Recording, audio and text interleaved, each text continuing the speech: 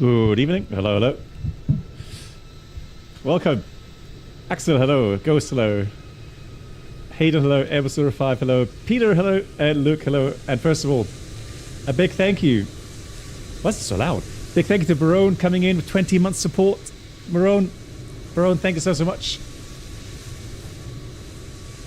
Just realized I need to start my chatbots here. Brenold, hello to you. And so we'll get into the details in a second. Let me just find my settings here. Has the settings reset again for some reason? I'm honestly wondering. Let me just check.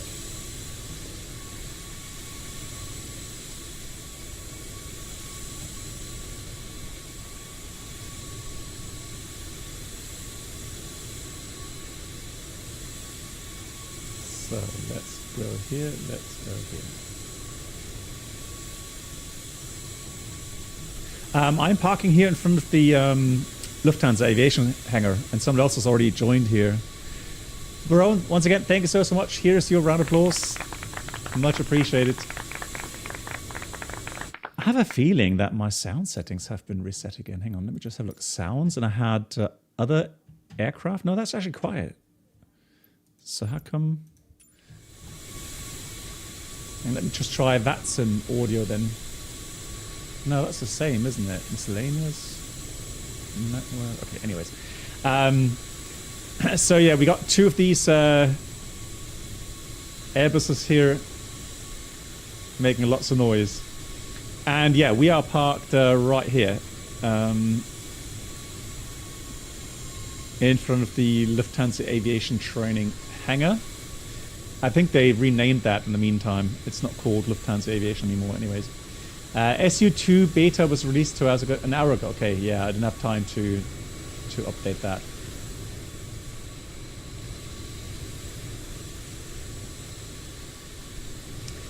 Yeah, I think, so Ionoi, I think that's you then, right there? Yeah, I think that's you. I can see you there. Yeah, easy. Hello to you. Greetings back to the Dominic Republic. Hope you're doing well. Hope your holiday is going well. Cool. Yeah, so a bit unusual today. I agree. Yeah, we'll get to that in a minute, Ghost. We'll get into that in a minute with the briefing.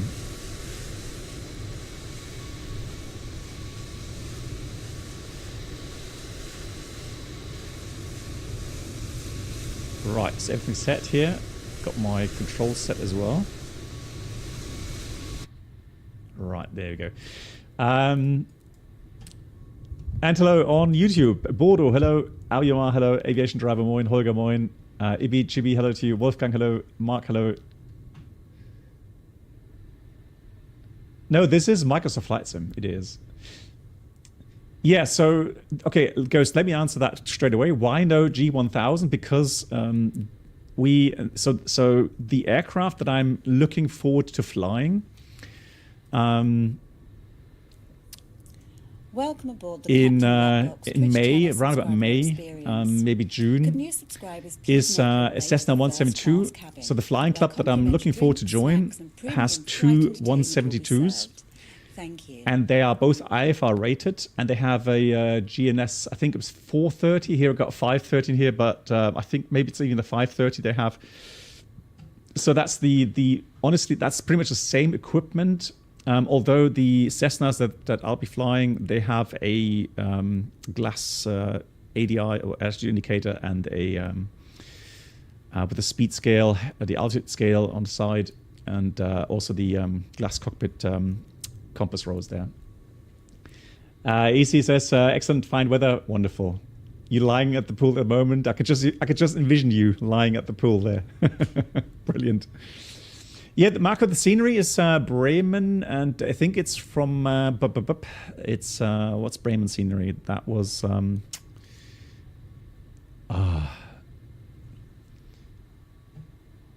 am not sure. Hang on, let me just check. MSFS Bremen.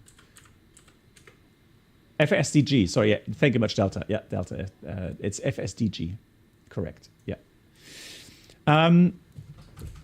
Cool. So the idea is that we're going to fly VFR. That was the initial, of course, thought of doing have a nice group flight VFR on VATSIM, because here we have Bremen night radars or Bremen radar, and everything's staffed up to Sylt. So I can see Sylt Tower is also staffed. So the idea is to do a nice group flight there. Now I'm just having a look at the moment because my flight plan seems to be a bit wonky on SimBrief. No, that should be fine. I'm not sure why it's showing a bit different on my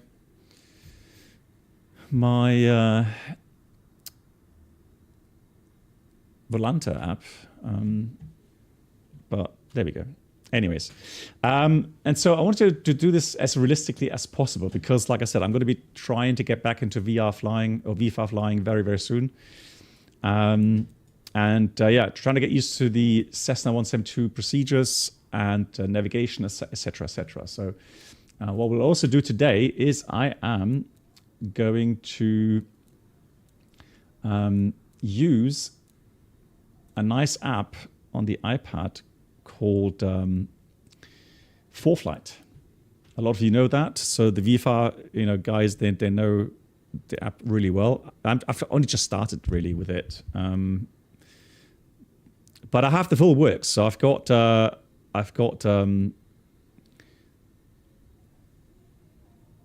full kaching, right? So didn't spare any expenses. So I went full out with the features, and I can show you that here on screen as well. Let me just get AirPlay working here, and there we go. Right, so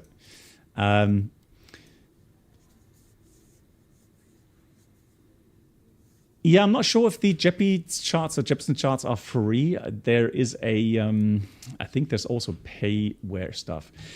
Anyways, guys, so all week we had absolute beautiful weather. It was like really springtime sunshine. And of course, just now, as we're trying to get the VFR flight to Sylt, it's all going downhill. So the problem is right now, we don't really have VFR conditions anymore. And I'll show you what I mean.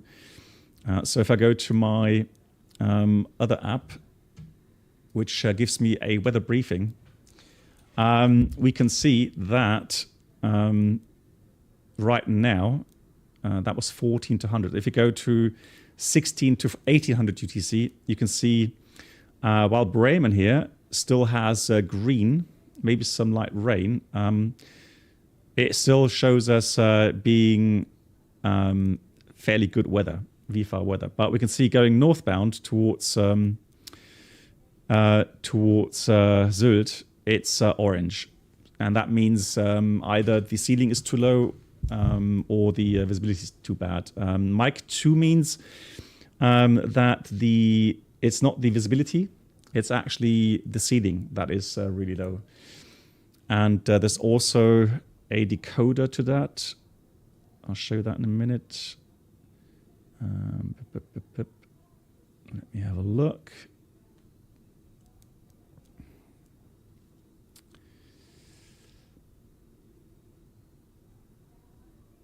Yeah, so that's the decoder to that.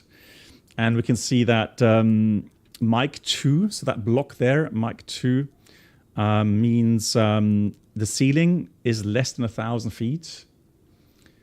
Yeah, we know it. I'll get to that in a minute. We know it. Give me a second. And visibility, though, is more than 8 kilometers, right? So again, it's not the visibility that's a problem. It's the ceiling of the real world weather. Exactly, Pilot 19. So here's the deal. It would either we cancel the flight, which I'm not going to do, right? Because I've prepared so much for this.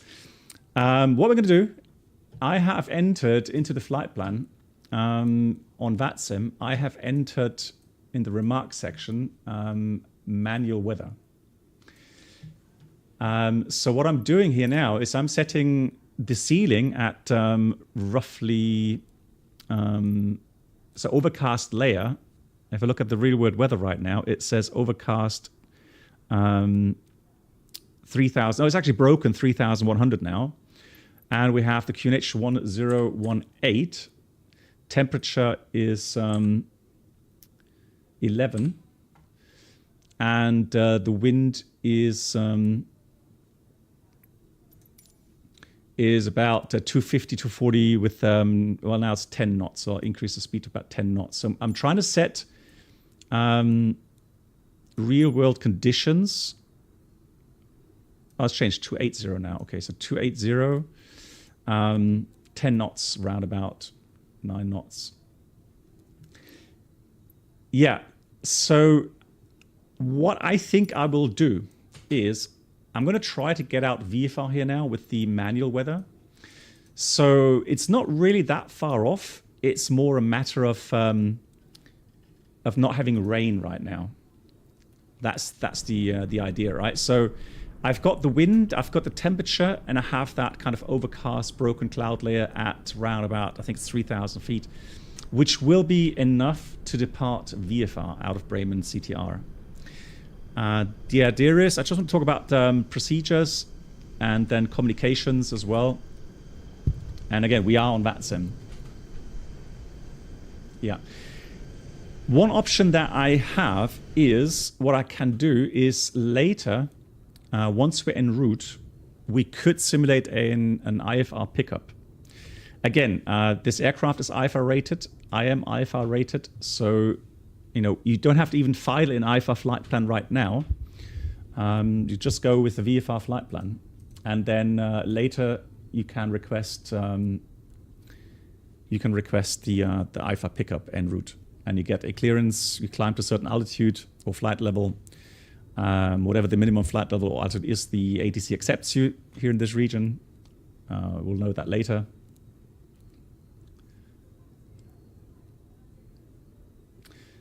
Yeah, Ghost, but that's the thing, right? So for me, my VFR days are long gone. Okay, so it is really, really important for me to do the kind of refresher now. Where complimentary drinks, snacks, and I'm already flight entertainment will be served. Thank you. I'm already going through all kinds guys, of just quickly lurking in D. going through the preparations with PPL, etc. Hey, Kilos Guys, nice to see you, and thanks for the 42 months. Kilos Guys knows a lot more about VFR, I think, than I do, because his VFR flying days aren't that long ago. So I'm sure he knows better than me, and even Nicotif knows more about VFR flying than I do. The Captain Black Box Twitch channel, but that's what we're here for, and I think I can prove a point, and that is that we can use flight simming to practice a little bit. Not everything. I'm not saying this completely replaces real-world practice, no, but I think it does help with a certain knowledge refresher, and that's really what it's all there for. So Nicotif, thank you so much for the 93 months. Nick, I hope you're doing well. Lovely to see you. And Voyager was coming in. Thank you so much. Refreshing VFR. Don't worry, we won't put pressure on you. Yeah, well, we'll see. Welcome aboard the Captain Black. Yeah, Kilo Sky, I am. Subscriber experience. There's the jingle from Voyager. Voyager, vielen Dank. To the first class cabin, where complimentary drinks, snacks, and premium flight entertainment will be served. So, without further ado, let me give you a quick briefing what we're planning to do today. Refreshing VFR. Don't worry, we won't put pressure on you, lol. Thank you for that. Yeah, so the reason why I'm refreshing PPL stuff is because I'm planning to get my PPL rating back again. It's kind of dormant at the moment. So I do have an ATPL, but my PPL, it's a PPL, is actually dormant at the moment, and I want to refresh that, get it alive again. And for that, I'm going to have to do some training with the flight instructor. Hours, I think it's minimum 3 hours, but I'll take whatever I need till I feel comfortable again. And so, yeah, right now I'm going through the books again, the documents that I have, and that way I hope to get proficient very quickly. Yeah, in Germany, I think one of the big issues for me is regarding Germany is the communications. So especially German communications. I mean, you can communicate in English as well. So they are saying whatever you feel more comfortable with, right? You could do English or German language. However, I think for a lot of people, especially those that only have a UL license, so ultralight license, so kind of a sporting license, if you like, for flying, I think they usually just talk German, right? So I think if you fly to certain airports that are uncontrolled, mostly you will talk German. So that's why I want to practice the German voice lines as well.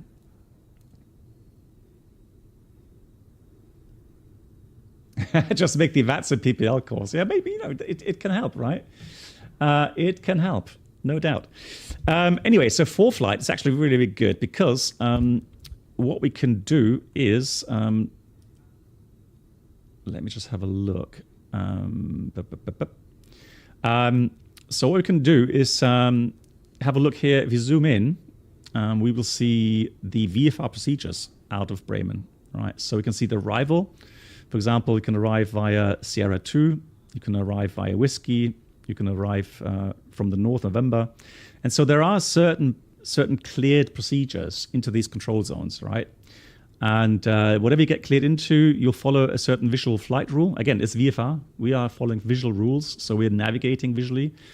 And then helping ourselves with the map or the charts that we have available, or here for flight as well, that has the same overlaid procedures shown here on the map here. Yeah, Nick, yeah. It's finished as well in Finland, yeah. But you can hear a lot more English in controlled now as well. Yeah, I think it's good to know both, really, to know both languages. Right? Let's see. Cool. So plan is today, and I've posted the routing today, going up northbound to Sylt. We do want to stay, want to stay within the mainland, so I don't want to go over water for too long, and that's why I've chosen this routing. And B, I want to avoid certain critical areas, right? So right now, for example, I'm not sure what that red area, it's a temporary restrictive area. It's from surface to 3,000 feet AGL. It's active, and I would assume it is something military. So you can see the NOTAM there as well. Flights of the police forces. So the police forces are doing some flights, and they blocked from surface to 3,000 feet right now. So again, trying to avoid these areas, right? Yeah. So we're departing via November to the north. So we leave the control zone. You can see it ground until 2,500 feet. The highest we're allowed to go on that VFR departure is max 2,000 feet. Very important. Don't go above 2,000 feet here. Then we have Delta airspace, 2.5 until flight level 65. And then there's also a TMZ, so transponder mandatory zone from 65 until level 100. So we try to avoid that today as well initially, because obviously then, it's a lot of frequency switching, squawk setting, that sort of stuff. So, we're trying to make ourselves life easier. Anyways, VFR, if it's overcast 3,000, we're not going to get that high anyways. So we'll try to stay 2,000 initially. And then we try to stay within the airspace gulf. That way we literally just have to stay clear of clouds, remain with ground contact. And I think we need 1,500 meters visibility that way. Oh, no, sorry, 5 kilometers visibility, but we have to stay away horizontally 1.5 kilometers from clouds as well. Although I'm not sure. Golf means, no, hang on, golf means clear of clouds, ground contact, but you still need visibility, I think 5 kilometers, something like that. Anyways, these kind of rules, again, I have to get used to all these values again, learn them off by heart. No, we are flying the route from Discord. It's exactly this route. So I think I posted that, right? Mizu, let me just check again. So the first waypoints, so the coordinates that I posted, they are the waypoints on the departure route. But again, initially it's visual, right? So, well, it's all visual, but so we do this completely visual. So we go straight out until we get to Bremen VOR. And then we turn right, northbound, on that track. And these charts are publicly available for free on the AIP of the German ATC. So if you call up that website and then call up Bremen Airport, you will see kind of the raw data information there. And so that's the raw data map, how it looks like, right? Runway, and then Bremen VOR, and then we turn right, trying to go on track 349, head towards the River Weser there. There's an industrial area. And so November, we get out. Yeah, exactly. So, oh, yeah, you're right. Hang on. Why did I have... Oh, yeah. Okay, so I have filed Weser. It's just not here yet. Yeah, let me change that real quickly. So initially, it is... so this one here...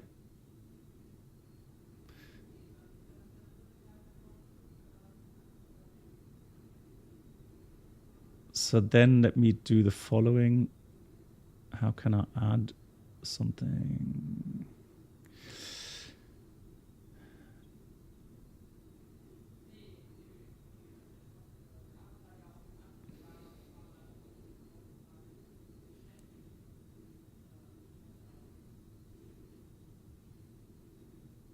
Oh yeah, yeah. Okay, I'll get to the map in a second. Give me a second, please. I'll get to that in a second. Let me try to find out why. How do I do that? So, oh.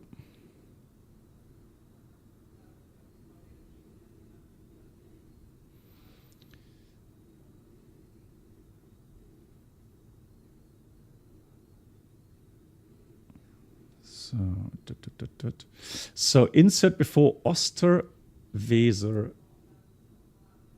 WSN. Sorry.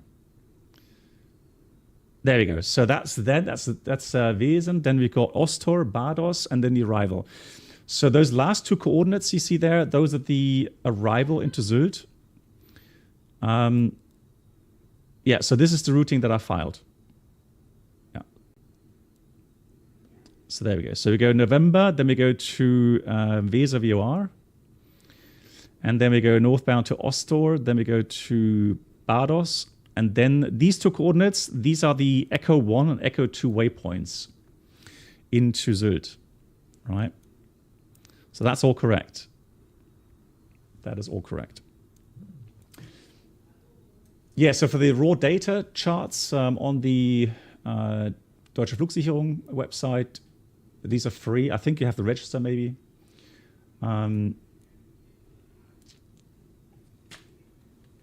Yeah, thanks for that as well. Thank you. Appreciate that.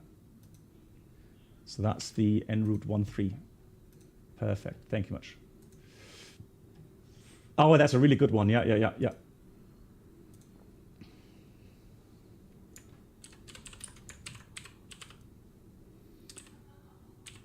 Yeah, exactly. That will give you the exact requirements as well. Yeah, cool.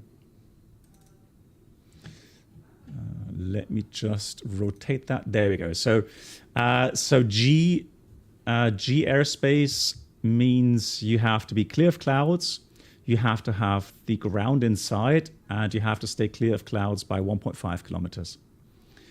Right. And here up north, G is it's airspace G. It goes until 3,000 feet above MSL. So it's either 3,000 feet above mean sea level or 1,000 feet AGL, whichever is higher. Cool, that's really nice. Excellent. Cool.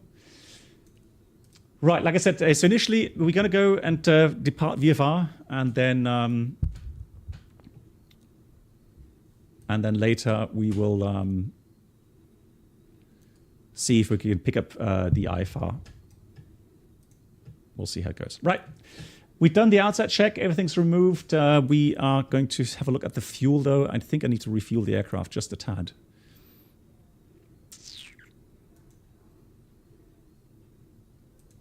Let me just have a look here at the fuel. Yeah, I'm just going to put in a little bit more fuel, left and right. There we go. And we've set the weather. QNH is set. So I'll go through the checklist stuff here. Hang on. Where's my checklist? There it is. So documents are on board. We have rudders, the locks are removed. I'll get rid of that. We have ignition off. We have the main switch on. We'll check the beacon on.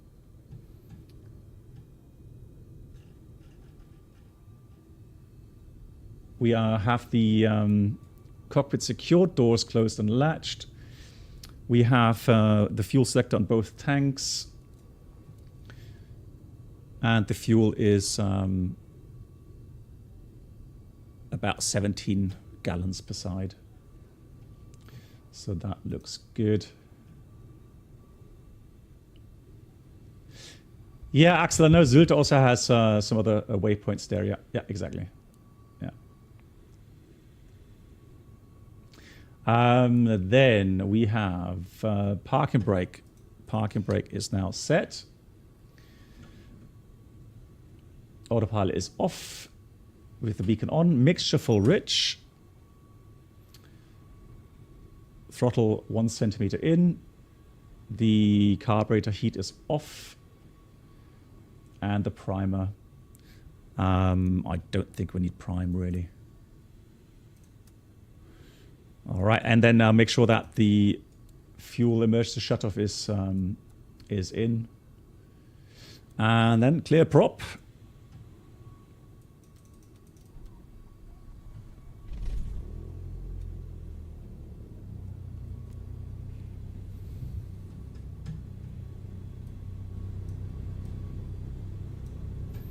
Nice.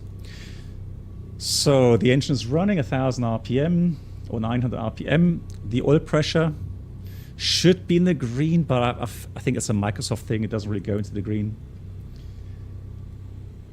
Okay, buddy, no worries. Brenold, how are you doing? And Jalen, hello to you.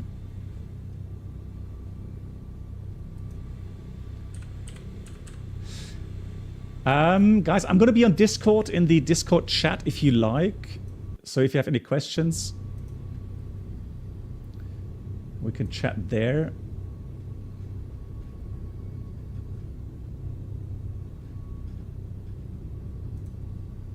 Hello, Bennett. Hello. Right, how are you doing? I'm about to prepare. Okay. Entering plan and so on. Yeah, nice. And checking ATIS. Yeah, I will do that in a minute as well.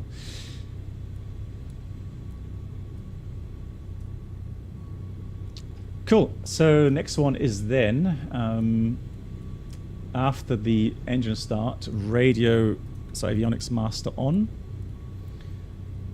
Then we have the altimeter set. Although what we can do is quickly listen to the ATIS, which is 3238. 3238. Now for VFR traffic, you don't have to ask for startup. You will only ask for taxi later on with ground. Special. When airborne contact Bremen radar on 124.800. Expect ILS Zulu approach runway 27. Runway in use 27. For clearance contact Bremen ground on 121.755. Report stand on initial contact. Transition level 60. Wind 280 degrees 10 knots. Visibility 10 kilometers or more. Light showers of rain. Ceiling 3100 broken, few clouds at undetermined, temperature 11. 2.7, QNH1018, trend, temporary ceiling 1200 broken, notices to air missions runway 23 closed due to work in progress, aircraft stand 15 closed, Bremen information whiskey out.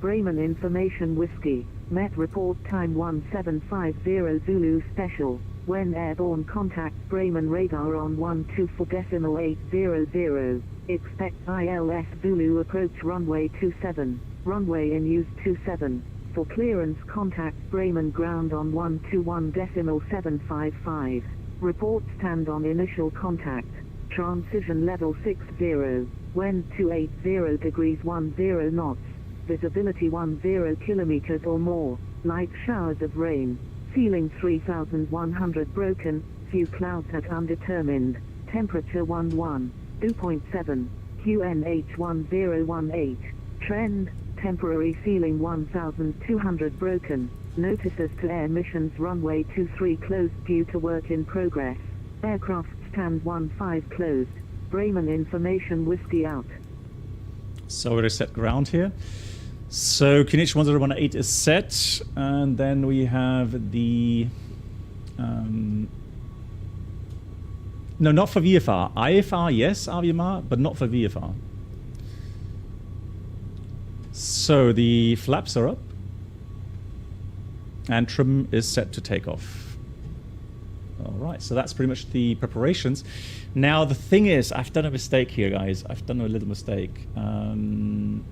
I should have loaded the flight plan, unfortunately. Hang on, I have to really quickly. Luckily, the preparations don't take long, buddy, because that's really vital to get the flight plan into the Garmin. Especially later on if we do want to have the IFR pickup. So interestingly enough, what I didn't know, what I didn't realize, so not only are the aircraft that I plan to fly, sort of Cessnas, built in 1973, all right, so a long, long time ago, but they have been upgraded with their equipment.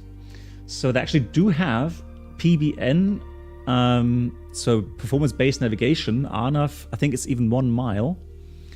And they are allowed to do RNAV approaches with LNAV minimums, which I find quite incredible. So not only can you do ILS approaches or VOR approaches, you can also do the RNAV approaches with LNAV minima. That is something I find quite astonishing. Right, let me just quickly load in the flight plan. And the silly thing is that, unfortunately, the PLN files can only be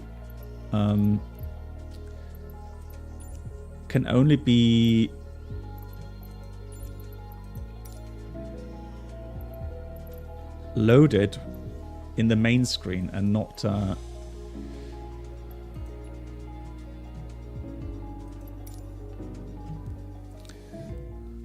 in the aircraft itself. I forgot that. Anyways, yeah, so it's quite fascinating to see such an old aircraft being upgraded to a level where, yeah, you can fly IFR. Now, no doubt. Now, Brennelt had a good point this afternoon. He said, do you think it's a good idea to actually fly, or actually get an IFR rating with these small planes? And because he was saying, because a lot of people have, crashed flying IFR in these small planes, and I agree. A lot of people have crashed, and I think it's, in my personal opinion, it's just more because of the fact that they are just inexperienced, or they don't understand fully the rules surrounding the what it requires to fly IFR in these small planes, right? Let me try to get back to my original spot here.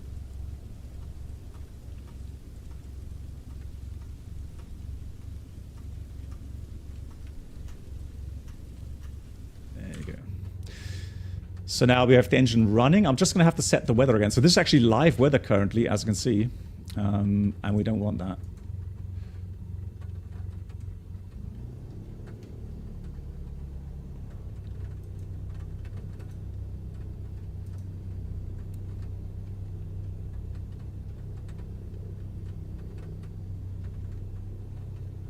Yeah, exactly. Yeah, Peter. Yeah, I forgot. Yeah, you're right. So let's do overcast. And what we're going to do again is put this at what's the weather, like 3,000 feet. So I'm going to put the overcast layer about 3,500. It's good. The wind to 80 degrees and about 10 knots. And the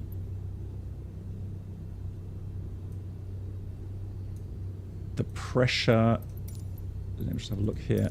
The pressure temperature was 11 and the pressure was 1018. That's that. Now the time, I'm going to put the daytime as well because we're going to fly in daytime. But we can put this at 38. 12:38. There we go. Cool. Is it really? Hang on. Is that meters per second? Are you sure? Because it said, hold on. Oh, you're right. Meters per second. Yeah, you're right. Of course. So that's 5 meters per second then. 5 meters per second. That's about 10 knots. Thank you. Appreciate that. Cool.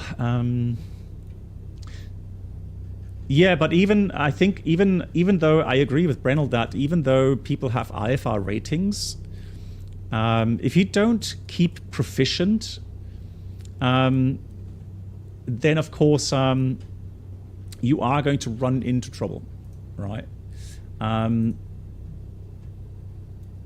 That's one thing. The second thing is you have to realize that these aircraft, so for example no, I'm using I'll use manual weather because otherwise we can't get out VFR from Bremen, unfortunately. So yeah, you have to realize that these aircraft can fly kind of basic IFR, but of course, what you don't have is you don't have you know, de-icing, for example, right? Also, the autopilot will have, you know, will be more susceptible to outside interference, meaning you know, stronger wind gusts or these kind of things, and then potentially, you know, the autopilot would drop out, right? Just as an example. Now you have to be ready for these things. You have to practice, and the thing is, for me, I learned IFR in these kind of aircraft. So my IFR training was completely, in the beginning, completely on the Bonanza and then the Baron. And both of them did not have an autopilot for us. Right? We did not have an autopilot, right? It was manual flight, and we still did IFR on those. Although, hang on, Baron, I think the Baron maybe had an autopilot. I don't remember now, but maybe the Baron did. So really, what you learn to fly, you know, absolutely by looking at instruments, right, and getting a mental picture of your you know, your aircraft in space, right. So it's something you train over and over and over again, and then you can become so proficient that you know, just setting radials, looking at DME distances, you know where you are, and you're proficient to handle these situations, right? But again, you have to practice. You have to stay proficient. You know, it doesn't work if you haven't flown IFR for over a year, and then suddenly you realize, oh, the weather's getting bad. Let's get an IFR pickup, fly somewhere an out of approach into a, you know, an airport with you know, high terrain around it, etc. Sure, you know, then suddenly you overwhelm yourself, and then yeah, something bad can happen, right? Cool. All right. So again, we've got the ATIS. Let me just recheck if it's still current. Bremen ATIS now is X-ray, actually. So it's X-ray. We have runway news 27. 10 kilometers. It says 1018 and broken 3,900 currently with some rain showers.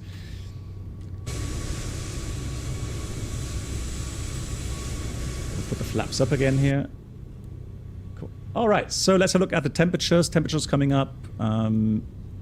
So let's do the rest of the items here. No, that's pretty much it. Hey Tuksu, good evening. And Rift-san, yeah, me too. Again, I'm a bit nervous. I'm a little bit nervous because, again, I'm trying to talk in German, so German radio calls. And it's just so weird to have things like Rollhaltepunkt or Abflugpunkt, you know, different wordings, right? So we'll see how it goes. We'll see how it goes.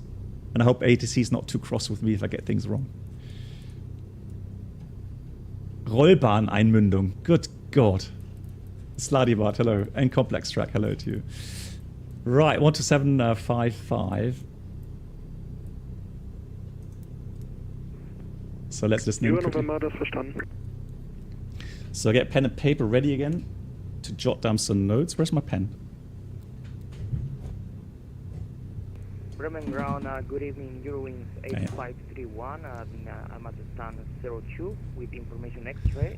It's an Airbus 320, I'm requesting clearance to Berlin, please. It's so weird to see Eurowings 8531. me being a small Bremen plane, Tower. and then you have these big aircraft around you. Hello, your clear destination Berlin via Gesto 1 Zulu departure. Flight planned route, climb initial altitude 4,000 feet. Squawk 1,000. So I'm going to put the frequency of the VFR-Bremen in here, 1745. Head to 1 Zulu departure. Is ATC loud enough, guys? Can you hear that? Initial climb 4,000, squawk 1,000.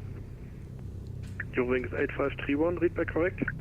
It's good? Delta Okay, Mike thanks. Alpha, rufen Sie Saarbrück. Bremen 1 zu 0,330. Delta Mike Alpha.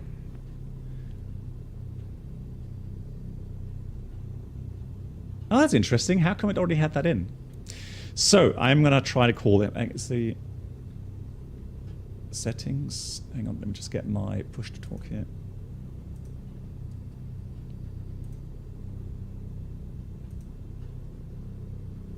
Hang on.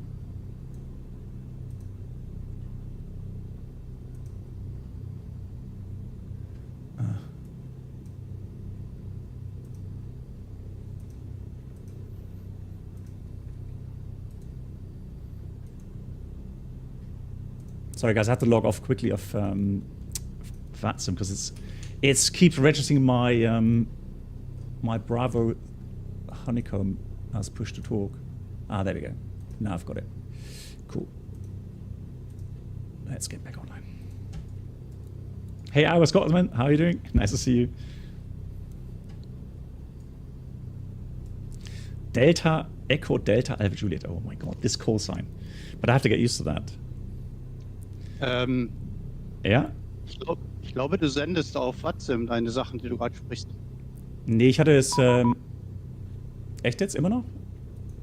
Ja. Okay. Aber bei mir zeigt es nicht an, dass ich sende. Also ich höre dich da quasi auf dem VATSIM-Sender. Okay.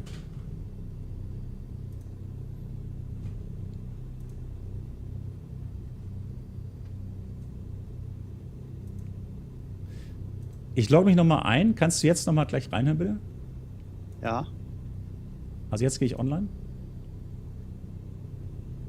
Ja, da ist was. Da höre ich Hintergrundgeräusche schon. Das gibt's doch gar nicht. Hä? Also ich habe bei mir hier nichts angezeigt. Wenn ich jetzt online gehe, dann steht da nicht Transmit oder so drauf. Okay. Na gut, vielleicht liege ich auch falsch. Du kannst ja mal fragen, ob die dich hören können. Ja. Ich mache das mal komplett aus, nochmal an. So I'm going to restart... because initially I had the problem with the Bravo throttle quadrant being mapped, but now I have, it says button 1 on the CLS NG yoke.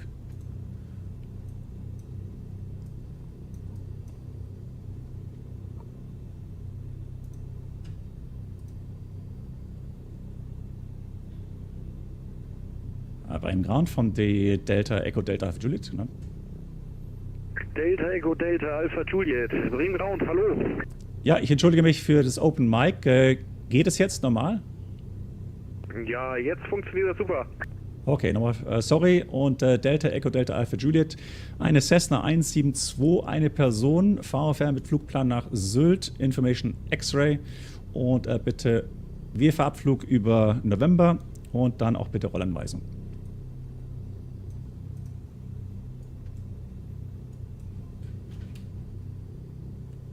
Delta, Echo Delta Alpha Juliet, das ist soweit verstanden. Aktuelles QNH 1018. Aktive Piste ist die 27. Den Transponder bitte 7001. Und rollen Sie zur Rollbahn-Einmündung Delta der Piste 27 über November, Hotel, Foxtrot und Delta. QNH 1018, Startbahn Piste 27. Dann zum Rollbahn-Einmündung 27 über November, Hotel Foxtrot Delta und der Squawk 7001 kommt. Delta, Echo Delta Alpha Juliet.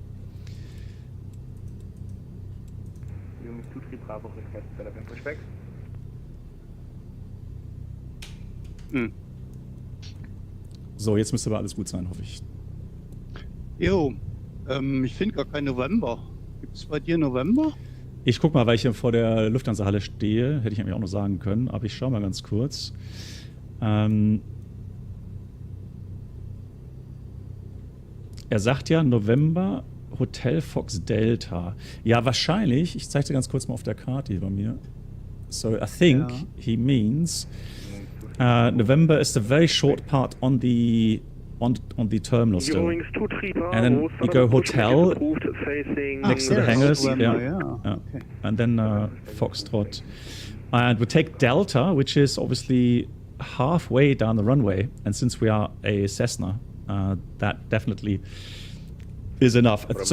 So in real life, of course, we would have calculated the takeoff distance requirements. Swiss 15 Tango, Bremen Ground, hallo. But the most useless thing in aviation is the runway behind you. Yeah, but I mean, if you have still 1,000 meters and you need like, 600 or 500, it's not really that bad. Swiss 15 Tango, clear Zurich via Vimchi 1 Zulu departure. Flight plan route, climb initial altitude 4,000 feet, squawk 1,000. Hey, Terrain Ahead.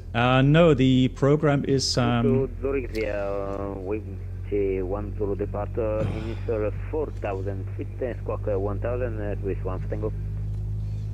Swiss 1 for Tango, read that correct? Why am I not... Hang on, what's happening here? Why can't I go... Kontrolle, hallo, Delta Echo, Charlie X-Ray Quebec, am Platz allgemein Luftfahrt, Cessna 152, eine Person an Bord, bitte rollen für Plattform. Brakes are working? Delta Echo Charlie I love X-Ray. it. I take the controller. I must go to Bremen the start. Rollkontrolle, hallo, warten Sie, ich rufe Sie. Hey, buddy.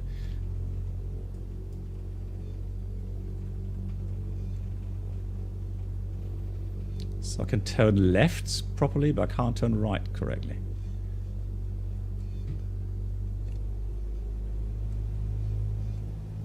Ground, your wings 8531 at stand 02, requesting push up. Unless there's a button for nose wheel steering, which I don't think it has, right?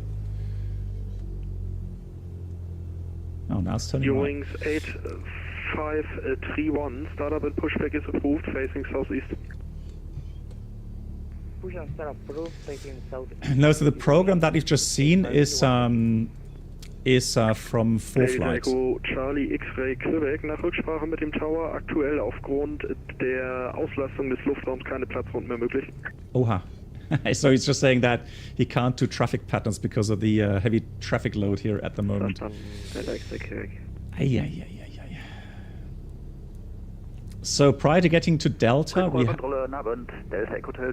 have to do the run up. Yeah, so the departure routes, we have given VFR departure routes.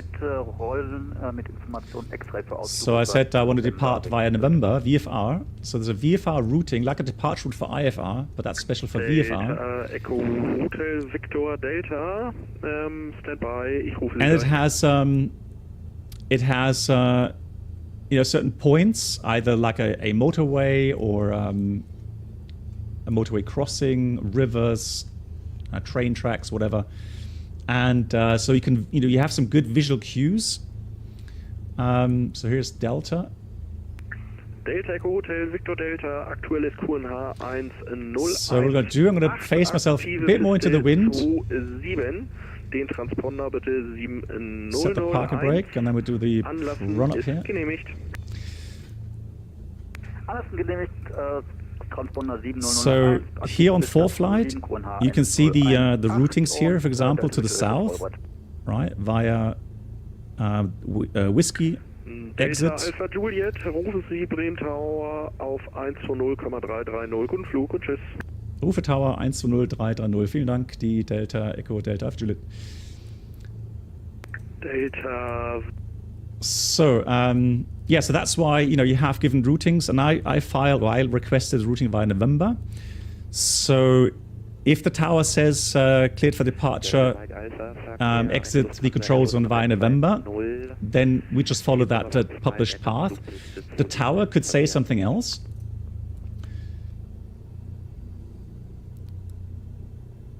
But we'll have to wait and see. Right, so just checking the instruments are in the green. I'm going to put 1700 RPM here. Yeah, the tower can give you other instructions, Yeah. because he controls the Delta control zone completely. Yeah, exactly. But if it doesn't say anything, it just goes leave control zone by November, then we have a published path to follow. Is the right turn approved? Wait, I'm not taking off yet. I'm just doing the run-up, so... Every time for safety, ask if the right turn is approved. Okay.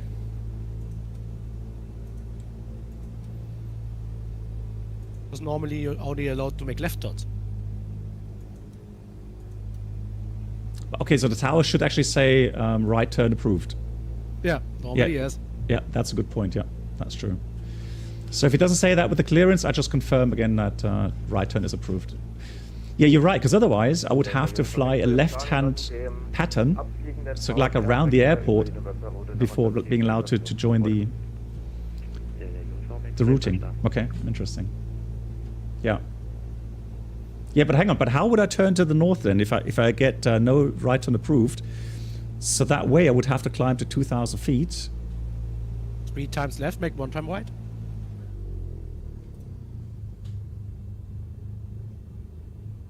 Okay, so I would go left. Yeah. You will go left to the downwind, then again left to the base leg, Yeah. and then you will continue then to November. Ah, okay. Or you make a midfield crossing. Okay. But for a midfield crossing, you need a approval for. Okay.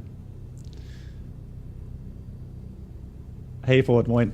Okay, so that's checked here. The magnetors were checked. Suction was checked. We have the idle power checked. We don't need... do we need...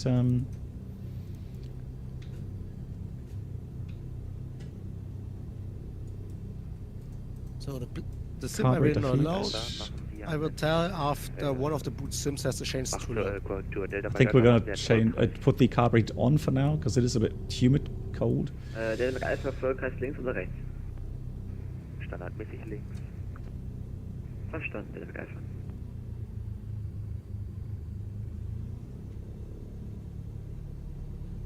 Bremen Touren, Shutdown, Delta Echo Hotel Victor. So now check the flight controls real quickly. I'm going to check the rudder. Normally you could check that from here, right? Hang on. Yeah. It's working. Fantastic. What? Has no carburetor? Oh, that's cabin heat. You're right. I thought that's carburetor heat. No, that's cabin heat. Lol. 172 has no carburetor heat. I have a 172 checklist, but it says there, it says Vergaservorwärmung. So it seems like some... Okay, so transponder on out once we get to takeoff clearance, and then we go. And now that the 182 has right down next to the trim, we have a cooling flap for the exhaust air to heat up the motor. Hey Tommy. Okay.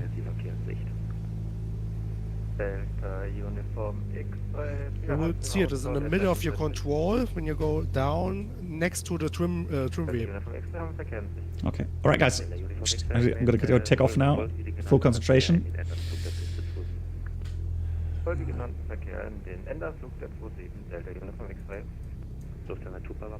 ground 121 755. Ground 121 755, that's on the for Mike.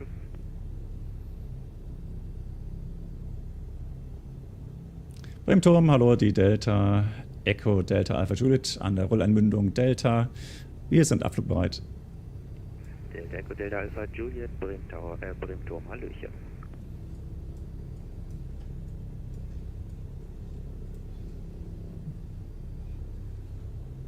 Okay, so the older ones have carburetor hit, but not the new ones. Okay.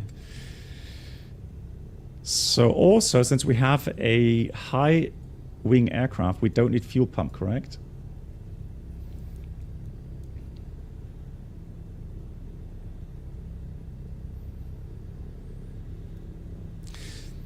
So, okay.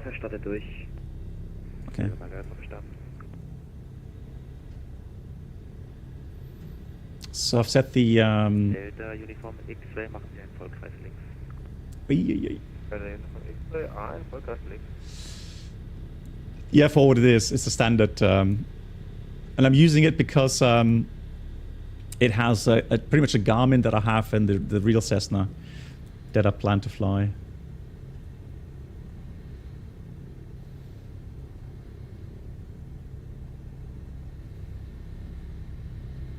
Yeah, so Tommy, the reason why I'm not flying the your lovely aircraft is because I want to learn the Cessna 172 again, because that's the one I'll be flying IRL, hopefully soon.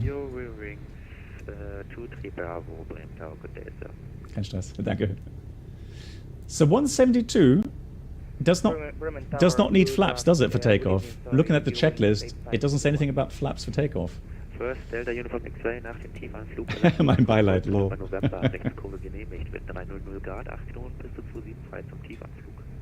Frei zum Tiefanflug. Piste 27, frei zum Tiefanflug, danach verlassen. Right, so I'm afraid we've got 2 jets outbound, and usually they will get priority. Yeah, no flaps. Alpha Gegenanflug Piste 27 zum Auslösen durchstarten, dann nach Auszug über November Richtung Sylt. Oh, these pros here. They're so proficient. I'm envious. I really am.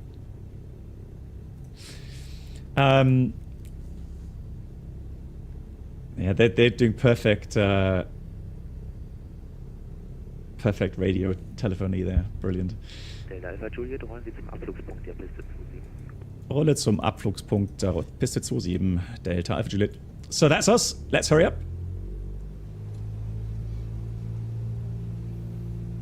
Delta Alpha Juliet, rollen Sie zum Abflugspunkt der Piste 27. Delta Alpha Juliet, please say again. Also. Delta Alpha Juliet, rollen Sie zum Abflugpunkt der Piste 27. Ja, ich rolle zum Abflugpunkt 27, Delta Alpha Juliet. Wings 8531, line up runway 27, number 2. Wow, wir sind noch vor der... So we got cleared to go before the...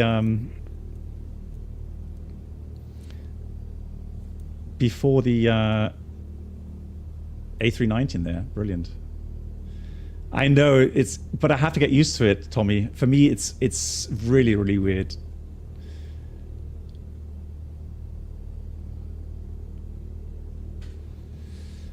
So the wind will be a bit from the right.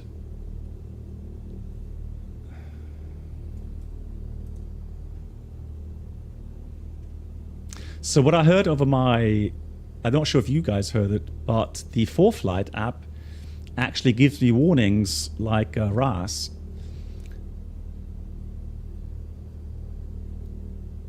So it was telling me entering runway 0927.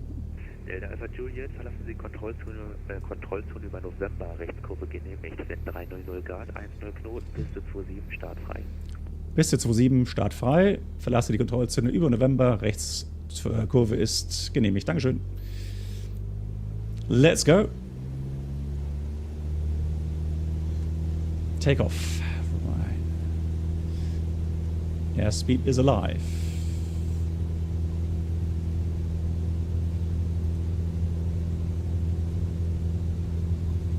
And there we go, 60 knots. Oh, bit sensitive.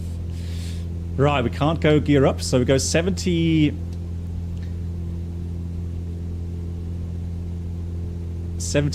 knots. And also a bit weird, so the other airspeed indicator that I will have miles per hour indication, I think, not knots, so...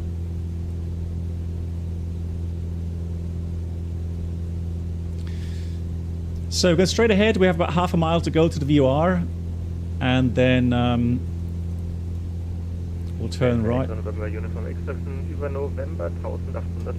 And again, we're not going to go over 2,000 feet, that's really important. Right, here's the VOR. Uniform X-Ray. Gonna turn right. VFR, verlassene Frequenz genehmigt. Squawk VFR, schönen Flug, tschüss. Squawk VFR, verlassene Frequenz genehmigt. Danke für den Service, hier noch einen schönen Abend. Auf Wiedersehen, tschüss. And yeah, he did say right turn approved. Which is good, otherwise I would have had to fly all around the airport. Now, I am going to look for some visual cues. There is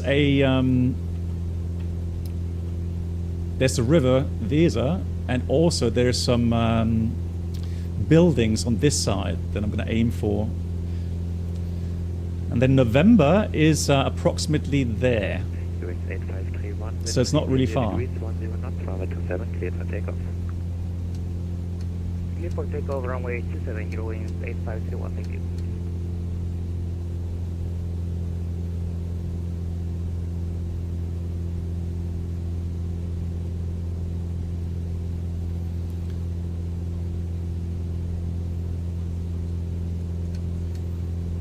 Yeah, so just told, 4Flight just told me there's class Delta above us, which is correct.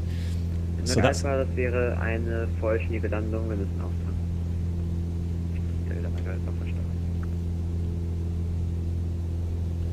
Lovely. But no time for sightseeing, I'm afraid. That's downtown Bremen to the right. And 2,000 feet. Gonna start leveling off here.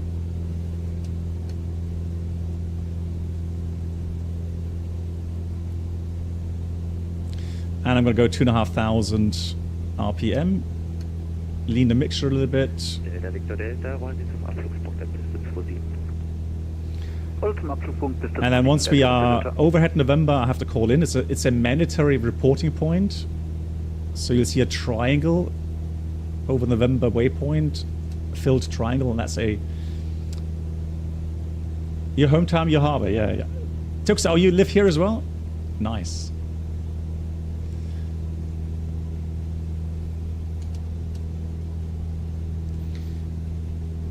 Delta Alpha Juliet, November 2000 Fuß. Delta Alpha Juliet, verlassene Frequenz genehmigt, Squawk VFR, schönen Flug, tschüss.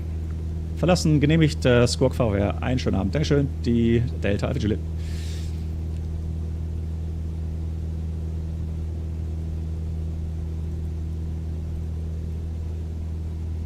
So, here is some autopilot.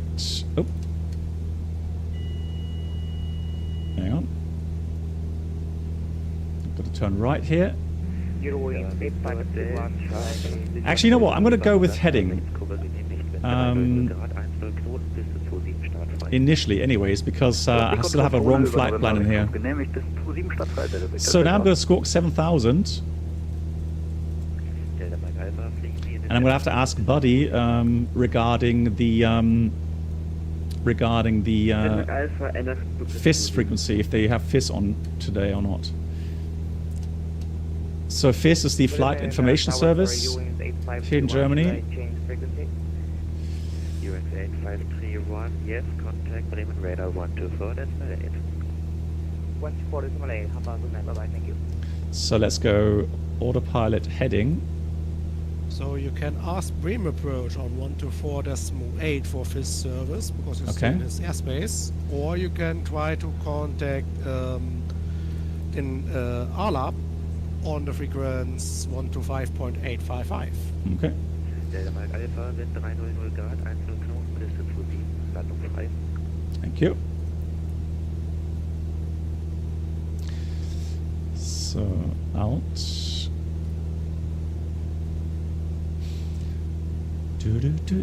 So, what we're going to do... Yeah, CTP, I'm working. I've just got my duty plan for...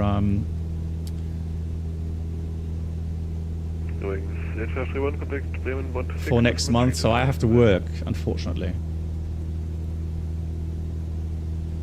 I'm going to lead a little bit more here. Sorry, say the frequency again, viewing 8531. Sure, no problem. 126.3. So let me dial in Weser VOR, which is... well, actually, there's a beacon, 378. Okay. So let me do 378.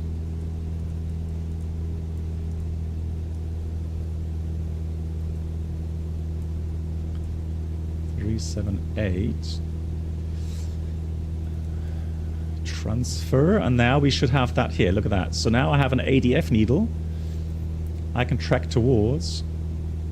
Hier vom X-Ray Verkehr jetzt eine Cessna 172 auf ihrer 2 Uhr Position 2000 Fuß von rechts nach links. Delta Unit vom X-Ray, wir haben den Verkehr. And then we should be back on track for our... Brennard, how are you doing? Not sure if he's busy. So after takeoff, landing light off, taxi light off, pitot heat. Yeah, let's put pitot heat on, and then we can set the fuel value for cruise. So we also have some cruise tables for that.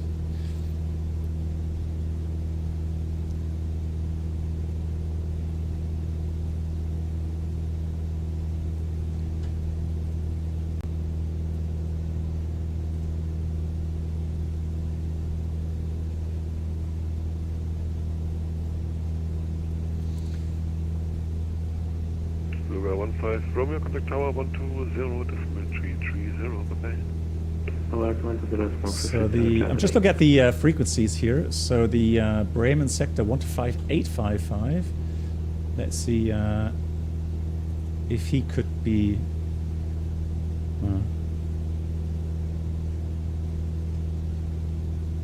and Buddy was saying something with 1248.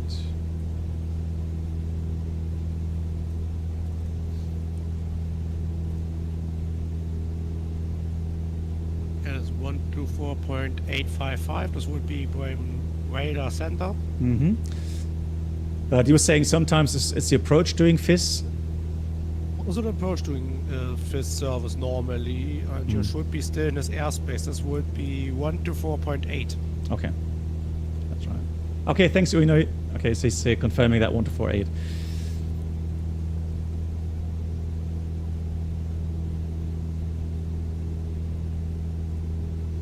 Bremen Rot, hallo von der Delta Echo Delta Alpha Juliet.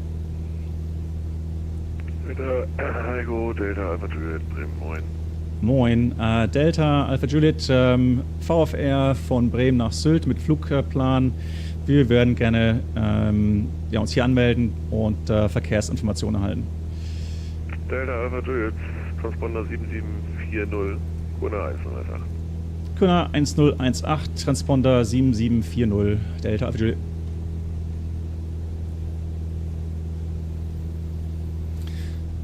So the cool thing is that they see what they identify you.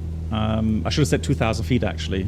Missed that one. Radar, hello. And then 2,400 feet, climbing 4,000. they can identify you and then give you some other information like other traffic around you, potential restricted areas. Identifiziert, Höhe 2000 Fuß. Verkehr ist eine DA40 auf ihrer 2 Uhr Position, 1800 Fuß. Das stimmt, okay, 2000 Fuß ist bestätigt und ich schaue raus die Delta Visual. Die Berechtigung Position der Maschine ist ihre 10 Uhr Position, gleich 9 Uhr. 10 Uhr, ach ja, ich sehe den Flieger, Dankeschön, die Delta Visual. Bravo, proceed direkt Osnabrück. Hey, HG Simulation. Was heißt denn Visual Contact auf Deutsch? Kontakt? Nee, Kontakt ist doch was anderes. Sichtkontakt. Sichtkontakt. Habe den Verkehr in Sicht. Es kann eigentlich so einfach sein, ne? Habe den Verkehr in Sicht. Sichtkontakt. Oh, deutsche Sprache, schwere Sprache. Jetzt weißt du, wie viel Spaß ich hatte als VATSIM C1-Controller, das alles zu lernen. Oh, furchtbar. Darauf wirst du geprüft. Ja, glaube ich. Und dann musst du alles können, ne? Oh, no. Verkehr in Sicht. Sichtkontakt. Beach 3.5 auf ihrer You will begin to love it. Yeah. You have a center controller, you speak in mostly English, and somebody comes with a VFR German. One moment. Yeah. Why not English? Because I have to practice the German communications.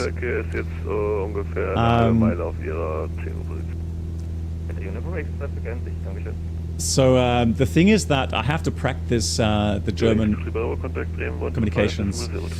Reason being is that there's a lot of small airports in Germany where you have, you know, some hobby pilots, like, or not hobby, but the ultralight pilots, for example. They don't have to do the PPL training. They do a separate training, and then there's even aircraft. Well, they don't need the full communication license here in Germany. So they are not allowed to fly into controlled airspace with that, but they are allowed to fly, and you know they will communicate in German. So for me, I think it's better to learn the German wordings.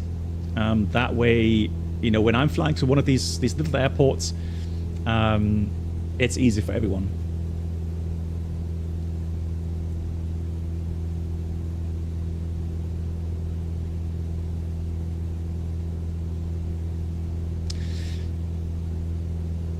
So one of the problems I think right now that I have to be careful with is the fact that now that you have a Garmin, so GPS navigational map in here, you tend to rely too much on those nav displays, right? Instead of really looking out, having a look outside for visual cues, like you know, towns, cities, motorways, those sort of visual cues. Because in the end, we're not flying IFR, we're flying VFR. So this obviously helps for general kind of orientation. My mistake. Continue heading 065, please. But we should still mainly look outside, right? Because we have to separate ourselves from other aircraft. Right, so ATC does not do the normal kind of IFR separation for us. It doesn't do that here. So the only thing they will do is they will tell you, hey, be careful. There is another aircraft, 2 o'clock or 1 o'clock at 2 miles, same altitude. Hey, Mark.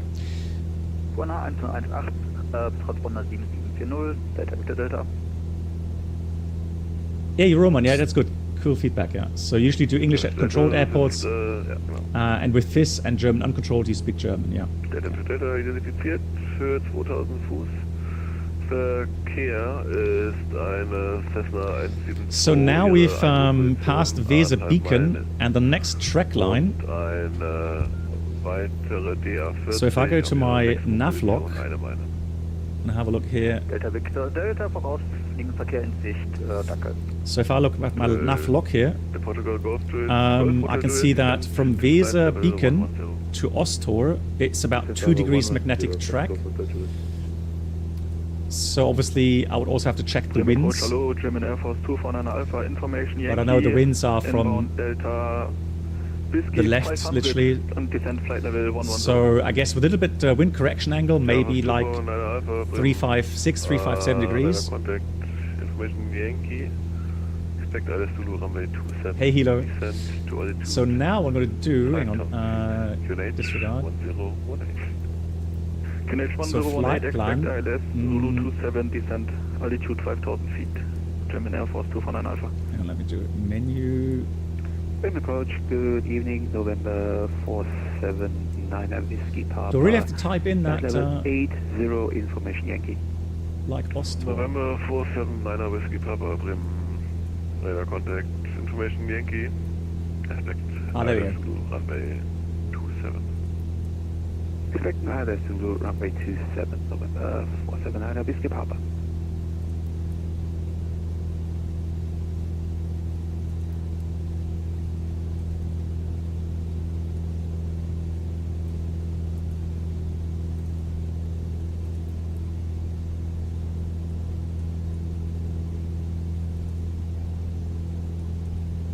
Right, now activate. Portugal Golf Straight Hotel, speed 280 knots. Bremen Servus Lufthansa 128, flight level 100 Delta Whiskey. Portugal Golf Straight Hotel, got blocked out. Speed 280, Portugal Hotel. Hang on, so how do I do that? So direct. For Yankee. Expect ILS Zulu runway 27. Expecting ILS Zulu 27, Lufthansa 1 See, that's one thing. That's a cool thing, though. I can learn it here. And I'm pretty sure it works the same way in the real aircraft. So that way, I can already get used to using it. And also here in North Germany, it's so difficult to really navigate. Everything's flat. There's not much to see. Right, Ostor. Servus 249 Alpha, speed 220 knots. Speed 220 knots. German Air Force 2 von einer Alpha. I have no idea. Is it? 249 Alpha, turn left, heading 09. Turning left. No, that's wrong Ostor, German Air Force 2 of von course. einer Alpha. Come to Austria. Yeah, that's, Whiskey Papa, what's the best speed you can give me? that is true. Right now I can give you 140 indicated max. Whiskey Papa, hotel speed 140 knots.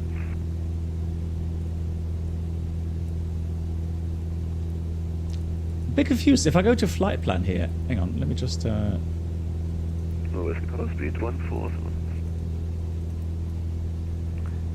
So, my simulator is low, so I will follow now, you guys.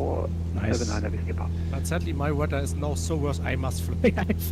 Bremen, weather, good evening, Swiss 1 for Tango, can to 4,000 feet. Swiss 15 Tango, Bremen identified, climb to flight level 100. Climb to flight level 100, Swiss 1 Tango. Oh, here's the thing, guys. So TMZ is. I'll show you that here on the full flight. So TMZ is a terminal transponder mandatory zone, and here it goes from 1,500 to flight level 1 until 5,000 feet. So I have to fly below that. Otherwise, I would have to do that TMZ procedure, i.e. squawk 4460, or monitor 23 and monitor 23.3. Golf Hotel Jet, turn right, heading 090. Right, heading 090, Delta, Juliet. Next left, Portugal Golf Hotel Jet, turn right, heading 090. Ich habe mich gerade gewundert, wieso geht I was just wondering, why is he giving me heading?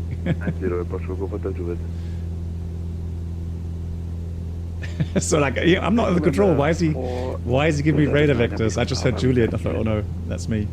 Right. So now I'm below the TMZ, and the lowest I can go is 500 feet above the ground. You stepped in. What say again? So there we go. That grey area now, right? That was the TMZ. The thing is though, so I could go through that. So I can squawk 4460, but I would have to tell the FIS controller that I'm leaving his frequency to get into the... Rufen Sie Hamburg auf Frequenz 120,54. Okay, ich rufe Hamburg. Bitte die Frequenz nochmal sagen. It's weird how every time I get a call... Delta Altitude, ja, in Hamburg leider kein FIS möglich, von daher Unicom 122,8. Okay, 122,8. Vielen Dank für den Service, die Delta Altitude. Delta Altitude, Squawk VFR. Und VFR, Squawk, Delta Altitude, danke. Delta Victor Delta, das gleiche für Sie. Squawk VFR, lass das ganz genehmigen. Squawk VFR, verlassen der Frequenz genehmigt, Delta Victor Delta, danke. Delta X-Ray, das gleiche für Sie. Squawk VFR, verlassen genehmigt, tschüss. Delta Uniform X-Ray, verstanden, verlassen das ganz genehmigt, Squawk VFR. Bis zum nächsten Mal, tschüss. This is 15 Tango, contact Bremen 125, this is 025, bye-bye. 125, this is 025, this is Tango Hotel. So, 22.8. You can see how even VFR flying, right? It just keeps you busy, especially in Germany. You have so many airspaces around you. Speed 220. Speed 220. Germany is even quite easy. Have a look into Belgium or France. There are crazy much restricted areas and control zones. Okay, even worse. Okay, wow. So one of the things in Germany is that we used to have airspace Foxtrot as well, but now what they've done is they have changed the system a bit. So now what we get is controlled airspace. We don't have any more since over 10 years. My last time I was flying VFR was in 1992, buddy. Okay, so I just want to tell. That's the thing, right? So, so now you have some control zones which have a HX abbreviation next to the identifier there, and so that means that control zone is not always active. So you could ask, the FIS controller whether or not the control zone is active, right? So a lot of military airports, for example, are not active at certain times. So then you could, Tommy, but it's also for, like, example, Leipzig is a good example for this. Is runway conditions. So some Delta X zones activate when, for example, the east side approaches are active. Okay. This is then informed in the charts on the airport briefing. Yeah. But that's just the thing, right? You have to be really kind of careful to make sure that you don't bust into an active control zone. And you would think, you're flying a small plane that's not going very fast. Well, you are busy, right? And you can go into these control zones or restricted areas so quickly. You just have to be careful. One thing I like about the 4Flight, and I know there's other apps that have the same, you can actually have indicated a... So RMZ means radio magnetary zone, but again, that's above us. So you can see here, for example, the vertical profile, right, where we're flying along now. And so we're outside of the control area anyways. It was just above us, that TMZ zone.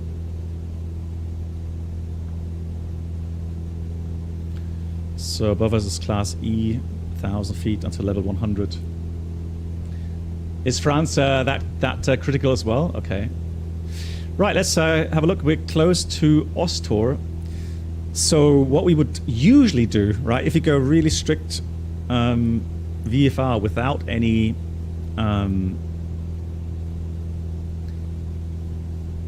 GPS, right? So let me just go, hang on, and do this. So we would approach Ostor. Now Ostor, if we go and zoom in here, is very close to the coastline. And so let's look outside. And there we see the coastline. There's the entry of that river. I think it's the Elbe. So we have identified that. And then there's also a very small river. Let me just go a little bit more to the right.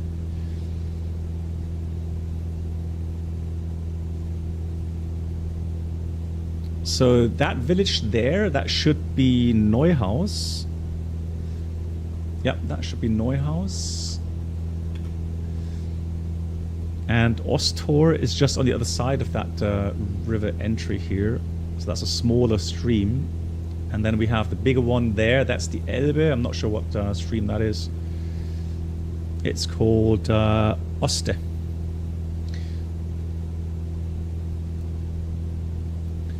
So Ostor will be just around here.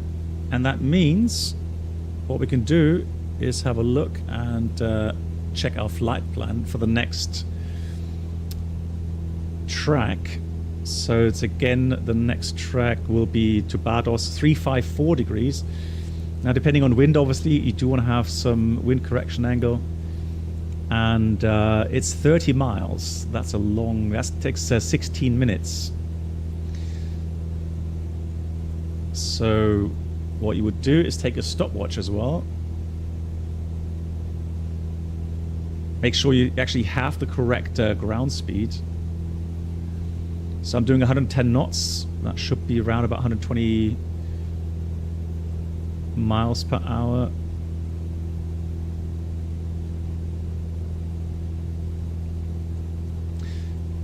Yeah, but I'm not sure how it's corrected for wind, to be honest. I don't. Let me try a bit of wind correction angle, and then we'll check the ground markings there. Hey, sorry, mathematics, I have to change that Nightbot command. It's just like the title says, VFR-Flight from Bremen to Sylt, and then back again to Bremen. Right, so we should be over at Ostor now. Let's go and fly. Let's try 350 initially. I'm going to start my timer on my iPhone.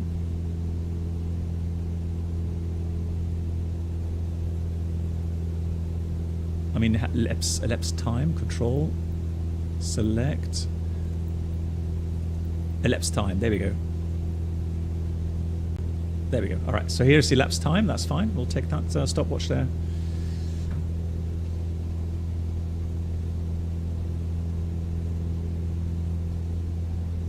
Oh yeah, Aviamar.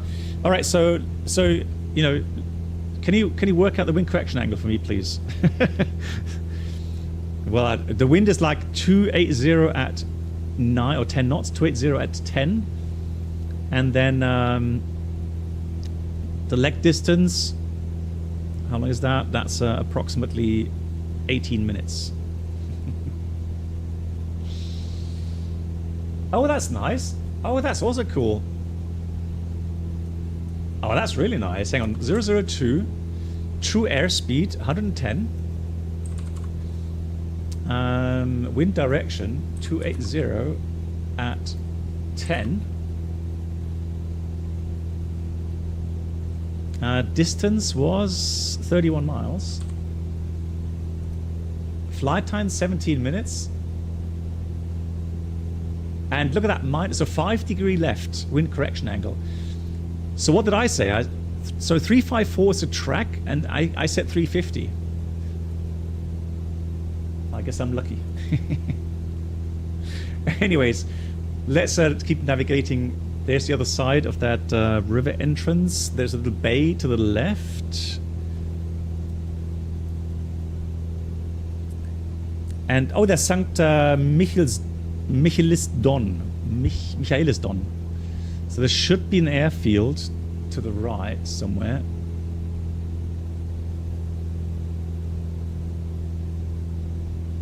And there should be a motorway.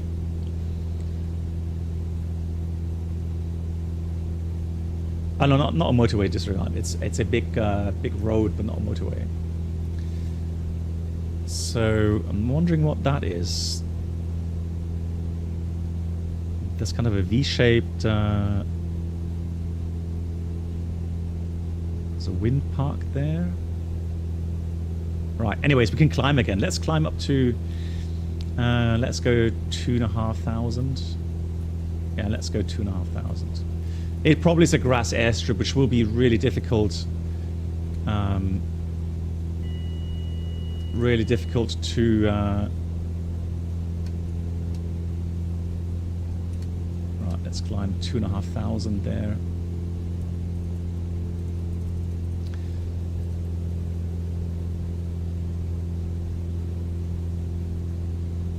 Yeah, so Lewis, I bought a little app on a sim market called MSFS Bridge, and it works with X-Plane and Microsoft Flight Sim, and that way you could connect for flight, for example. There's also freeware somewhere on flightsim.to maybe, or on the X-Plane forums. But it was like €5, so I thought, and it's working nicely. It just works out of the box. I'm thinking that I'm a little bit west of track because I'm heading towards that bay, which shouldn't be the case. I should be more to the right of that. So I think I'm drifting to the west a little bit. Mathematics? I don't think so, no. At least, anybody know? Is it possible to show the airspace structure in Navigraph? I know that you have some charts, like the star. You have some very basic airspace structure shown there.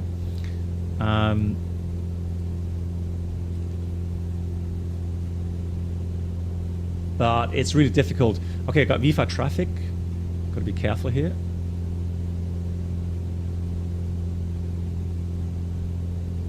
Space structure in Little Nav Map. There you have everything.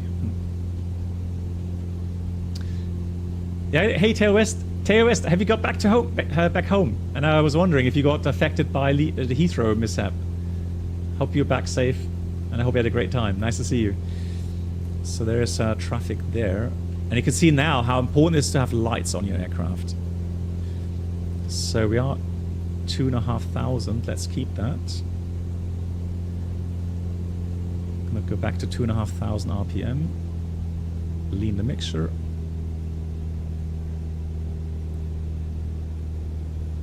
Yeah, well, I mean, you can see real world traffic, but I don't think you can see other sim traffic.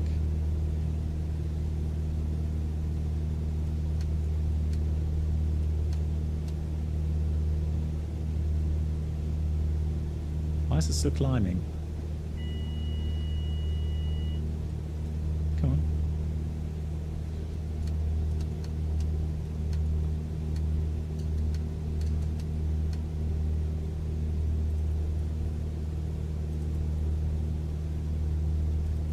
Arm.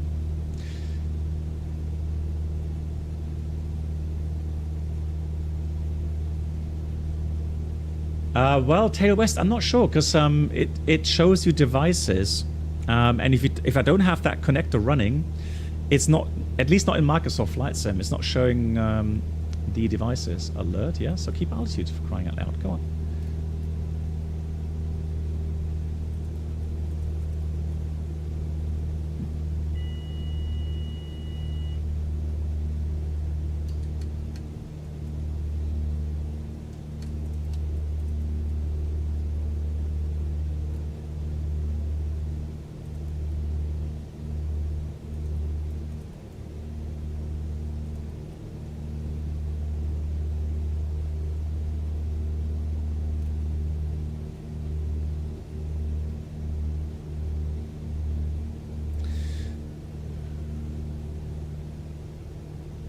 Yeah, of course, it's always better to find freeware, maybe. Right, so I'm looking for the next town called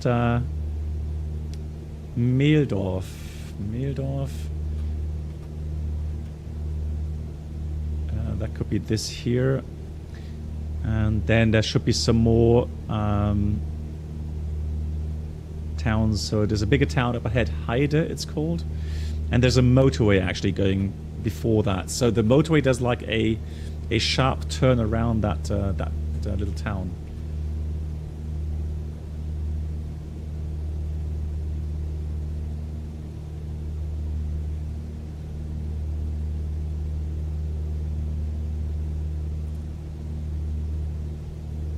Hey, why is that blinking there?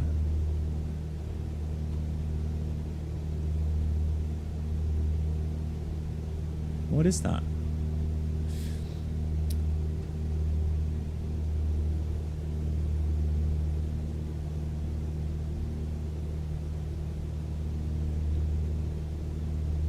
Bis on traffic, Delta Echo Hotel Victor, Delta 6 miles southeast of the field for touch and go. Yeah, you're right. RPM was a bit low. Thank you. Right.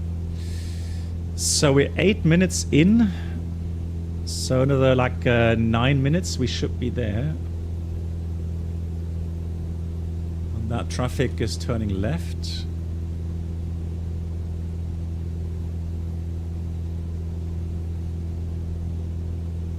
Yeah, I think that's the motorway there. So if that motorway makes a bend to the right, I think that's the motorway here. So then that should be Heide.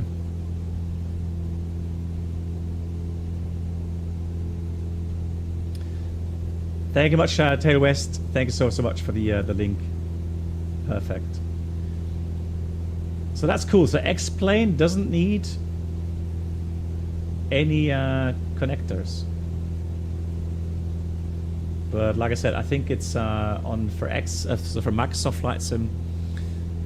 Do you need that? Right. Yeah. So VFR wise, it's always cool if you find some reference, like you know, motorways or coastlines or lakes, rivers, where you know you could definitely have a feature like the motorway here. It goes south of Heide and it just does a really sharp turn to the north. And you can see that here, that motorway there, right? So that's very distinct. And you have a town south of that motorway and then a town to the north of the motorway. So that's definitely a clear hard point there. Reynold, how's your flying going? Took off a little bit delayed because there was a lot of traffic in front of me. Then there landed a beluga, which needed a lot of time to backtrack. And then finally I took off and I'm following you a little bit faster than you. Okay, fantastic. And how was the radio telephony going? It was okay. I need to memorize all the phrases I need for this. Yeah. Isn't it weird? Like some of the English phrases, but the German phrases I could not remember. Yeah, but like you know, we fly a lot with Herbert, he's got his own plane. So I listen to the his calls, but yeah, I have a hard time remembering them. So yeah, exactly. Yeah, for me same. I heard them a lot of times, but when you don't do it by yourself, then you forget it quickly. Yeah. So next up ahead, we're looking for a river that has a really kind of weird...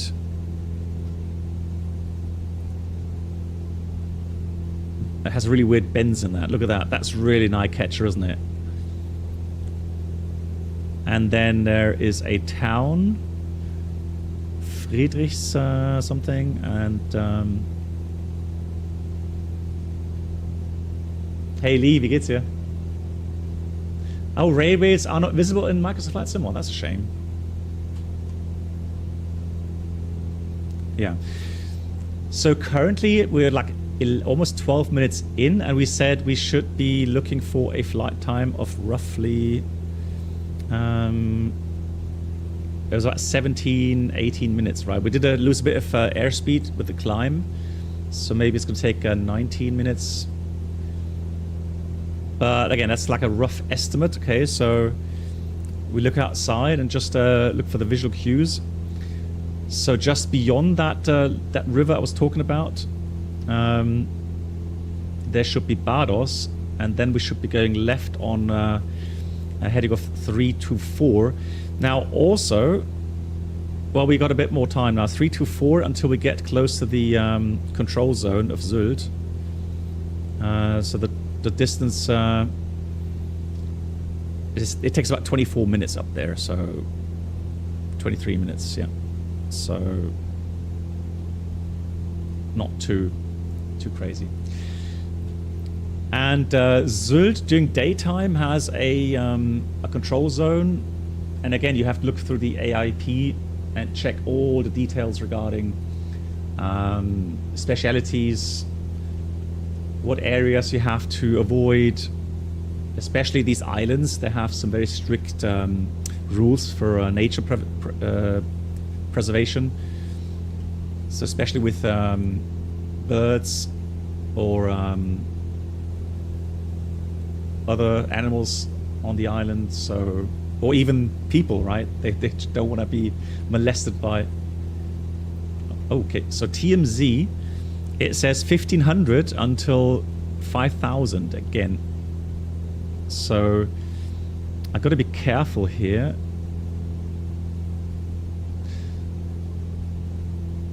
So I've got to descend again below 1500. Although, yeah, tell you what we'll do. No, disregard. We're not on FIS anyways, so disregard. I'm going to maintain 2,500. What I'm going to do, I'm going to do that procedure where I'm going to have a look at the TMZ info.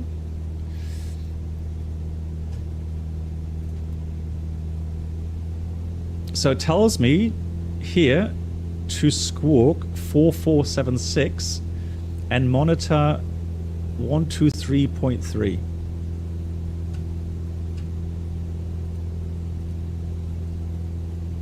Yeah, cows on runways. Yeah, exactly. So let's do 123.3. So we don't have to call for a clearance, but we have to have listening watch in case we get in conflict with arriving traffic for well, they have Horn and they have Schleswig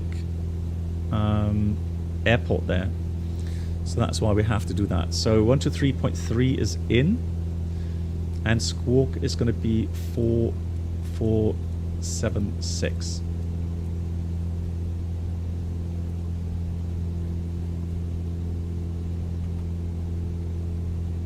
Okay, Tail West, yeah. And Deep Draw, hello. Greetings, Echo Delta Kilo Bravo. Is that what is that? Kilo Bravo. My airport. Hangala, or where the Bonanza crashed 2 or 3 days ago. Yeah, exactly, yeah. Yeah, we talked about this, Brendel, as well, right? So people reported on the ground, apparently it was like falling, it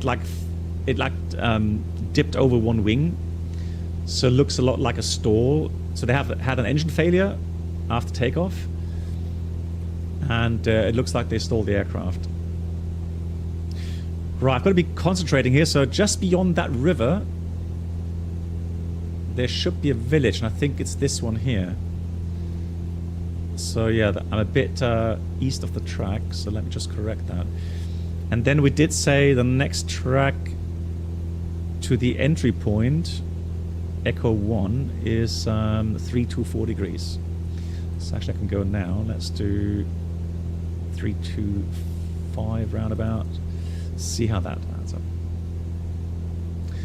Jeremiah, no. So, I mean, the Bonanza per se isn't what they call Dr. Killer.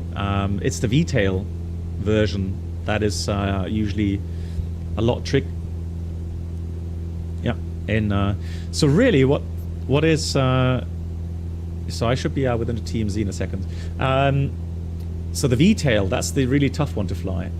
Oh, Jeremiah knows. Okay, there we go. So yeah, it's always tragic to see these accidents happen and then people tragically die. So in general, a crash in an aircraft, a controlled crash, well, let's call it a ditch, right? Ditching on land per se is well survivable, as long as you take out the energy of the aircraft and touch down on a free field without any obstructions, and that way, I mean, the aircraft will probably never fly again, but it'll be like a car crash at, I don't know, 80 kilometers an hour or something. That's why you have your seatbelts. So yeah, you're probably gonna have some injuries, yes, but you should be able to survive that. Right? It's not a nice thing to ditch an aircraft, and especially these high-wing aircraft. It's something you have to be aware of. These things usually flip on their head. Right, so because of all the weight on top and soft ground or softer ground, and you brake hard or the nose gear gets into the ground, this thing will flip over. Right, that's the bad thing about this high wing aircraft. But the high wing aircraft have one big advantage. Even if you are flipped over and lie top down, you can exit the aircraft. When you have a low-wing aircraft, mostly you have a canopy to open, and you can't open it if you lay upside down. Yep. And you are trapped in your aircraft, and you have to wait until someone arrives to help you. Okay. And you hope nothing gets fire. Yeah. Yeah. So I'm just looking at the yeah, I mean, fire. That's also yeah.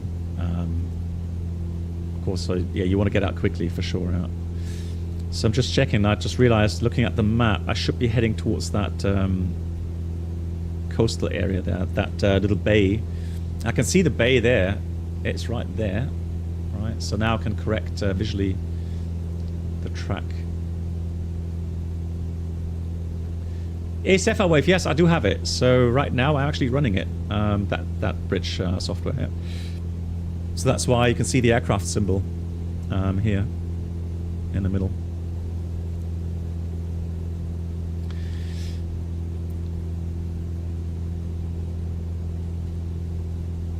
So let's go back again to the Garmin.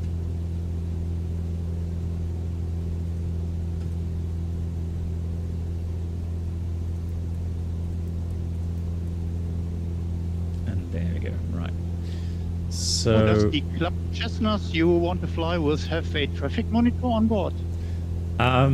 Good question. I would have to find that. I would imagine so, but I already saw, Reynolds, there's different solutions. Is it like SkySafe or something with an app? Yeah, it is an app running on your phone, but you don't have always connection. You need a cell service for this, and even if you when you fly higher, you don't have always cell connection, and you can't see all the other planes. Okay. But we can talk privately about this. I have a little bit of experience with these things. Okay. Yeah, Vector Raum also says his experience is a bit mixed. Yeah. Okay. Yeah, it always sounds so great when you see that online, and then yeah, you talk to people that actually are using it. Then very often they're not. I have a hardware device here for traffic monitoring, traffic receiving the ADS-B signals. Mm-hmm. And if you like, I can give it to you, and you can try it. Okay. Yeah. Yeah. We'll talk about that. Yep. So guys, what am I doing wrong here? So it says activate. I enter. It doesn't do anything. Oh, because I'm not in GPS. Right. No, that's still activate. So how come I can't activate that? What do I have to press to activate that? Usually it's enter, isn't it?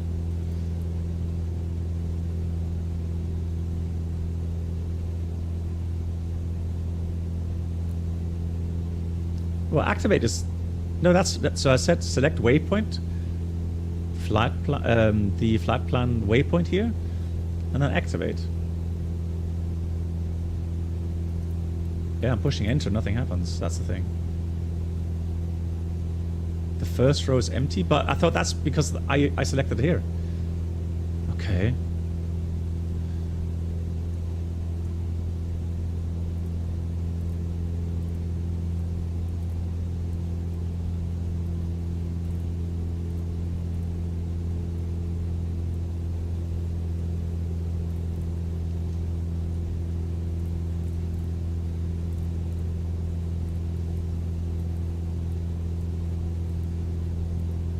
But here it doesn't find it.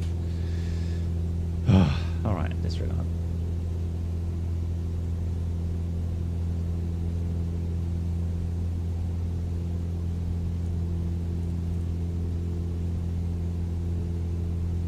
Ah, okay. So hang on. So I clear.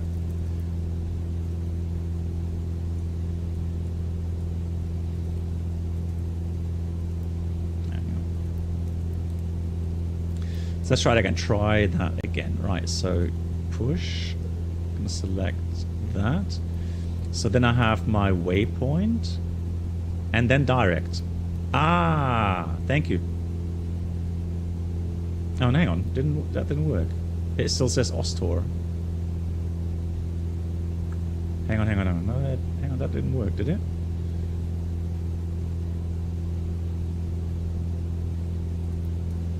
No. Enter the flight plan? Yeah, it's in, yeah.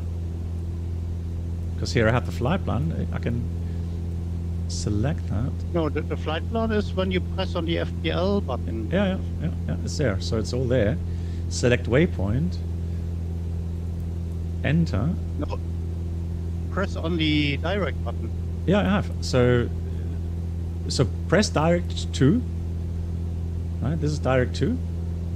Yeah. And then I can select, so the flight plan, I can select the waypoint, which is this one here. No, I think it's easier. Just close all that. Okay. And then press on the FPL button in the top, in the bottom row there. Ah, hang on. So then now press on the push cursor button, dial only one time, and then dial down on the bigger knob. Ah, okay. And when you selected the right waypoint, then press on the button with the D and the arrow. Yeah. And then enter 2 times. Okay.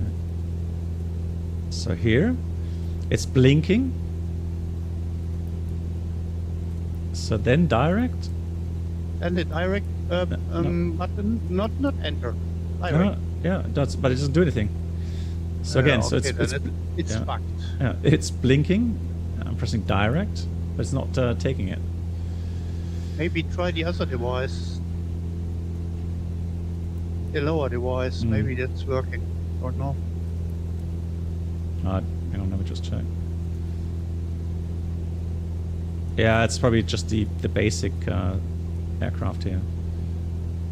Yeah. Yeah, so, okay, disregard. We don't need it. It's all right. Would have just been nice to have that. Anyways, so here's the coastline. We should be a little more to the left here.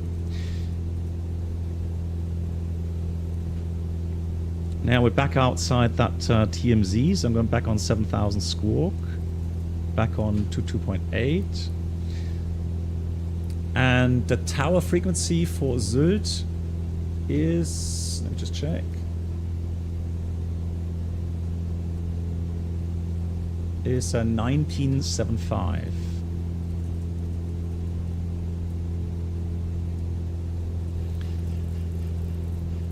So, buddy, have you overtaken me already, or?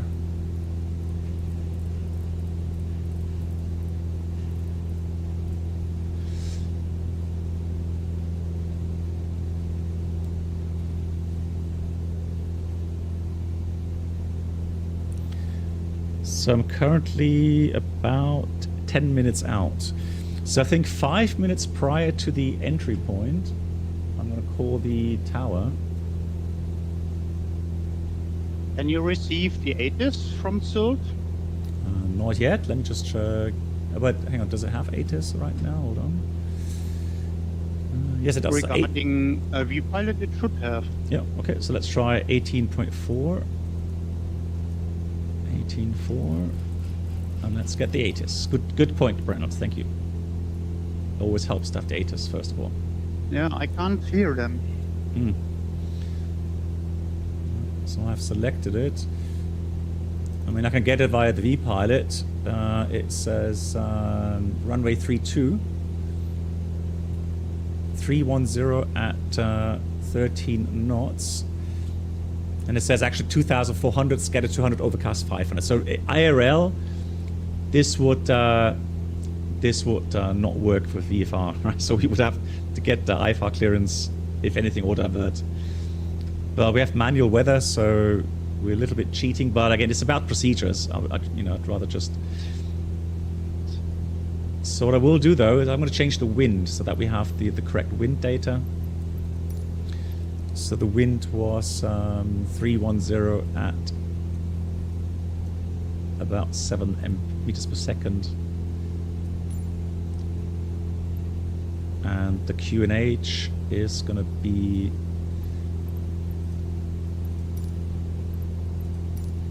1016. Temperature 7. 7. So just change that. 1016. QNH is set. There's another traffic to the left of me. Yeah, so no ATIS, unfortunately. All right, so 1975.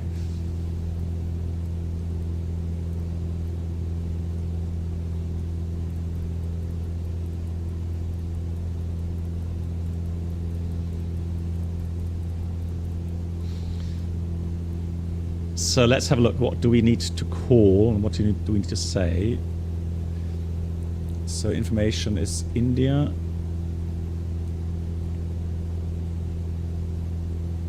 Have you heard the ATIS? No, I've looked at VPilot. Okay. I don't hear the voice.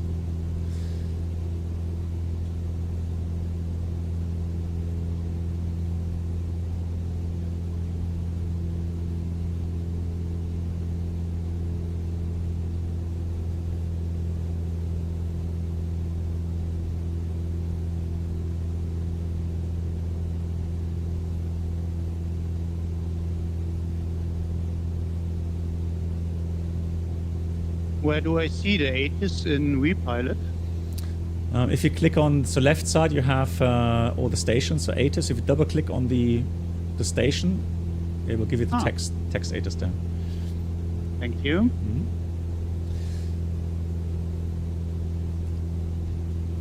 Hey Lilo, so the thing is, yeah, with the direct, I tried. It just doesn't activate that. And there's also ATIS on VATSIM radar. Yeah, Avimar, thank you much. Cool.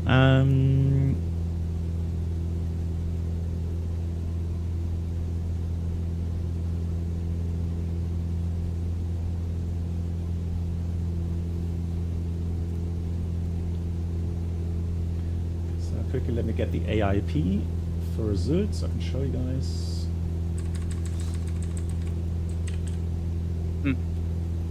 What?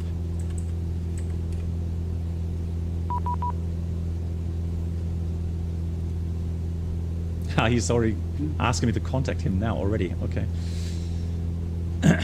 What do we need to say?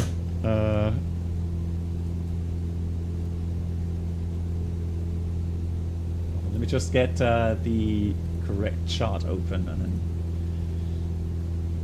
Sylt. 4328. Line up runway 23 Delta with security. So there you go. So we're coming via Echo 1. Negative. Line up and wait runway 32. And then 32 will be a kind of a base entry for 32.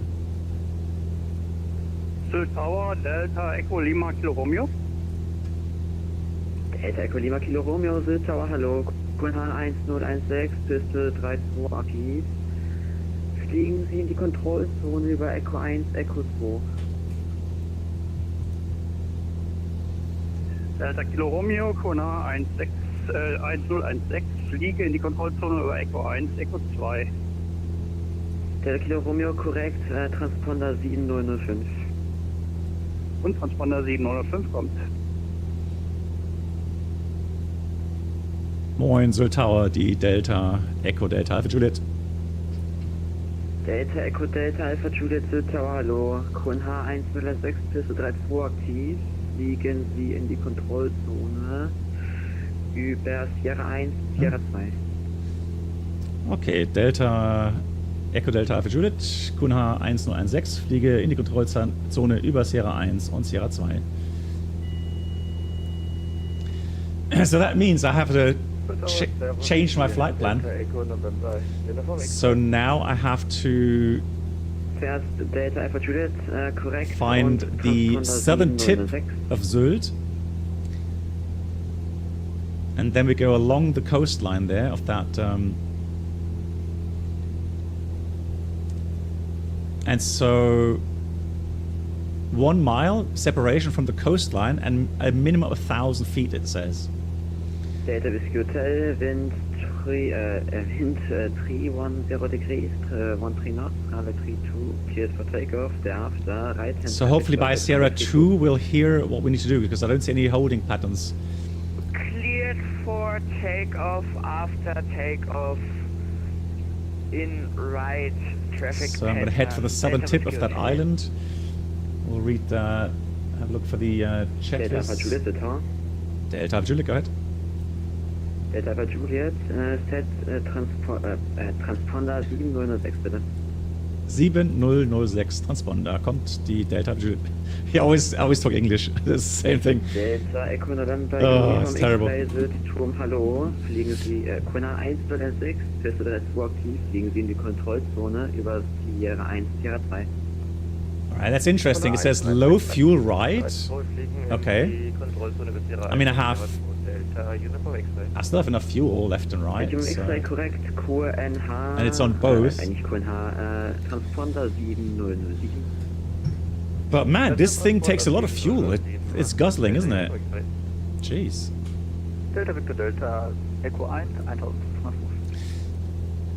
Delta Victor Delta. So there's no need to set. There's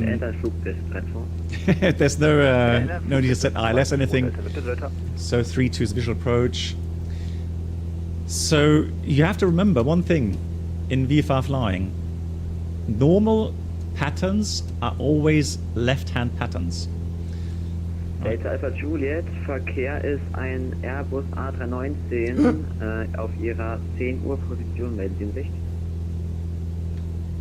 Delta Alpha Juliet, kein Kontakt bisher, ich schaue.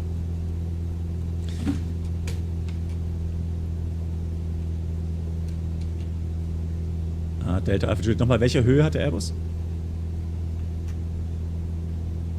Delta Alpha Juliet, aktuelle Höhe 3800 Fuß. Okay, dann könnte er in den Wolken sein momentan. Aber ich habe keinen Sichtkontakt bisher. Delta Juliet. Delta Alpha Juliet, verstanden. Delta Whiskey Hotel, kreisen Sie links. Hey, also wie geht's? Delta Kilo ja, genau. Romeo, Standard Cessna. Passiert 1600 Fuß. Delta Kilo Romeo, verstanden. Verkehr ist ein Bravo Echo 35. Ladies and gentlemen, welcome aboard the Captain Black Box Infotainment Experience. There's a lot of traffic inbound New here. Subscribers should now pick up their pass to first Verkehr class. aktuell Thank nicht you. in Sicht, aber ich sehe ihn auf dem Display.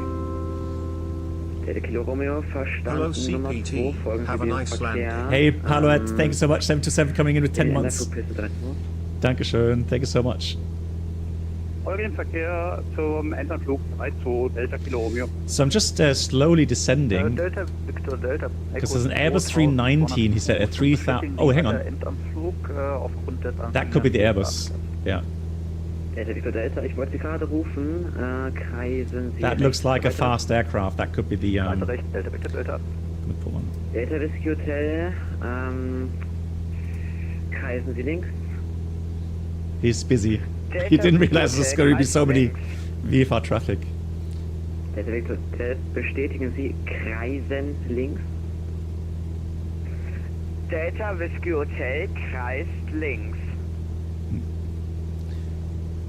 Delta Juliet hat Verkehr 12 Uhr in Sicht. Our finals for runway 32. First Lufthansa 441, Sylt Tower, hello, wind 310 degrees, 13 knots, runway 32, clear land. Okay, that's probably Lufthansa Airbus. Good God. Delta Alpha Juliet verstanden. Right, there we go. So we have him inside. That seems to be the 319. Good. So what do we have to do? Romeo, soll ich auch kreisen? Delta Kilo Romeo, hier kreisen Sie rechts. So we have ATIS received, mixtures going full rich.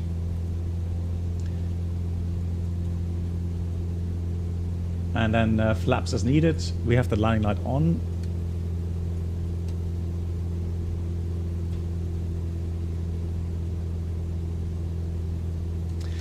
Echo Hotel Zulu, we are currently near the northern border of Germany. So there's an island called Sylt. It's a very famous island here in Germany. It's known for kind of its luxury, right? So, oh, really? He's a 757 spy, Samuel. Thanks for the info. That's interesting. Okay. I didn't hear his voice, to be honest. So that's the Sylt airport there. Delta Victor Delta Verkehr in Sicht. So, I'm now out of Bremen, but the weather is really bad here. Yeah, that's why I chose... I have to go here. That's why I chose, you know, manual weather. Yeah, my turn is now, what about 10 nautical miles off, simply by wind. Okay. It's raining cats and dogs. Delta Kilo Romeo, Verkehr ist eine Beechcraft 35. So yeah, I didn't see that southern tip previously, but I can see the island here. It's so kind of unique in its shape. It has a very long... it has a very long kind of arm to the south. So the main city of Sylt is here, Westerland. And you have a little town called Kampen. So Kampen is where all the rich people live. So here you won't find houses below like 2 or 3 million euros. Very pretty, but very expensive. So, but the thing is, the whole coastline here is a nice sandy beach. Delta Victor Hotel, continue downwind runway 32. Delta Whiskey Hotel, continue downwind, runway 32. So this is the island Föhr. Föhr is also very nice. And does Föhr have an airport in it? I think so. For one, vacate to the left. Vacating left. It's a really pretty island as well. Kind of more like round shaped. But ATC is nice. They give me a totally direct to Sylt. Nice. What aircraft are you flying, buddy? Viper 24 Comanche. Ah, Comanche. Nice. Yeah, lovely aircraft. But she is fighting in this wind, so... Full power right now, 120 knots. Ouch.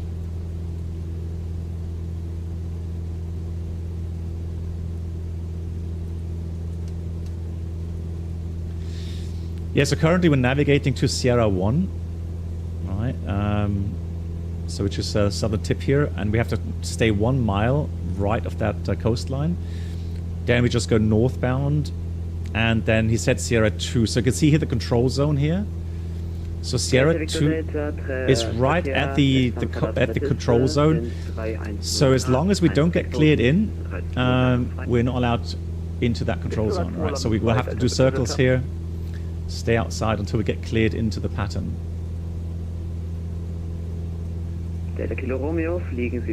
Yeah, so we have some friends flying DA-40. We have a friend flying... the Comanche.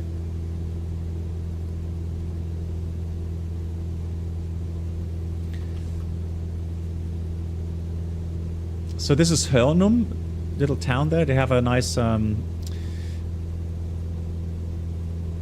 church there, and also. Dr. 441, welcome to Sylt, taxi to stand 1 via Delta. Just looking for it. Stand 1 via Delta for Lufthansa 441.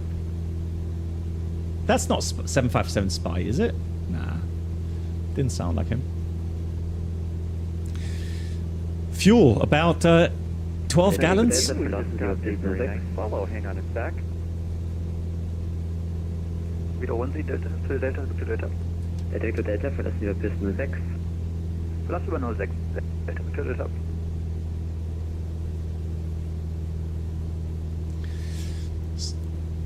So also they have certain wordings, right? So for example, in English you have downwind. In German that is called Gegenanflug if it's a left-hand pattern. If you're doing a right-hand pattern, so non-standard pattern, you have to say rechter Gegenwind. So right downwind, very important. And then you have base. For the approach, it's called Gegenanflug. And then final is Endanflug. By the way, you have Abflug and then Gegenabflug for the crosswind. Delta Whiskey Hotel, cleared touch and go, runway 32, wow. Thereafter right and traffic So also doing touch and goes, GG's. Delta Whiskey Hotel, clear touch and go, after that right traffic circuit. So I'm going to have to go circle here. Because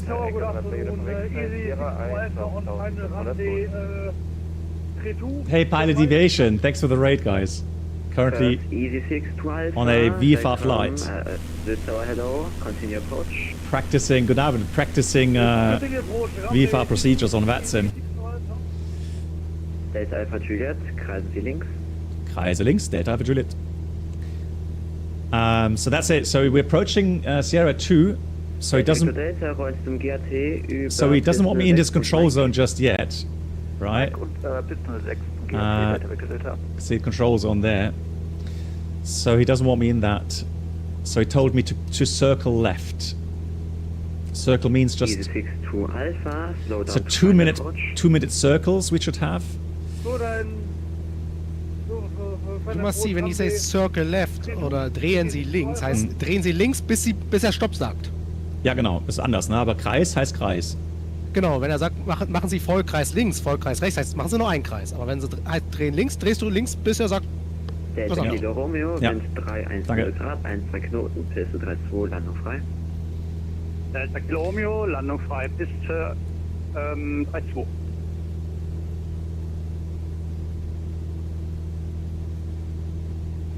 Delta Uniform X-Ray, Südtown. Delta Uniform X-Ray, ja. Gypsy's base is Queranflug. And if you go crosswind, so on departure, it's Querabflug. Yeah. Yeah, probably I may have said it wrong. Like I said, I'm learning again. This is. I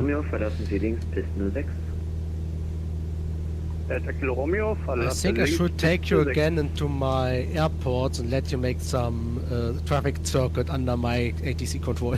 Oh, I'm like 55, so it takes me longer to learn this stuff. So, but I'm enjoying it. I'm really looking forward to flying IRL again because I do enjoy VFR flying. It makes a lot of fun. The only problem is it's like. How I call it, you are flying organ donor because you have no safety system. The safety system is you. Yeah. Exactly. Pilot Deviation just flew from Bakersfield to Mojave. Nice. Cool.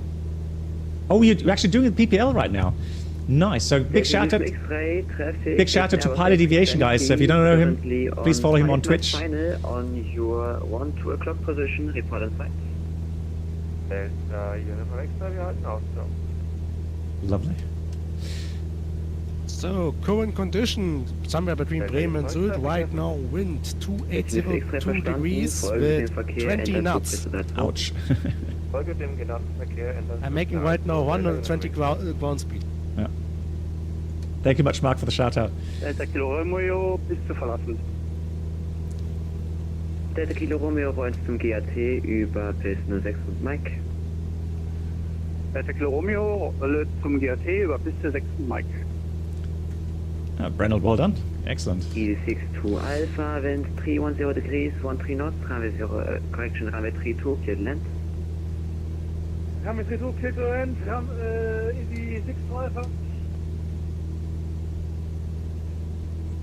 Von der noch extra zur Bestätigung der Verkehr, den Sie meinen, ist jetzt davon bei 11 Uhr, ist das richtig? Tuned X-Ray, correct.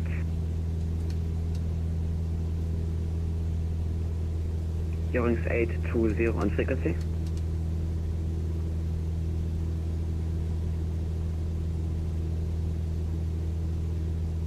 Eurings 820 the Turm.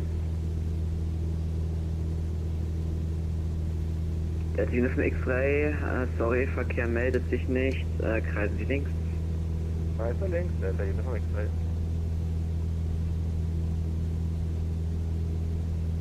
Yes, so you have to be so careful with the wordings. In English, it's easier. Like, you know, it says make it a 360. It's easy. Right? Just make one 360. Circle left means you circle until you get told to fly something else. I have a feeling I'm drifting a little bit to the south here. So I'm just gonna try to get back a little bit here. Orange 820, the Turm. It is the default, yeah. So the thing is that this setup here is similar to the one I'm going to be flying, IRL, with the Garmin 530. The only difference is going to be it already has a glass cockpit in the sense of the ADI and the compass rose. That's also digital. Yeah, I'm drifting east, I know. So the thing is, though, this is a question for you guys then. Do you adjust? Because if he tells you to circle, do you actually adjust for the drift yourself? Or do you just circle 2 minutes patterns?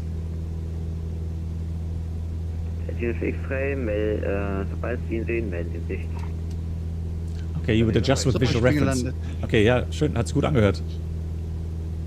Ja, ein bisschen stressvoll. Orbit right. Okay, so I adjust. Okay, thanks, guys. Delta Whiskey Hotel, orbit right. You see, that's a cool thing. You just learn some more stuff here. Especially when it's very windy. You have to be really careful, right? Delta unit from X-ray. Fly into so the controller would expect you to adjust your turns to stay in that area where he gave you the circles. Okay.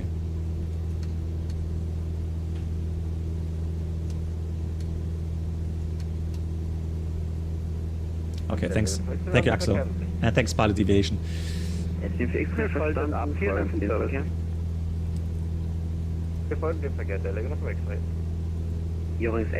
you can see that the circles I'm flying. I mean, I'm flying circles, but obviously I did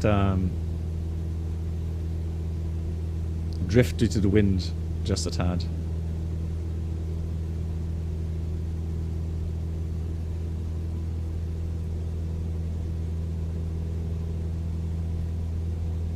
But again, the important thing is that I stay outside of that control zone. Okay, and that's the important thing. All right, not allowed in until I get cleared. So that's the main thing, and I have to look out. So he's not responsible for separation. All right, we're flying VFR, so we have to look out and we have to take actions. Delta Hotel traffic is D Delta Alpha 40. To not hit anyone else. Okay, Axel, thanks. No traffic inside Delta Whiskey Hotel. And I have to. Roger. And I have to stay. Alpha Juliet, fliegen Sie den Endanflug Piste 32. Fliege Endanflug Piste 32, Delta Juliet.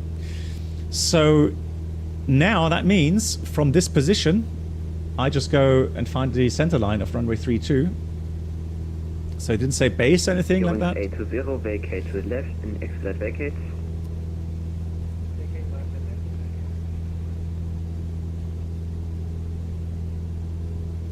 And so that's what we're going to do. Going to go down to pattern altitude, 1,000 feet.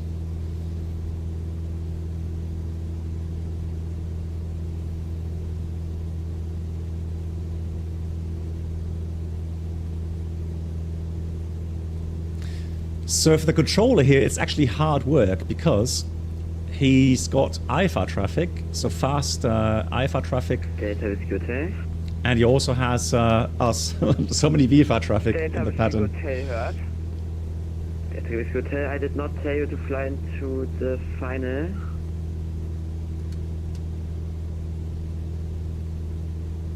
I tried to help him a little bit for flying as fast as possible until very short final. Fine for now. Continue final runway 32. So identify 32. And then after landing, on runway 32. 06 Mike. Okay, that's at the end then. So you pretty much you go left on the runway 06, right to the end, and you get Mike, and then you get the general aviation. Okay, that's interesting. Cool. And I do have payware for the airport, so should be nice, hopefully. There's a very fast Airbus coming behind you in 3,000 feet. Okay, so I'm trying to keep the aircraft fast, yeah. So gears down already, so we just set the flaps accordingly.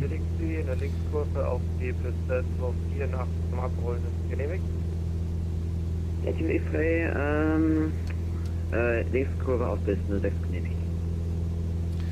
So that's at 32.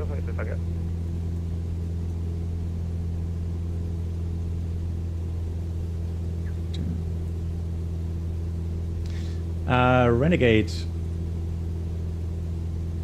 Okay, so Victor Ram says since you're still outside the CTR, it doesn't matter so much when you do, as long as you stay outside. Okay, interesting. Yeah, thanks for that. And then also Renegade says, which add-on is this? This is just the basic 172 Cessna. So you have one basic and the other one is the G1000. But I didn't want to use the G1000 because I don't have that IRL. Clear touch and go there after right traffic circuit, that was good. Station 06 frei, rollen zum GAT über PS 06 und Mike. Zum GAT über PS 06 und Mike. So now we have one white, 3 red.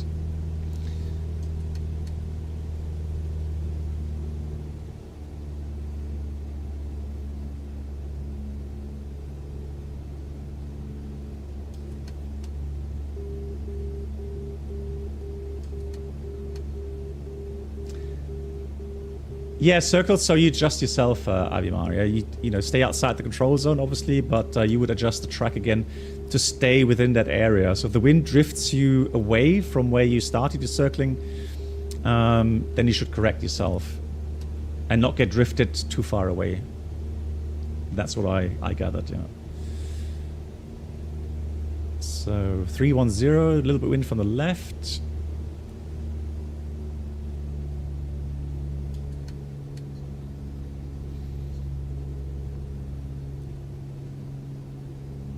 Delta Alpha Juliet, Endanflug, Piste 32 zur Landung. Delta Alpha Juliet verstanden, Wind 310 Grad, 1 Knoten, Piste 32, Landung frei. Piste 32, Landung frei, Dankeschön, Delta Alpha Juliet. So just holding that we are doing a full stop landing, that we don't do touch and go or anything. So now we go start slowing down. I'm going to put some flaps out.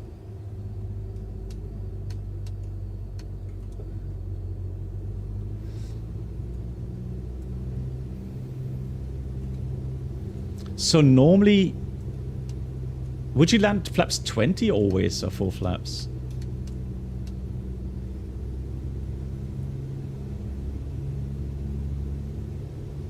flaps are required in a Cessna. So like landing normal, full usually, okay. Full, thanks guys. Perfect. Good, alright, so we got the lights on, flaps for 500 feet. Well, Voyager, I mean, like, you know, from airline flying, trying to save fuel. Trying not to be too loud, right?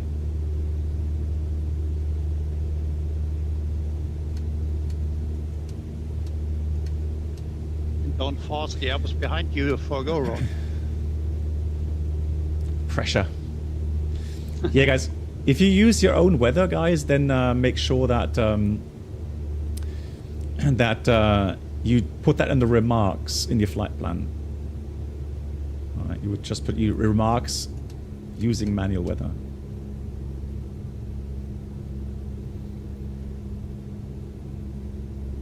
So in this case, I'm not going to do a short landing, am I? I'm going to go land accordingly so that we can vacate quickly over runway 06. Little fast. Uh-oh. Arctis 1, Roger. Traffic now on the upwind runway 23, no factor. The wind 27 degrees, 12 knots, runway 23, clear touch. 70 knots, okay. 23, clear touch and go. It just feels so slow. It just 70 knots. For touchdown, huh? Covers over 1 knot, you go. Prior to the touchdown, you can fly faster. Did you now understand why I say you should take a 182?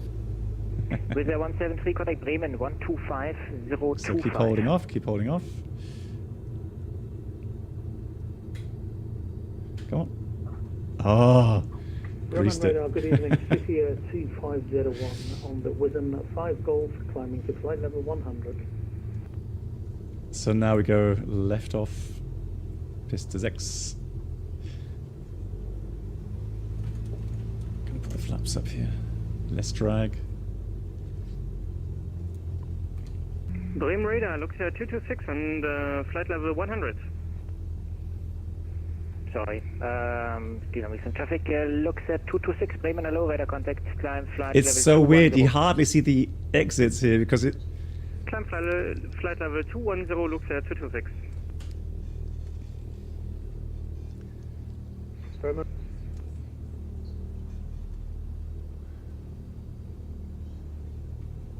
Delta Whiskey Hotel, Südturm. Delta Whiskey Hotel hört. Delta Whiskey Hotel, nächstes Mal im Gegenanflug melden. Was ist Ihre Intention? Traffic pattern, Delta Whiskey Hotel. Delta Whiskey Hotel, Roger, orbit right.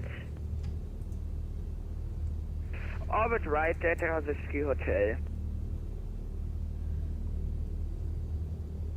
Delta Alpha Juliet, sorry for rollen Sie einen GRT über Piste 06 und Mike. Ja, hatte ich schon gedacht, wunderbar. Über die Piste 06 und Mike zum GRT. Dankeschön, die Delta Juliet. So, same thing. So right back here in the corner is the General Aviation Terminal. So now we put transponder to standby. Landing light is off.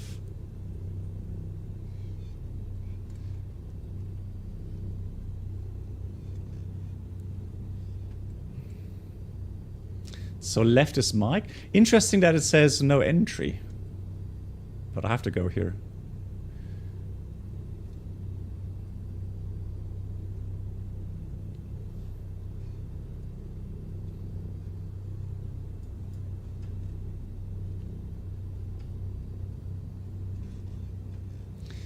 So I guess we'll park somewhere next to that one. Südtower, EDDW-Sylt, sorry nochmal für die Missverständlichkeit gerade. Ich finde es nochmal on final runway 32, 6 miles. EDDW-Sylt Alpha, Südturm, willkommen back.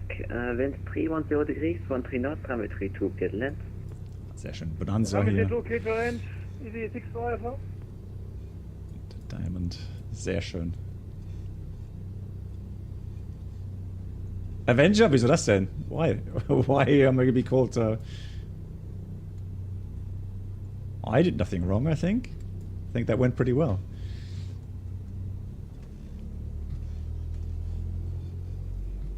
So what I really like is the fact that... well, he cleared me via mic, so I had to go this way. I think it's just a wrong sign there from the scenery. It's really hard to turn the aircraft into the wind. On your 10 o'clock position, Airbus A320, report inside. Wrong clearance, yeah, possibly. Anyways, so we are here, and park brake is set. Data is good, Roger. Continue orbit right. We have 900 RPM. Continue orbit right, data is good. And then we got GPS off, radio, intercom off, mixture off, ignition off, beacon off, Rotlicht. So beacon means, so funny, beacon is Rotlicht. So the main switch off. And there we go. We made it. Nice. Cool. What time is it? 21:33. Now, the question is... You should have gone via Papa. Well, he said via mic, so I just followed instructions. Yeah, exactly. So I think normally you can see it would be via Papa in and then via mic out. That's how it would normally be done. But he cleared me via mic, so...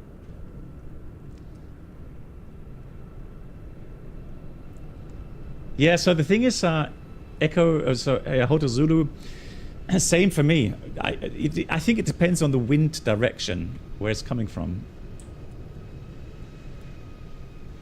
Nice. So here's the main terminal of Sylt.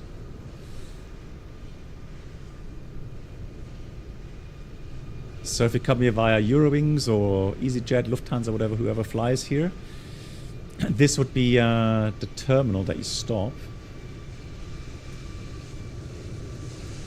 So quite a fancy little airport. Yeah, so in real life, Axel, I'll try to remember that if I ever fly to Sylt IRL, which I hope I'll do. And then, oh, they've modeled the interior. Hang on. Then I know what to do. Oh no, they did not. It's just a picture. Lol.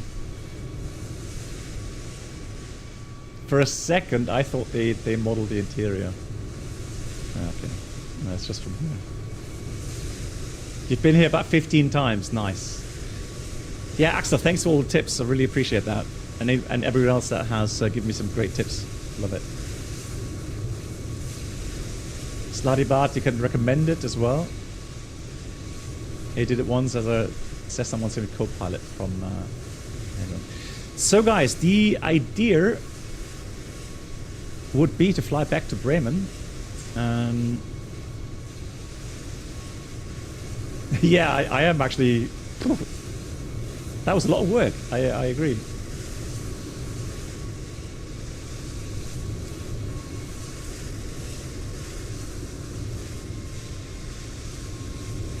Now, what I would like to do, actually, is have a look if we can go live weather and maybe fly back with the...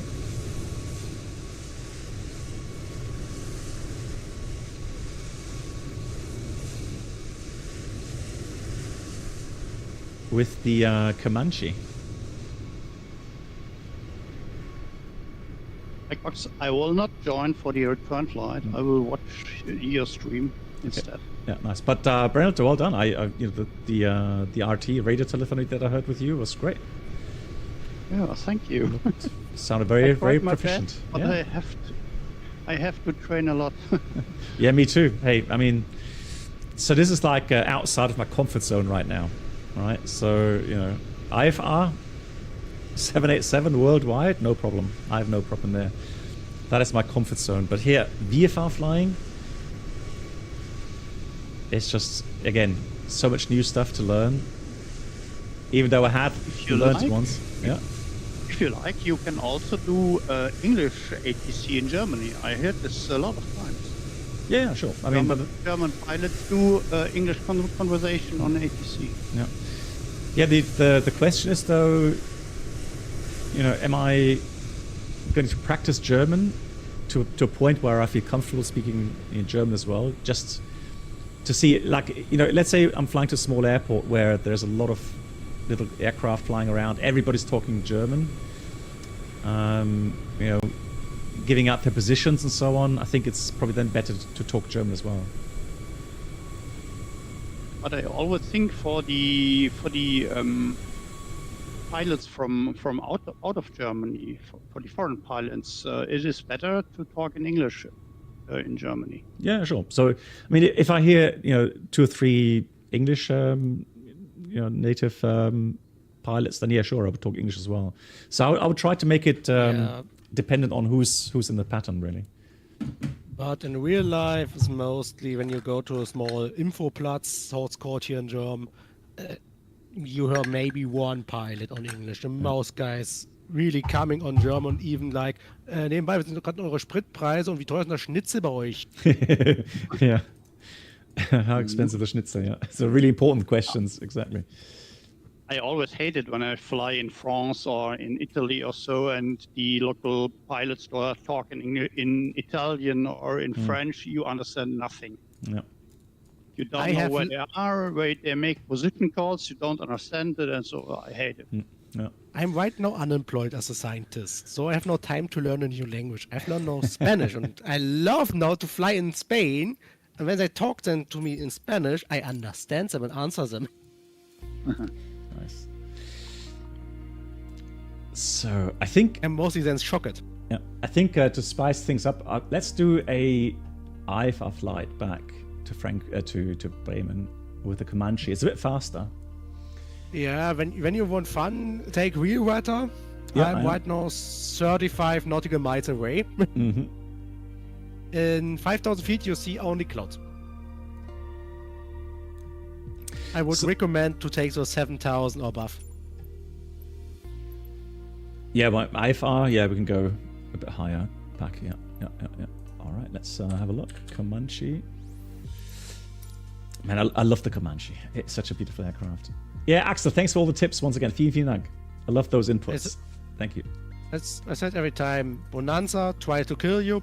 Comanche is like a dog, and even wiggling with his tail.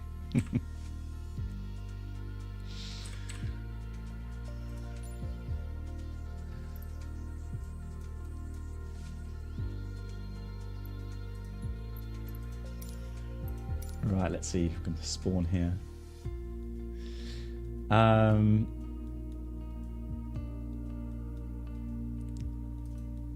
Yeah, of course, the DA-40 now, that's another generation, a new, completely new generation of aircraft, right? Now, Comanche, what registration should I take here?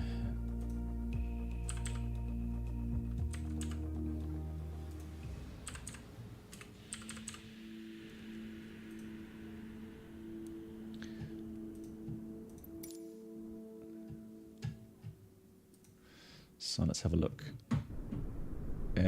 Echo Delta Alpha Juliet. I mean, why not? Well, actually, maybe the controller gets confused. How can I do that in the main menu? Can't I? Yeah, I have to go back. Yeah, no worries. Yeah, but I think I'll do something else with the Comanche. So let's see, Comanche. Is there a profile on? Yeah, Comanche. It has one. So we're going to go back. IFR. So runway 32. But I guess I have to be careful with the departure routings. Let's have a look. Find star, find SID. Then we got to Whiskey Sierra November, Gimba to Papa.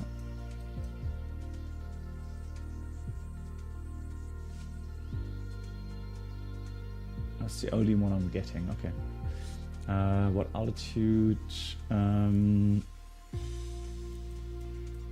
So we're going eastbound. Shall we take 90?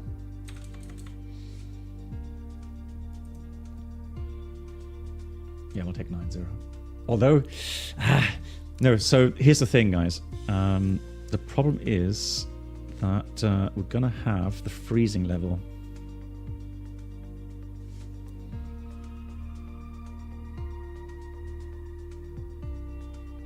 So on 5,000 feet, I have right now 5 degrees. So that's the problem. We don't have anti-icing. So.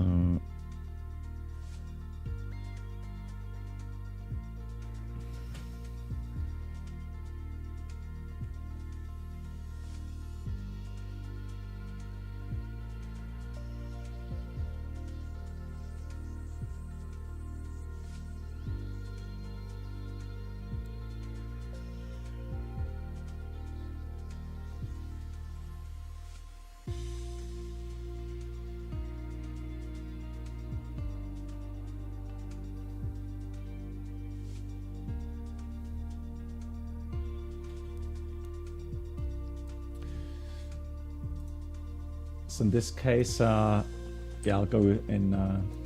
Well, the question is what the lowest level is that they can do. I'm going to go with 70.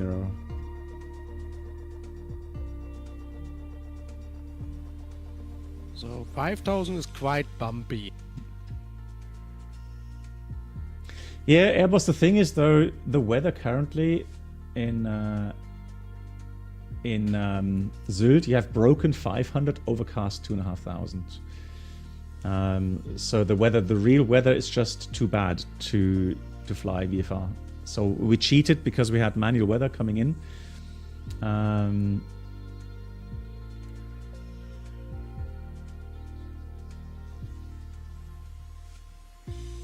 So what we can do, maybe it gets better towards Bremen. And then later we can cancel IFR.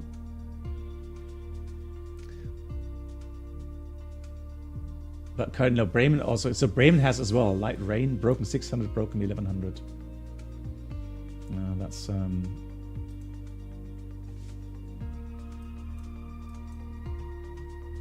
We're going to do some VFR flying over the next couple of weeks, and in anyways. So rest assured. It looks like somewhere in South Germany, Nuremberg, for example, that you can fly there.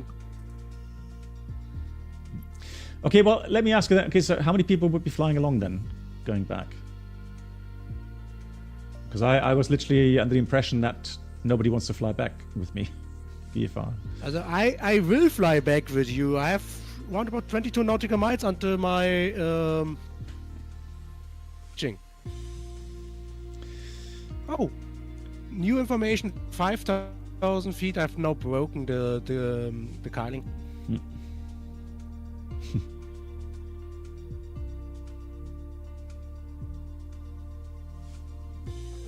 Yeah, Sylt. So we're gonna fly Sylt back to Bremen. I'm up for it. You know, if we've got people flying along, then I can go do manual weather again. I have no problem at all with that. So in 20 nautical miles I will reach Sylt, and in what about 50 nautical miles I should be on the IS. Okay. Hey Pete. Oh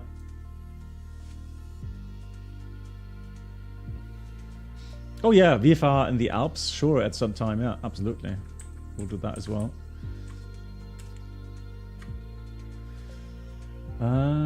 So let's have a look.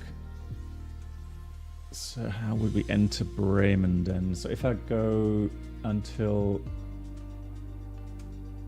So if we go Omweg, Elsop, Weser, Gimba. Let's have a look.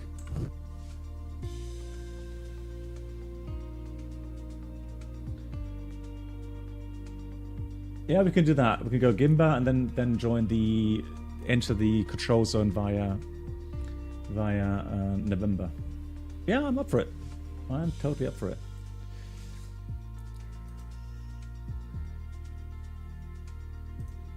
You take a fun and tell the controller condition are too bad. I'm returning to Bremen. Yeah, so 3-2, I would expect then this to depart via hotel or whiskey hotel. 3-2, whiskey hotel, leave the control zone via whiskey, and then hotel, and then go en route. Yeah, so okay, that's what I'll do. So VFR, I'll set manual weather, and I hope some people are flying along. And I'm going to take the Comanche.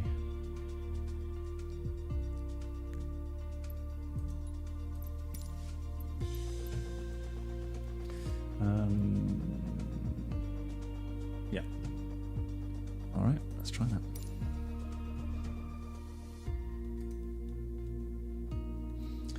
And I will file a flight plan though.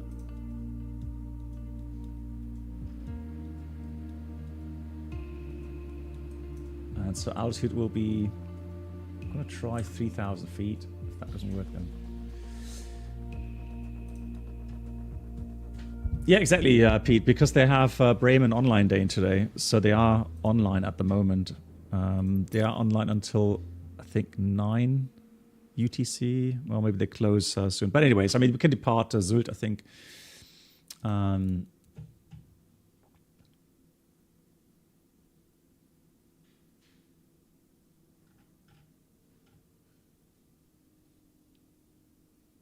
then I'll take the same call sign then. Echo Delta Alpha Juliet, that's fine. Cool. Okay, so let's set the weather to. Actually, let's set the time first of all.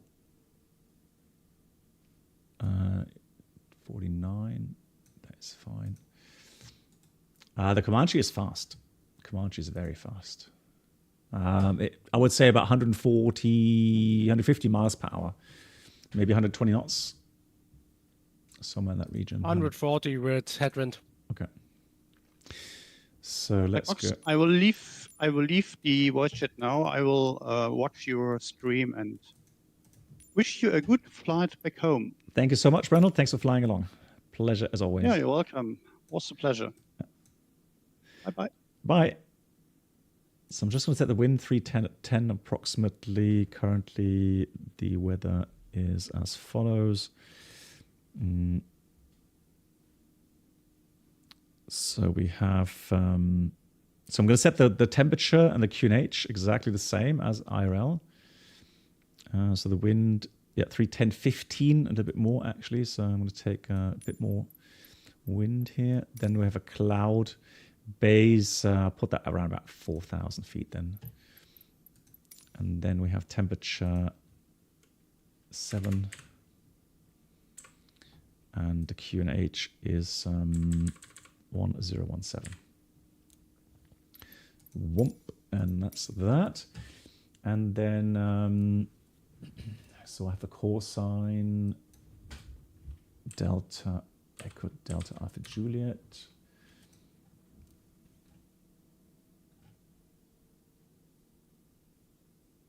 Well, actually, I'm going to go take out this one here because I don't want to go to Hamburg.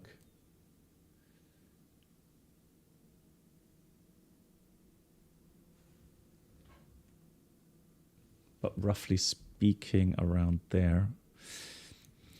So if I take 4-flight, trying to get a new flight plan. Let's clear that.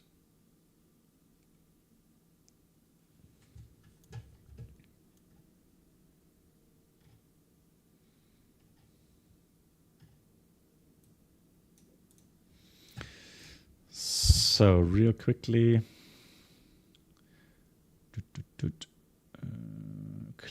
clear. So now I'm just going to enter those waypoints, Oldep, Bardos. I'm just going to check that I'm not really running into bigger CTRs and so on, like Hamburg, which makes things a lot more complicated than Weser Beacon and Gimba. So let's do that. So again, it's a visual departure, VFR departure via Whiskey Hotel. Then we go Oldip, Bardos. We go down to Omvek. Then we go to this way to... Oh, that's excellent. That's really nice. Weser Beacon, nice. Because we fly around all the biggest CTRs. I mean, here we got one at... let's have a look. That is the airspace Charlie's 55 until level 100. So if we stay at 3,000 there, we can fly below that. That's no problem, because that's from Hamburg, the CTR. But that's we'll be below that. So that's good, all right. Happy with that. So I'll file that with ATC.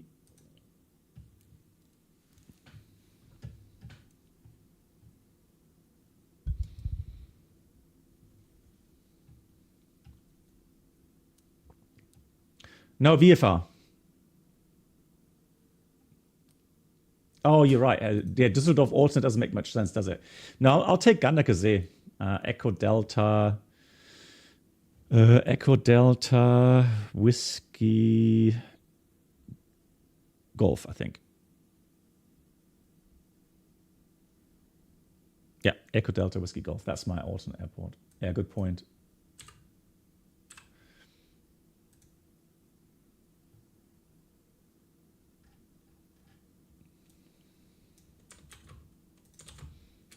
Exactly. So via the VFR departure out of Sylt, and then we go to Gimba, and from there we'll ask for entry via November into Bremen.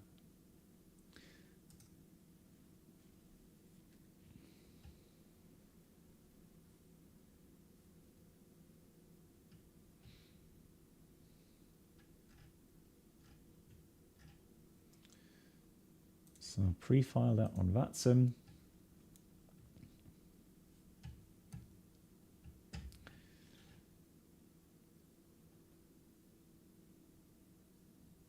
We'll take 140 knots. Airspeed, 2 hours endurance. And route time is at 54 minutes.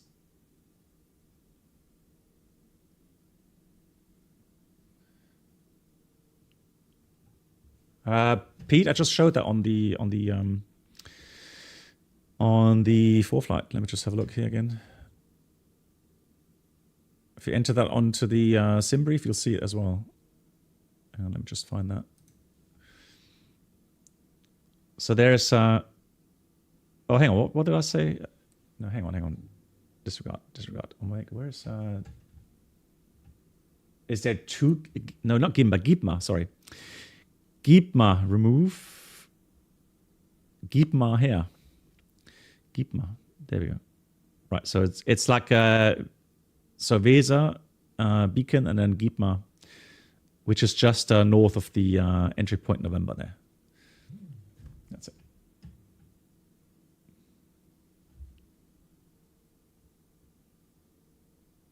Yeah, but I want to be... Well, Bardos... okay, so if you take... you mean if you take Omweg out? Yeah, okay. Yeah, then we are also outside of the Nordholz CTR. Yeah, okay. So we have to be careful, though, not getting into that. Yeah, okay, we'll do that. We will do that. That is fine. Cool.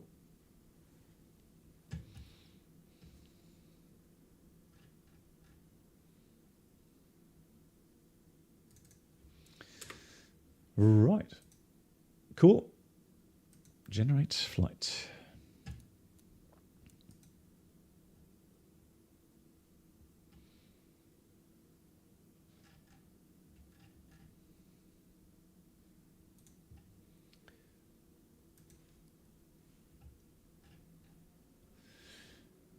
Uh, 3001. Let's do 140. alternate so, is... to information. Yeah. I'm now on IS. Okay. That's good.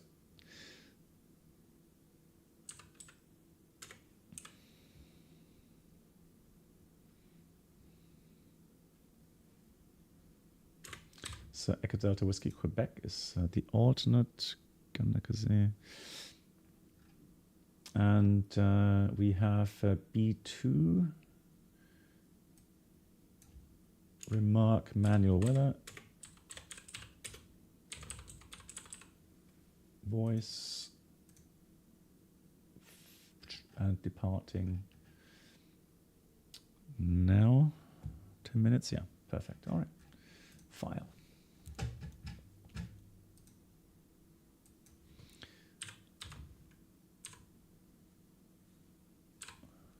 So there we go, Comanche. Connect. Let's hope nobody's here around me. All right, cool. Excellent. All right, so the thing is, I can't go in the outside view here because Chase Plane prevents me to go and use that feature here with the walk around. It doesn't like that, so I have to do the rest. So I have to pretend that I did go around, walk around the aircraft. Actually, I set the parking brake, but I'm going to put all the other things away, tie downs. So we've made sure aircraft is in a good state. Fuel-wise, we have a look here, fuel payload. So actually,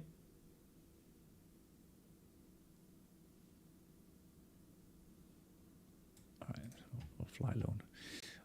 How can we get kilograms? There we go. So kilograms, fuel.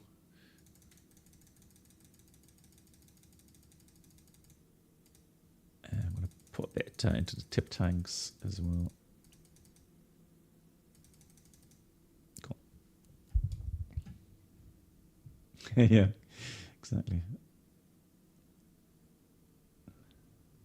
All right. CG looks good. Baggage, not really anything. So we have that.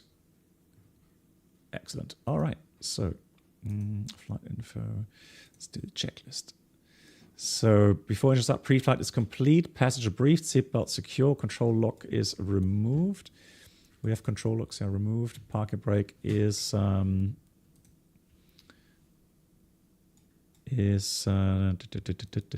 is set. Gear switch is down. We have. Ach so, da bist du. Ich muss rascheln.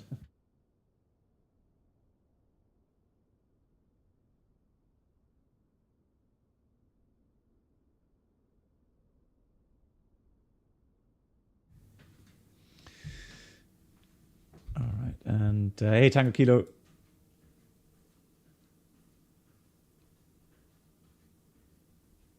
Okay, so which aircraft? Is that the PMDG? Tango Kilo?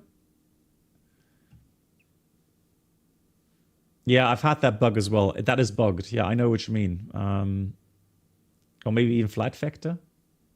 PMDG. Okay, so yeah, I've had that as well. I've tried everything to get the cruise level in again, Tango Kilo. I have no idea. It's not your fault. I think it's just a bug in the PMDG. Because like I said, if you enter the cruise again, the flight level, the cruise page, it should go back to cruise. Yeah.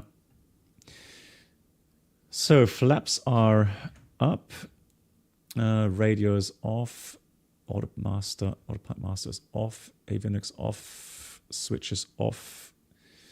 We have circuit breakers. Oops, circuit breakers are all in down here. Hard to see really. Are in. And rotated beacon now goes on.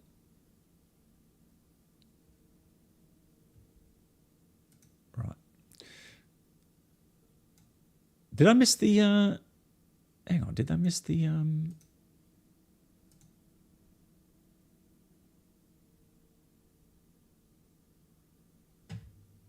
master switch?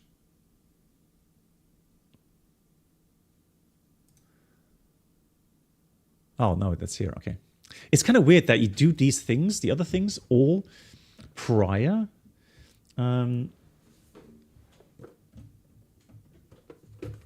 Before touching the master switch. I found that really peculiar. Really weird. Okay, so we got throttle. So mixture rich, throttle cracked, prop full forward. Then we have fuel pressure master switch on.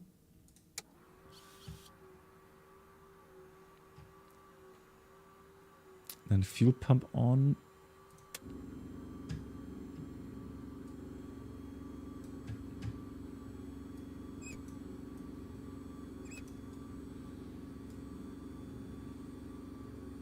Is that bugged with the fuel pressure? Oh no, there is. Here's, yeah, now it's rising into the green band. I always look here, but that's wrong. That's it. Here it rises. Fantastic. Fuel pump off, primer.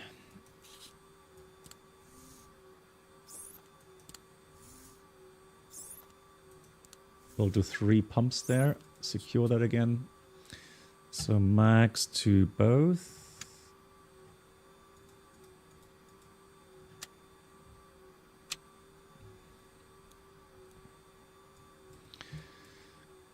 Right, now comes the difficult bit, trying to start the engine here.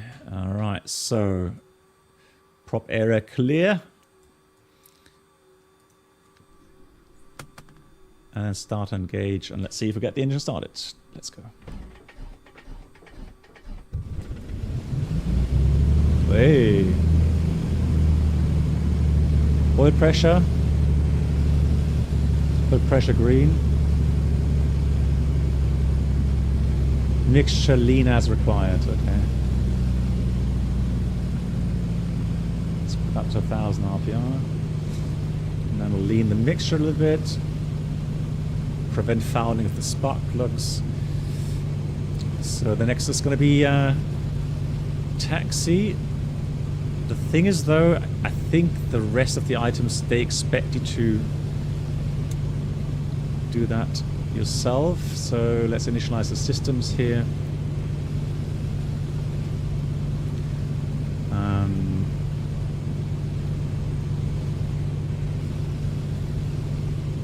So while the engine warms up, I'm just going to put in the flight plan here.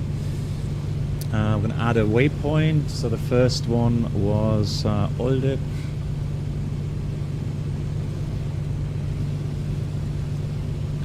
Then it was Bardos.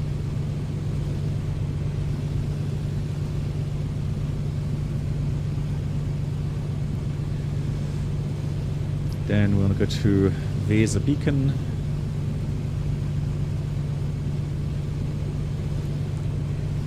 Australia? Lol. I'm not sure. I don't think we have enough fuel for that one. I could be wrong though. Gimba. Not Gimba, but Gimba.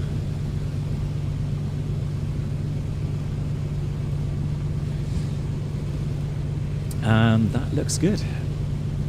So let's have a look at the map. Okay, yeah, Pete, wonderful.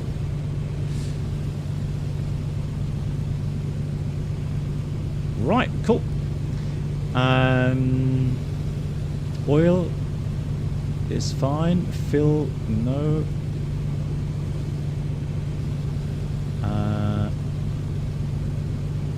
Yeah.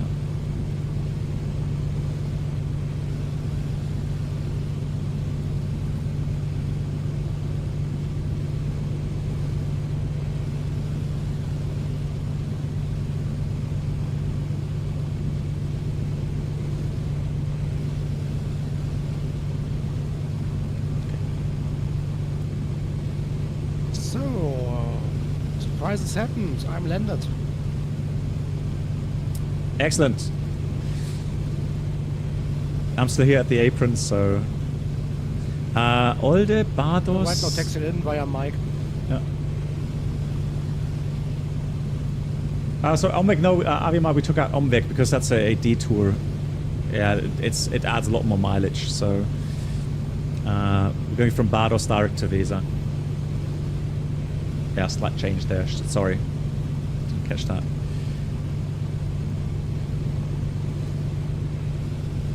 So let's put that on here. Now for the comm, we have 18.4. Now, I'm not sure if we received the ATIS. Knots. Oh, we do. Visibility 8 kilometers. Cloud overcast 500 feet. Wow. Temperature 6 degrees. Dew point 6 degrees. QNH 1017 hectopascal. Lima.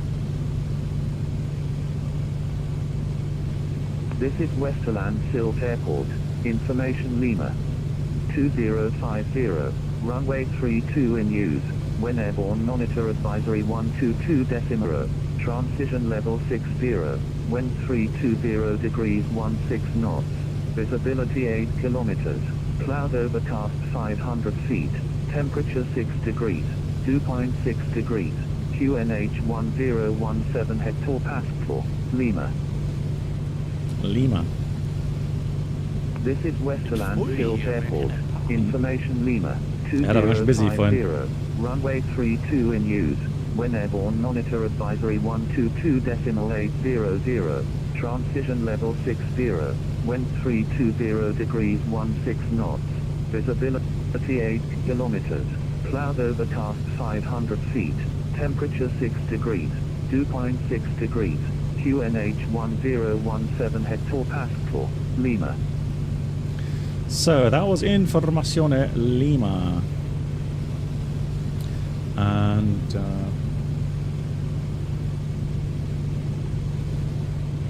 1017. Cool. Good. So to fill you guys in, I will show you the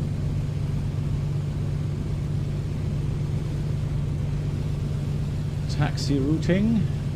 What we expect a taxi now.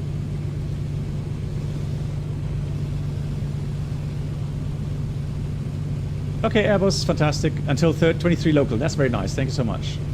Sagt man auf Sylt auch moin? I would think so, yeah. Sylt Tower seems to be online though. On. You're still online. Yeah, cool. Turm, Name nochmal Delta Hotel Victor Delta. There we go. So we're parked here. Delta Hotel Victor Delta, Sylt willkommen zurück. QNH. So that's India Delta, maybe runway. Actually, disregard. No, it's going to be Papa or Mike Alpha 32. Okay. Informationen für einen Ausflug über Whisky und Hotel für einen Streckenflug nach Bremen. Delta Victor Delta, verstanden. Ausflug aus der Kontrollzone über die Whisky-Route ist genehmigt. Ausflug über Whisky-Route genehmigt, Delta Victor Delta, danke.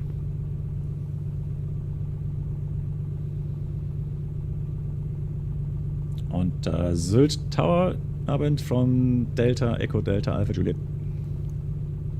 Delta Echo Delta Alpha Juliet, Sylt Turm, hallo, willkommen zurück. QNH 1007, bitte 32. Dankeschön. Information Lima ist an Bord. QNH 1017 und ja, Halbgemannschi. Eine Person, VFR mit Flugplan nach Bremen, auch Abflug über Whisky. Delta Alpha Juliet, Ausflug über Whisky ist genehmigt, Transponder 7006. Transponder 7006, Alpha Juliet. Delta Victor Delta, Transponder 7005. Transponder 7005, Delta Victor Delta. So not altitude yet, just on. Aston 9003, taxi to holding point runway 32. So we have that done. Taxi to holding point of runway 32 via Delta and Alpha, crossing of runway 24. Should put that. Where should I put that? Here or no? Let's put that here. Tower, good evening. So primer is locked. We have the master mode on. Ammeter is checked. We have radios on. Transponder on. Altimeter is set. So the heading. So that's what we have to set here. So currently it looks 260. 260 steer. Maybe 2 degrees left. Okay, so I'm going to set the Ja, aber Sie haben noch einen Flugplan IFA. Soll ich den rauslöschen? Ja, könnten Sie den auf VFR ändern? Ist das möglich? Ist möglich, ja, geben Sie einen Moment. Dann wäre das was. So, dann haben wir noch 260. Let me just have a look here. So 260 around about here. That looks good. And so runway 32 for departure. I'm going to set the heading block 320 roundabout, and then oops. Friese 19. Friese 19. That sounds funny. Fantastic. Cool. So we have three green. I have a green lamp for landing gear down. Nav lights. Über die Whisky- und Hotelroute und Piste 32 aktiv, Kunden not really required. 1017. And then park brake release and brakes check. Okay, cool. No, he said. I'm pretty sure he said score. Oh, how happened that? Hang on, what did I do? 7006. What? Thanks. Lass mir nicht gehört. Yeah, thanks, Reynolds. Oder 7000? Yeah, weird. I don't know what I did there. Why did it put... I think that was prior to that. Okay. Und Delta Victor Delta, bitte rollen. Ja. Delta Victor Delta, rollen Sie zum Roller der Piste 32 über Mike und Alpha, überqueren Sie Piste 24. Rolle zum Roller Piste 32 über Mike und Alpha, überquere Piste 24, Delta Victor Delta ab. Und die Delta für Juliet, bitte ebenso die Rollenweisung. Delta Alpha Juliet, rollen Sie zum Roller der Piste 32, Pisteneinmündung Bravo, über Mike und Alpha und Bravo, überqueren Sie Piste 24. Rolle zum Haltepunkt Piste 32 Bravo über Mike, Alpha und kreuze Piste 24. Delta für Juliet. So slightly different clearance. Piste 193, ebenfalls Rollbereich. So that's Mike, Alpha, and then Bravo. So we have to be careful here at this junction. And we are clear to cross the runway 24. Yeah, I know, Pisten 95. It's just it's so many weird things with these wordings. Right, brakes working. Okay, alles klar. Piste 193. Rolle über Lima 1, Lima Delta Charlie. Alte Piste vor 32. Ist das richtig? Friese 193 fast. Rollen Sie über Lima 1, Lima Delta, halten Sie vor Charlie und überqueren Sie Germany. This is our German Lima, VFR lover school. Lima 1, Lima They're flying Delta, only VFR and have a really hard start training. So when you say you want to learn VFR flying, join them. Okay. So I have to see if I have time for that. Cessna 003, line up runway 32 and wait from intersection Alpha. Line up and wait runway 32. Good, so parking brakes are checked, and then we do the run-up at the Bravo intersection there.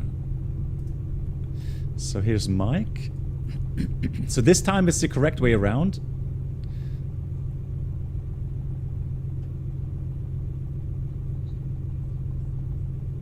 So we cleared across, so we just check it's clear.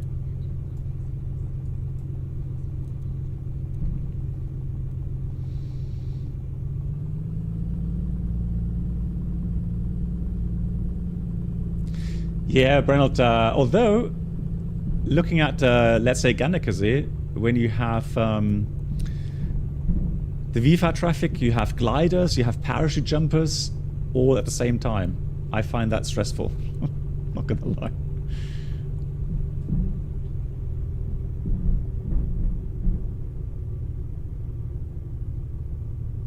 Now, I don't know, the weather here to the left looks somewhat concerning.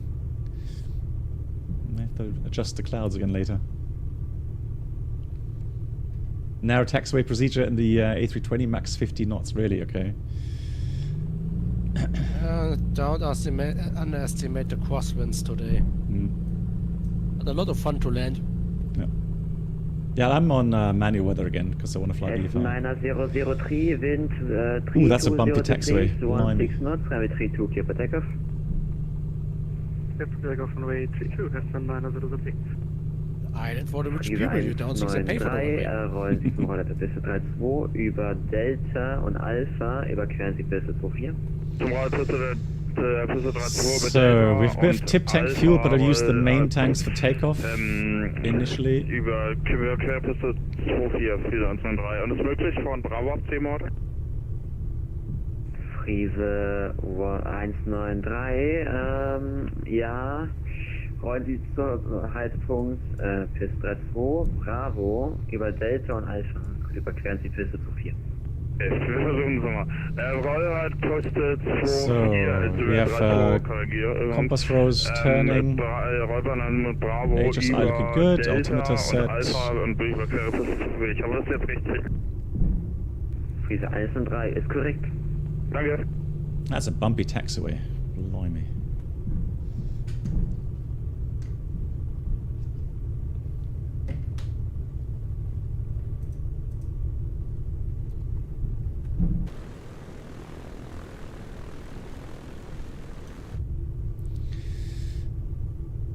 So here again, I don't think we need flaps on takeoff. So I've got to be careful now to get Bravo intersection. Yeah, so that's the Bravo to the left. There it is. I haven't heard of that either. It's like a virtual airline or something, or virtual VFR club or something.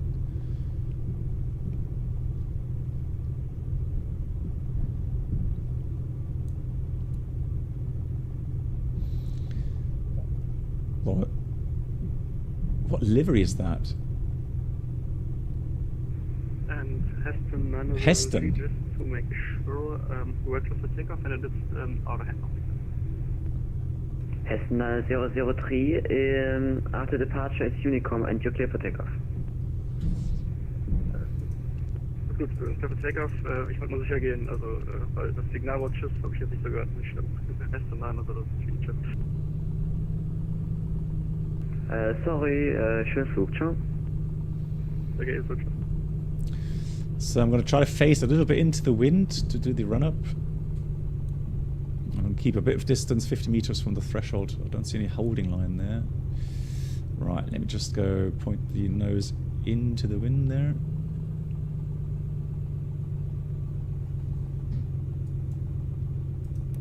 Park brake on. Right, let's do the run-up checks.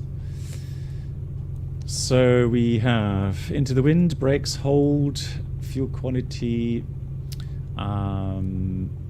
check. So we have about 25 gallons there, another more than half on the tips. Mixture is as required. Let's try a full redshift for the run up. Throttle 2000 RPM. Rollbahn Einmündung, ja. Crazy, those names. Delta Alpha Juliet, rollt im Abflugpunkt Piste 32. Delta Alpha Juliet muss noch kurz den Run-Up machen. Delta Alpha Juliet, Roger. Delta Victor Delta, rollt im Abflugpunkt Piste 32. Rollt zum Abflugpunkt Piste 32. So, dann haben wir engine instruments, pressure, temperature, cylinder head temperature looking good. Vacuum 4.5, that looks good as well. And then magnetos check.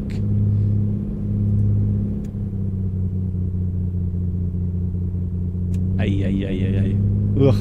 Hang on. Let me just try that again. 2000 RPM, exactly. Is it me or is it Comanche? Like, very often it's like... So really, I had that last time. You know, you're not be able to do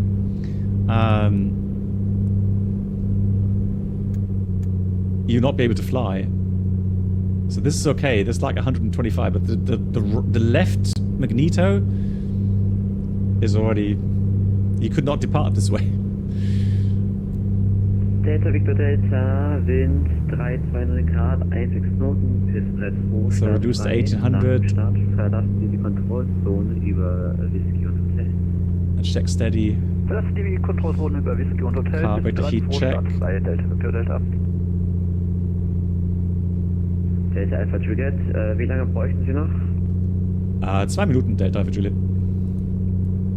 Verstanden. Friese 193, wir können ruhig warten, alles gut. Friese 193, Roger. So, before takeoff, controls free and correct.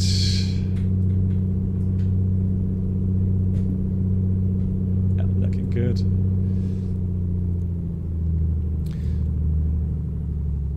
Elevator trim neutral.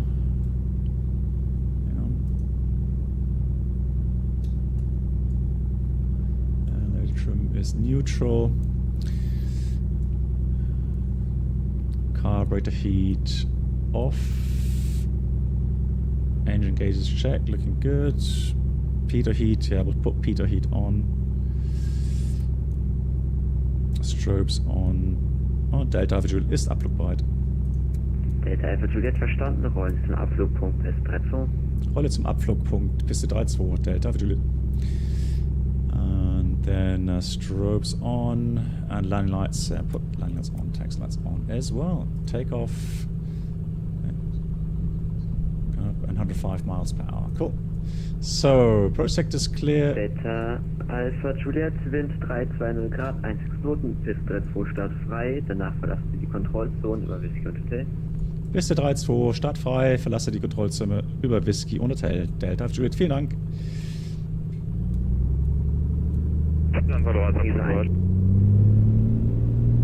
Friese 193, wollen Sie zum Abflugpunkt Piste 32? Und zum Abflugpunkt Piste 32 für die Adresse. Tap the brakes, gear up. Ah, beautiful. The sound of that engine is just absolutely incredible. Okay, so we'll depart via the routing, so we have to go to the coastline first. And the max altitude is 2,000 feet again. And this aircraft will reach those that 2,000 a lot quicker. We'll have to set the weather a little bit different. We still see the ground, that's good.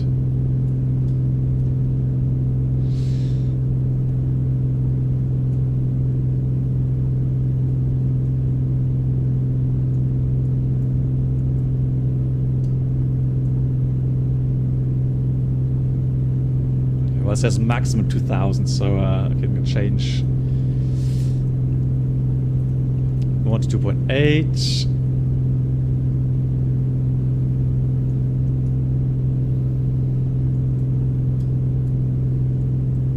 Ay, those clouds, blimey.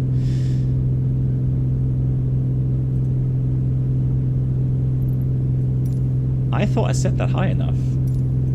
There we go, that's better.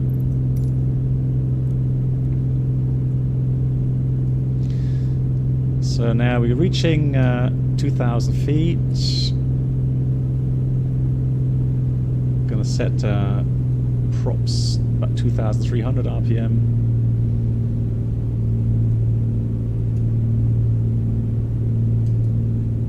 And then left turn we go.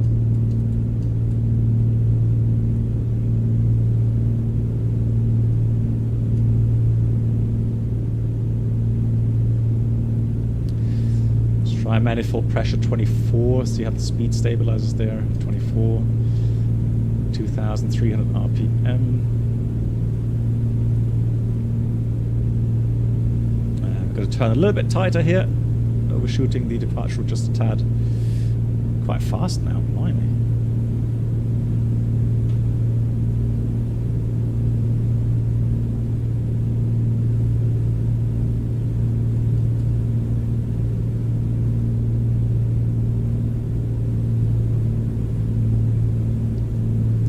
So there we go. So we're supposed to be... Oh yeah, that's a beautiful view of Westerland here. Let's make sure we don't go any higher than that. Trying to get the aircraft trimmed. Oh, look at that. Beautiful. That's up. Hang on. Can I get autopilot on? Let's have a look here.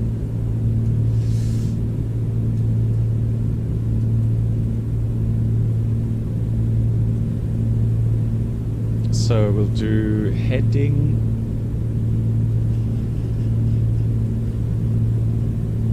Trying to stay a mile off the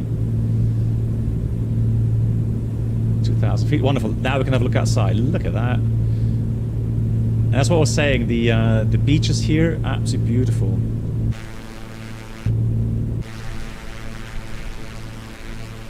I think most people, most Germans have been here.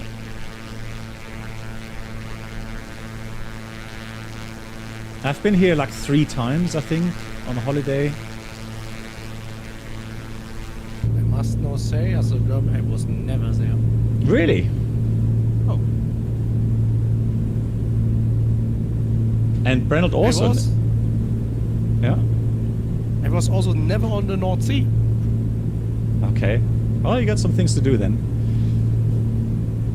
Never found the time for it, but maybe a good plan for the summer. Okay. Welcome aboard the Captain Black Box. Hey Sammy, hello, how are you doing? Right, I'm just gonna lean the mixture a tad, and then later we'll lean completely. But I'm limited down to 2,000 feet at the moment on this departure. So that's all done, and then yeah, trying to keep away from the coastline there. Beautiful. Right, so here the dike. They have a railway going over that dike there. Quite interesting history to that when they built that. ATC called me? No. Oh yeah. Oh, nice. Oh. Hope we're not going to get told off here. Oh. Friese 193, Verlassen der Frequenz genehmigt und Squawk VFR. Squawk VFR, verlassen genehmigt, Friese 193, danke. Sorry. Sorry, die Delta Alpha Juliet hatte ich missverstanden mit 122.8. Ich hätte natürlich den ersten Punkt Whisky reporten sollen. Wir sind jetzt Richtung Hotel in 2000 Fuß. Delta Alpha Juliet, kein Problem, kann nicht sagen, dass das so nicht passiert ist. Verlassen der Frequenz genehmigt und Squawk VFR. Vielen Dank euch, war ein toller Service und bis zum nächsten Mal. Squawk VFR und Verlassen der Frequenz genehmigt. Tschüss. Tschüss. Yeah, he's very nice. So yeah, of course, I was like a typical VATSIM departure, where you know, after liftoff, right, you put in 1 to 2.8, because that IFR traffic that departed, right, he doesn't have any points that he has to report. But of course, if you go in VFR, then you have to report these reporting points. So the first one would have been whiskey as an example there. Let me show you here on the. So this one here, right? It has a solid triangle in it. So I should have reported that one, whiskey 2000, and now I'm heading towards hotel. And this one would also be a mandatory reporting point. So if you hadn't cleared me now already to you know, approve to leave the frequency, Squawk VFR, then I would have had to report that one as well. So this is the thing with these VFR procedures. And I'm glad I'm doing this in a simulator, because that way, right, by the time I fly the real aircraft, I will, you know, hopefully have these procedures down by that time.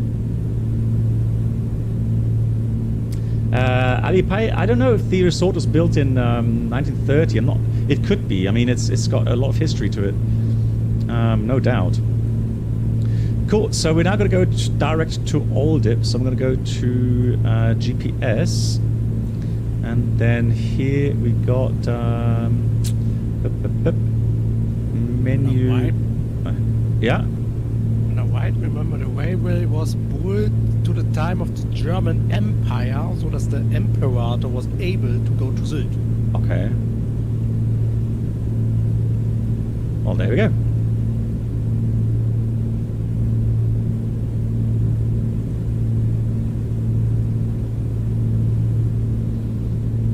So, anything else to do here? Oh. Try that again.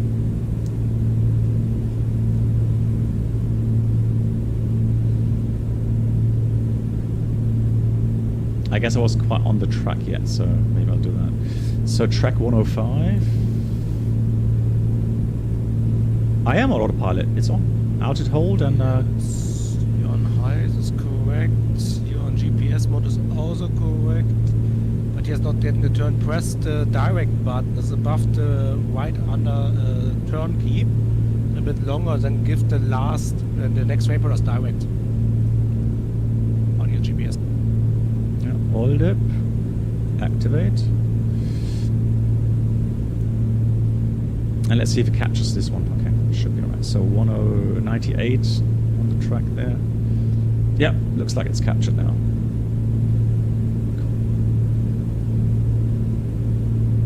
Yeah, I give Microsoft Flight Simulator a second chance for today to make my fly. I have no close P3D. Okay. I mean, visually, obviously, it is a lot nicer here. Yeah, but the big difference is P3D is simple. Boot up in my case, it's working. So this should be Amrum, correct? Amrum, and there's Föhr. Yeah. So again, here this part, Germany, there's a lot of beautiful beach, a lot of small islands. A lot of people don't like the North Sea because it has tides, high tide, low tide, and nevertheless, though, at this part, so here the western beaches, they usually have water all day round. Maybe it just goes back and forth a bit, but normally they have enough water there at the beach.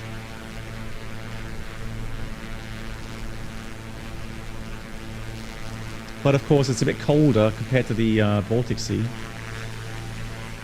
At least in summertime.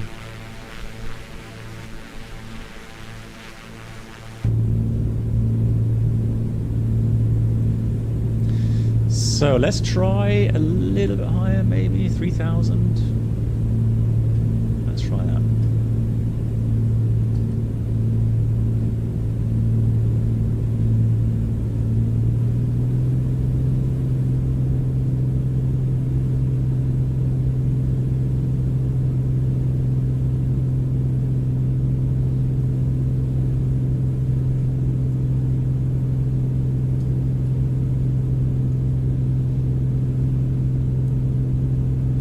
So it should be capturing the path now.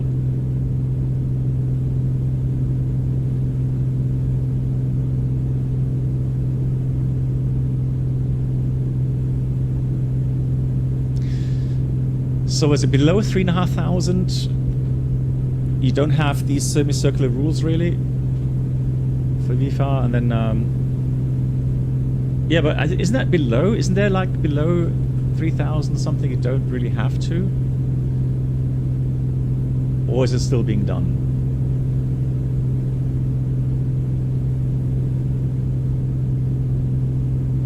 So you would go 3.5 on the eastern sector and 2.5 western sector and 4.5. Okay. Yeah, right, then that way we'll go 3.5 up here.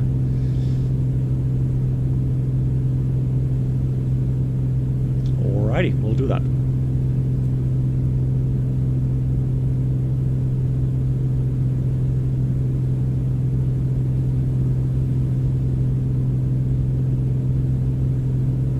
Oh, you got an autopilot speed. Okay.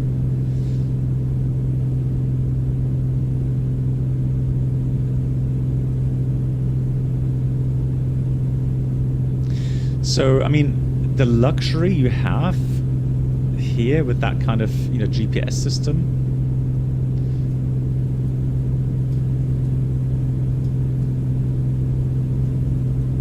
All right, altitude hold 3,500. Crazy, right? I mean, so comfortable. So So I'm going to go back down to 2,300 RPM. And then I'm going to try to lean the engine here. So press LF. Then I'm slowly going to reduce the mixture.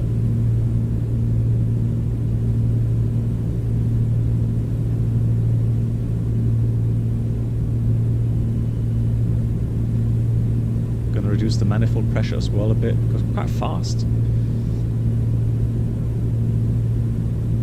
Is it 2,000 even? Is it that low?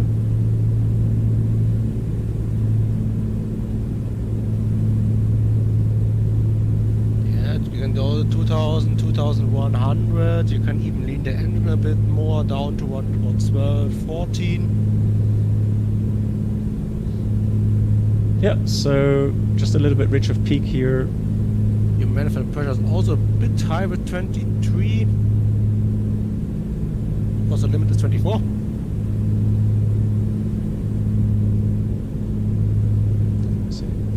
Do we have some cruise tables anywhere?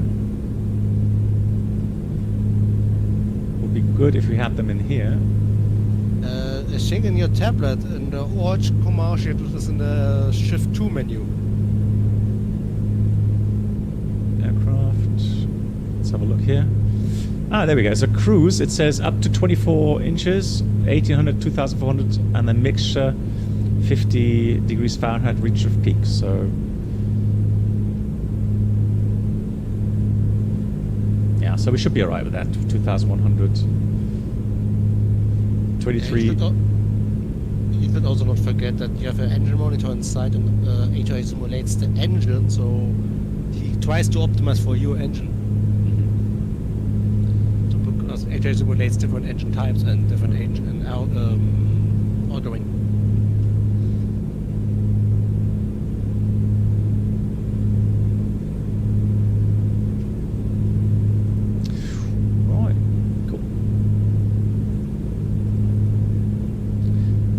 Right, so Bremen has already logged off, unfortunately. It's a bit late for them, I guess, but it doesn't matter. We're still going to enter the control zone. That way we can fly the arrival routing. So now it should be track 131. Yeah, but Bremen Tower is still online. And worst case, when he goes offline, tell me beforehand, and then I make quickly the tower open. Oh, that's nice. Thank you very much.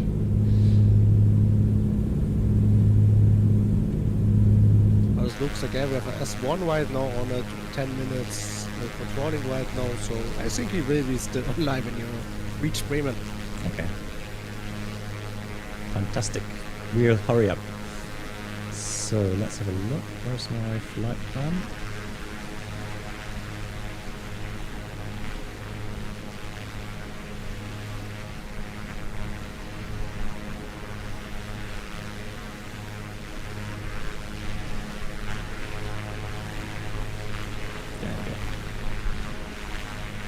Hey Lars, wie geht's? We fly the PA-24, nice. That's last day. Yeah, greetings to Dresden as well. Hope you're doing well, Glass. Nice to see you. Yeah, we did a full VFR flight. Bremen to Sylt. Now we're back from Sylt to Bremen. Trying to learn more about VFR flying in Germany.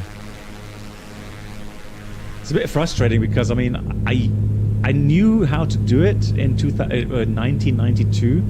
Until 1994, I was like flying a lot VFR back then. So I was very comfortable back then, but I hardly remember anything from that time. And I mean, a few things have changed as well regarding the airspace structure. But especially the communications. I mean, I could be lazy and just communicate in English, yeah, but... the point which BZF you make your BZF1, then only German, make your BZF2, then you can English and German. Yeah. The BE-24 is also very nice. Yeah, I mean there's some really good add-ons here.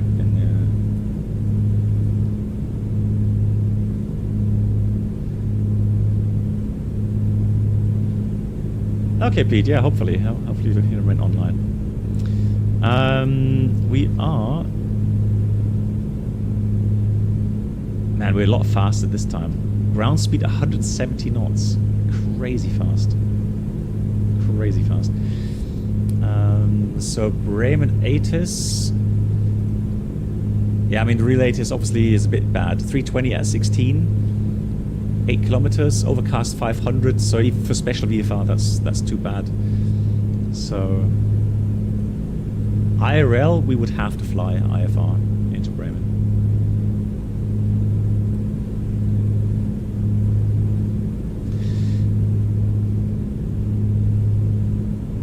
Well, what I love about the PA24 is it has a nice flight model here at Microsoft Flight Sim. And then the engine sound, the system fidelity, yeah, they did a great job. Really nice. Okay. No worries, buddy. That's appreciated. Wonderful. Yeah, that's miles per hour. So what you see on the outer ring, that's miles per hour, and inside, there you got the knots. So we're doing about 142, 143 knots, which is about 165 miles per hour. And then I would imagine we have some tailwind, because ground speed says 171.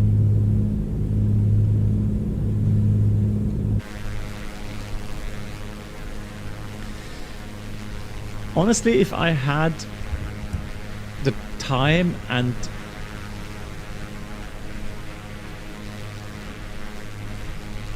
more knowledge about how to look after these aircraft, I mean, you're not allowed to really do much on these aircraft maintenance-wise, but I'm not even sure how much a Comanches are price-wise.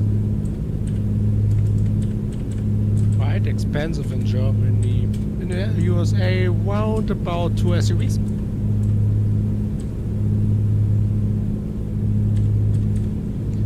Lars, it's Buddy, his name. He's also a VATSIM controller. You may have heard him from time to time on in the Berlin sector.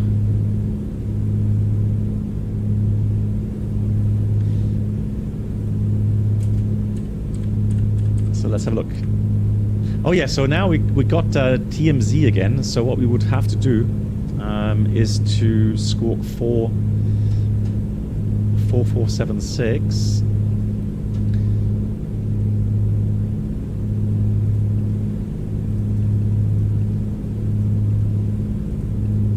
And monitor 123.3.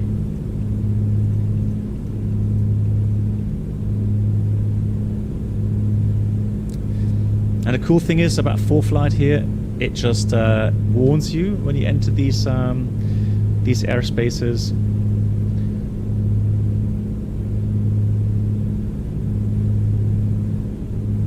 So you see the note there, TMZ, so transponder manager zone. So you have to squawk that number that they give you there and monitor 123.3. So that's the grayish kind of area here that we're flying through right now. And then once we leave again, we'll go back to 7,000 squawk and go back to Unicom.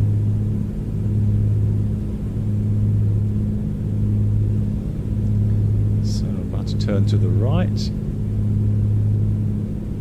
Brennan says Comanche 50 to 60, 1950, 1960 built, 70 to 130,000 euros. So that's not too bad. The thing is, though, obviously, it all depends on how well it was maintained. If there's any bigger maintenance action to be done in the near future. Here I use Flight because it's coupled. It's coupled with Microsoft here through a little app. So it's neat. You can do that just like use that just like in real life, and kind of get used to that.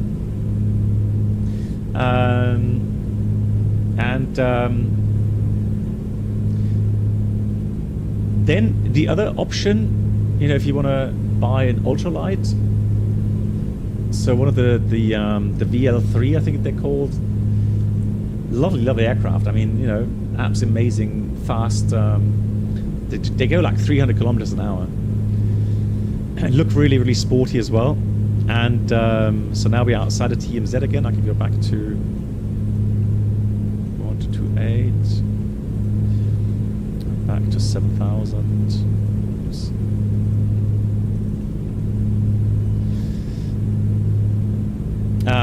They cost 300,000 euros.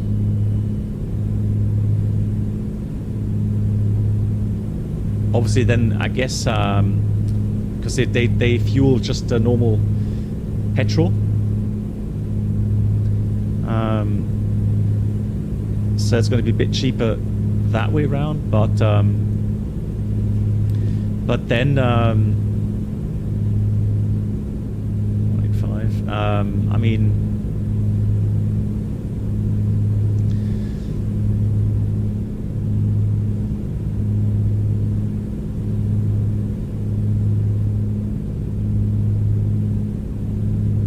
yeah, if you know, then you only have the features like autopilot in that, and yeah, for flight. The thing is, though, I mean, if I'm going to use it IRL, I mean,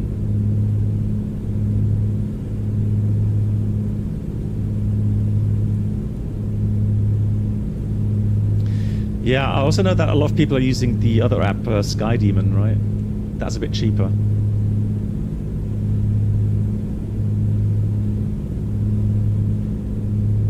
Yeah, I may switch that at some point, but we'll see.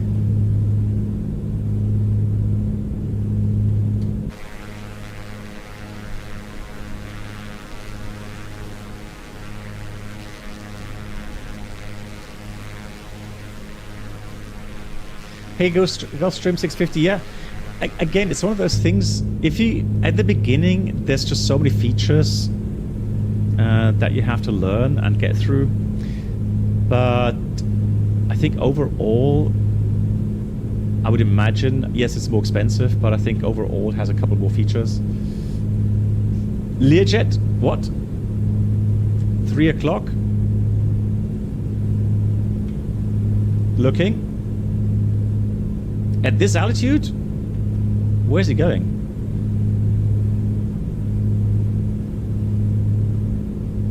Yeah, Sky Demon is more the European UK version. Okay. 2,400 feet. Is he approaching an airfield somewhere? Like, why is he flying so low? Airbus, thanks for the heads up. Appreciate that.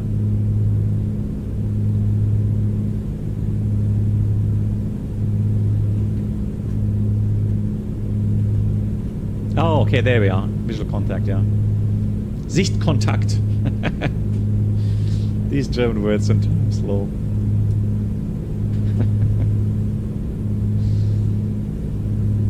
Ah, Hohen Airbase, okay. They do target... Hey, Dominik, moin.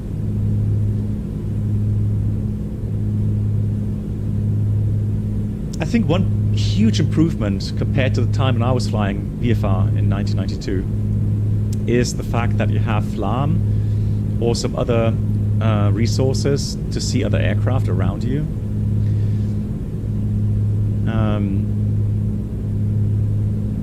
So, I mean, they're not 100% reliable, but I think in general, and also if you're on FIS, so Flight Information Service, I think that alone just improves safety a lot. So from time to time, you'll hear a mid-air collision, about a mid-air collision here in Germany. But I think that has become rare. All right. You hear more accidents happening because someone just crashed, stalled the aircraft, and so on.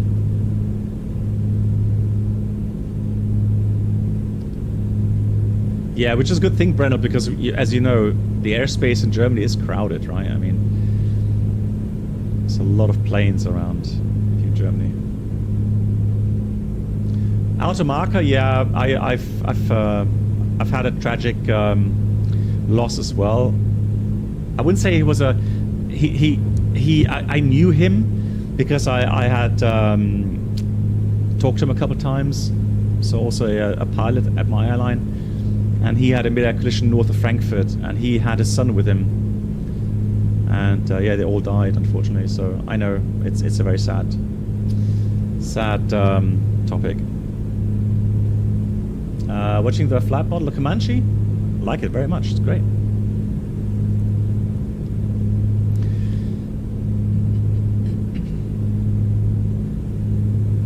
Yeah, loader, I just realized as well. Yeah, you're right. It is. If you look at the ForeFlight, the way it handled that turn, I mean, it's quite funny to see, but yeah, you're probably better off doing that in heading mode a little bit earlier, so that you don't have that overshoot and then the S curves around. I mean, it will capture it eventually, right? But yeah, it was going around a bit here.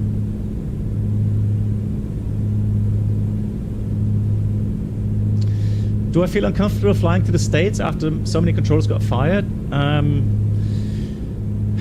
Honestly, now I've not had any bad experiences while I've been flying on the 787, but maybe that has to do with the fact that I fly to airports that are not quite as busy. I mean, they're busy airports, but not as busy as Chicago or New York. So at the moment, no, I don't have any. I don't feel uncomfortable. No.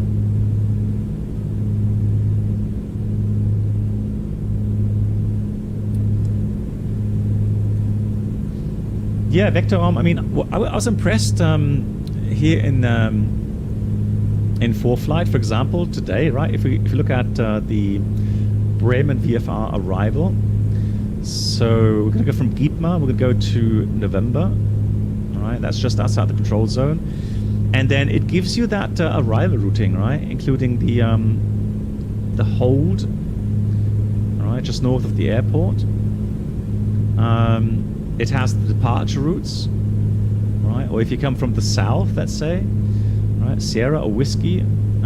I just love that. It's just so much. Of course, I would always recheck with the current AIP publications, so I wouldn't blindly trust them. But you know, once you've checked those, they are current.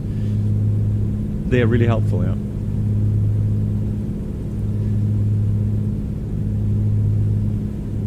The cloud in front looks weird. Well, I mean, I said the ceiling is that overcast ceiling. It's about 4,000 feet, so yeah, it's a bit. That's all right. It's not too bad. So this would be the official document. Okay, so I'm getting a warning that we've got another TMZ coming up. Nordholz. Let's have a look.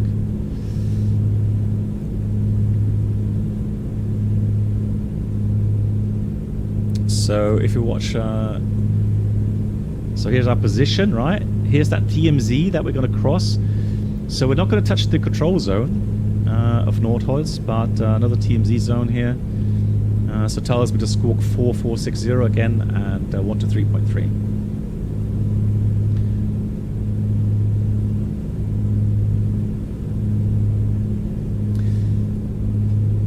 Yeah, but as we can see in November, along the River Weser there, and then just hold here. Yeah, that's true. The CTR is very low. That's correct, Brenold. But the TMZ, that is from that's from 1500 until 5000.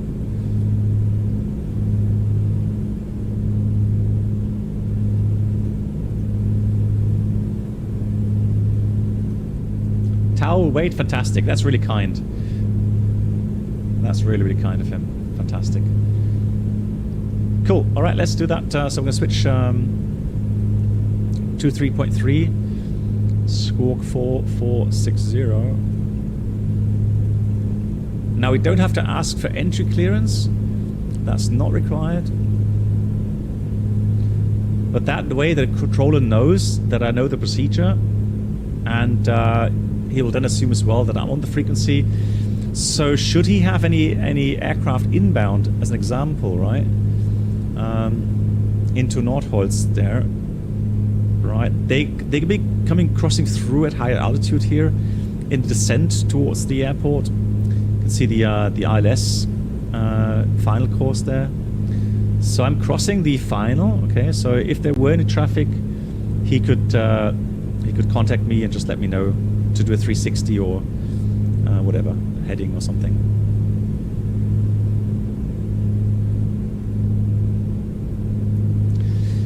My thoughts on the default C172. Well, with the Garmin 530, it was all right. I think flight model is okay. It's not brilliant, but it's okay. And the Garmin worked apart from direct. It didn't want to accept the direct. So I don't know if I was doing something wrong or it just wouldn't work the way it should. But again, overall, hey Melvin.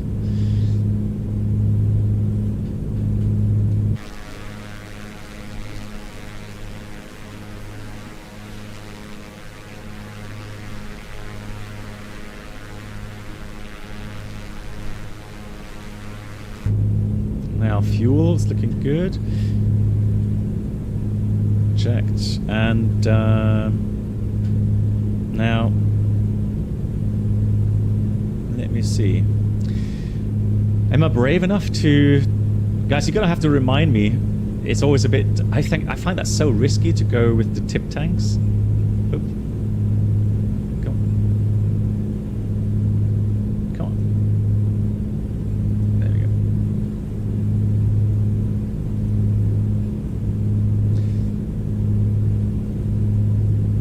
But I've got some auxiliary fuel in there. You like the flight model C120 Max 2024? Okay, you have to try that again, maybe. Oh, and Senshai, hello. So Senshai is not happy with the 172. Okay. Peter, we can do, yeah, for sure. I mean, now with the map enhancement app, which is very nice.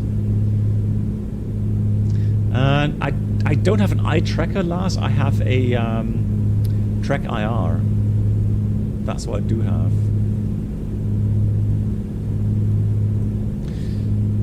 So once I'm outside of the TMZ, although, let me see if I can pick up the 80s on the second set here. 3238.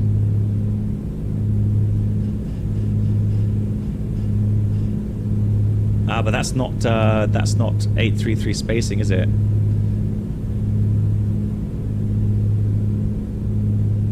Maybe I am. Hang on. 0 degrees 10 knots.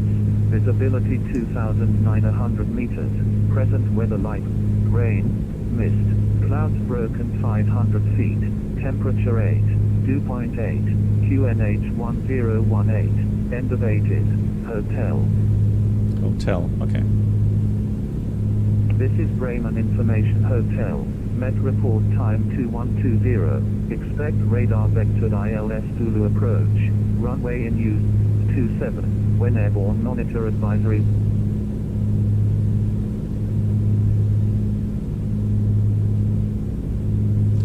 Voyager, next stream should be on Friday.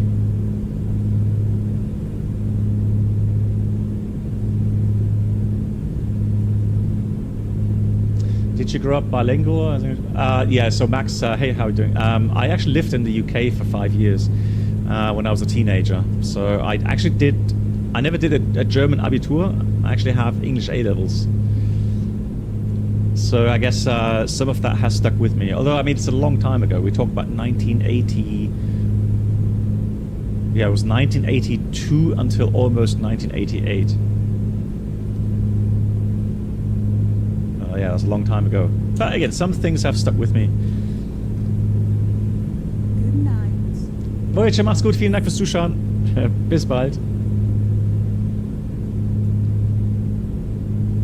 Yeah, I think if you really want to improve on another language, you have to go there for about half a year and really, speak with locals.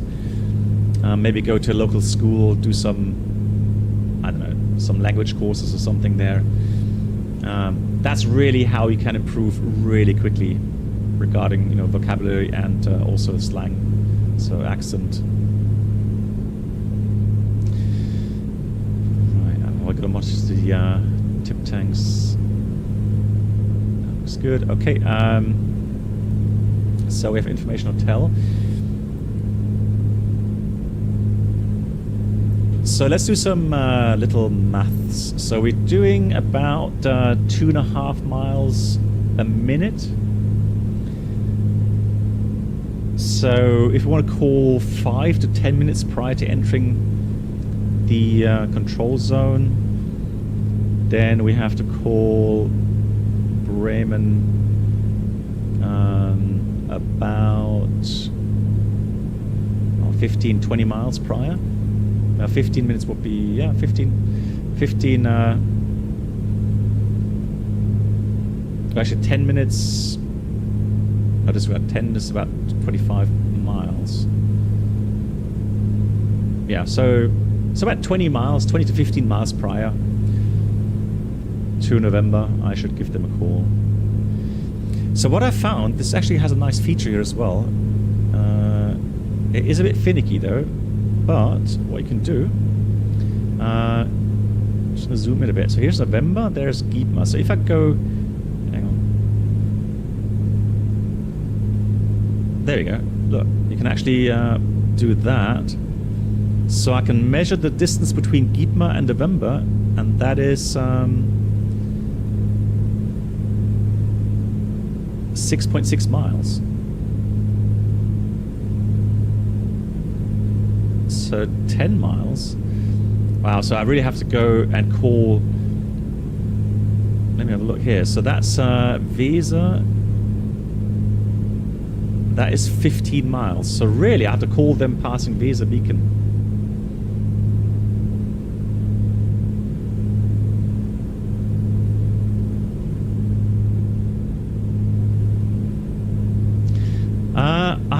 Hang on, did I activate the flight path vector then? Probably.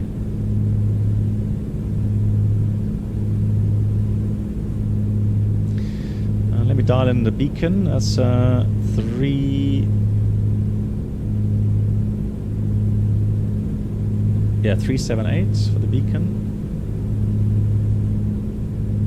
Right, we're outside of TMZ again, so let me do that.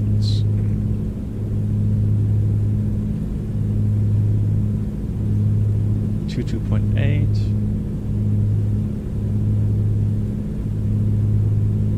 Oh really, Pete, you also moved to the UK as you were 14 years old? Yeah. It really helps. It really does help. Let's have a quick look here. So ADF. Oh, I didn't have to switch it on. There we go. So again, we're going to put this to 378. Oops.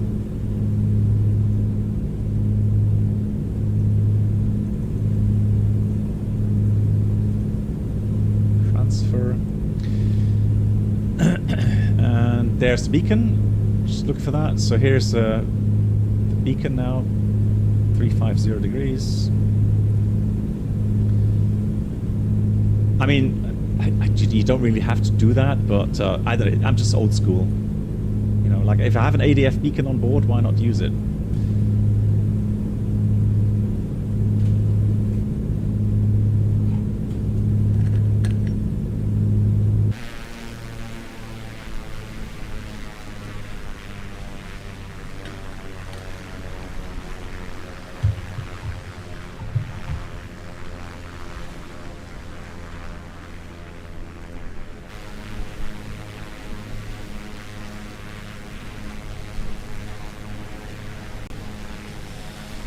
So, if I call in, I have to say VFR-Sylt to Bremen, my flight plan, 10 minutes out, north of November, information Golf, oh no, information hotel, we have received for landing. Stick figure, thank you so much, that's really kind. No, sometimes stick figures, it's just one of those things, sometimes I get stuck on some word or something, and yeah, but overall, of course, I'm happy. I'm happy that I can talk fluently and especially as aviation is such an international thing. So it's great. It's great to have people all from all countries here on the stream.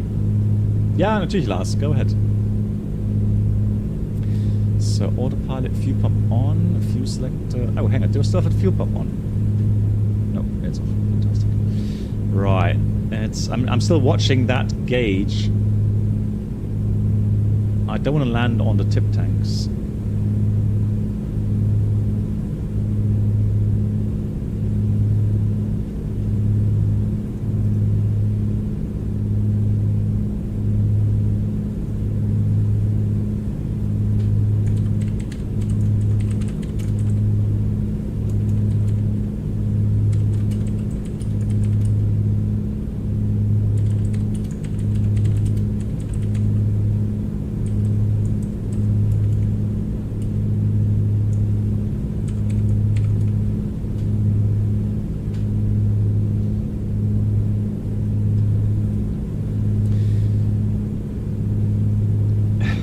Brown nag. But again, I'm happy as it is. I feel very, very blessed that I was able to be in the UK. And I have many dear friends in the UK still, so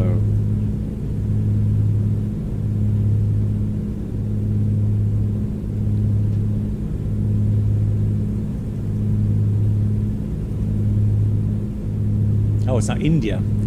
India QNH is 1019er, so let me set that.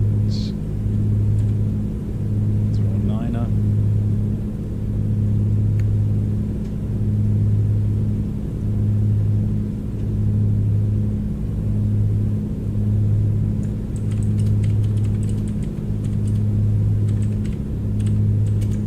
So my idea would be is once I feel comfortable, of course, flying, GA IRL again, I want to do some vlogs. I want to go actually film, flying into Bremen Airport IRL, and then compare that, or go to the go to Sylt or something, right, IRL, and just see how that adds up or compares to the flight sims. Yeah, so Lars, it's correct. So VORs, NDBs are supposed to be decommissioned over time. So the beacons obviously will be first. But the VORs, I'm a bit skeptical because we're seeing the problems with GPS spamming and spoofing. So, oh, traffic alert. Hang on.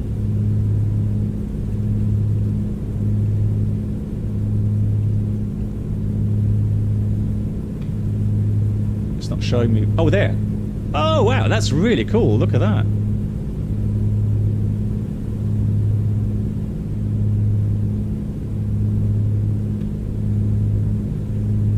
Nice. I wonder who that is, but he is fast.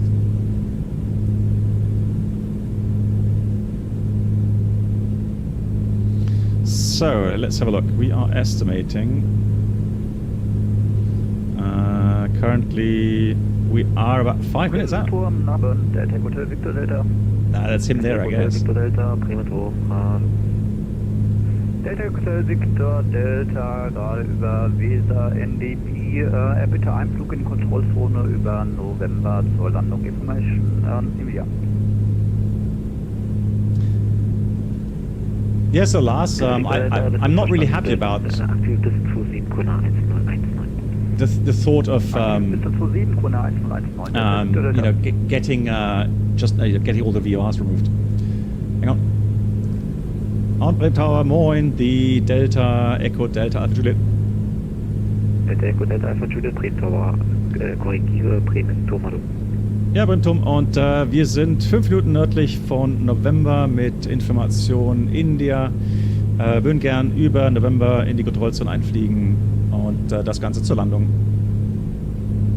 Delta Alpha Juliet ist verstanden. Aktive Piste 27 Kuna 1010.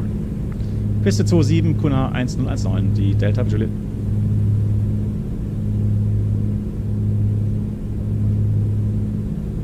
Oh, hang on, I need to... You see, I have to... That has drifted really badly. after reset. Moin, Delta, SS, Friese 129. Friese 193, drehen, Torpedo. Friese 193, moin, Cessna 185 auf dem Weg von Sylt, hier Platzinformation India. 5 bis 10 Minuten nördlich von November, würden über die November-Route anfliegen. So, now that we have the arrival route, the maximum altitude is 2,000 feet for November. Das ist verstanden, aktiv zu 7,1001. 119 und die Piste 27 aktiv, Friese 193. Delta Victor Delta, fliegen Sie in die Kontrollzone Spezial VFR über November. Okay. Fliegen in die Kontrollzone über November Spezial VFR Delta Victor Delta. So I'm not sure if he told them that he's got separate weather.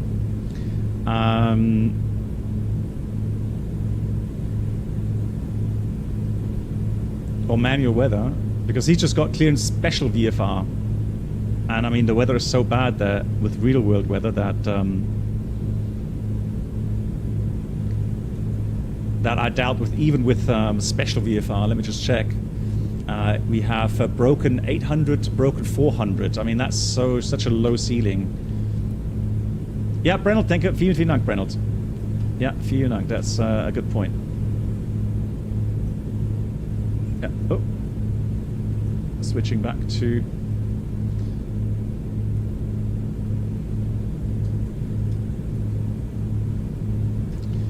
Sehr gut. So we've got the autopilot master off. And then fuel selected to side tank, fuel levels checked, balanced.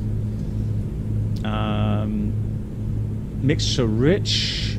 Yeah, I'm going to wait a little bit for that. Prop for forward later on. Carb heat as required. Runway 27 approach out of Bremen VOR. Expecting to turn final in 3 minutes.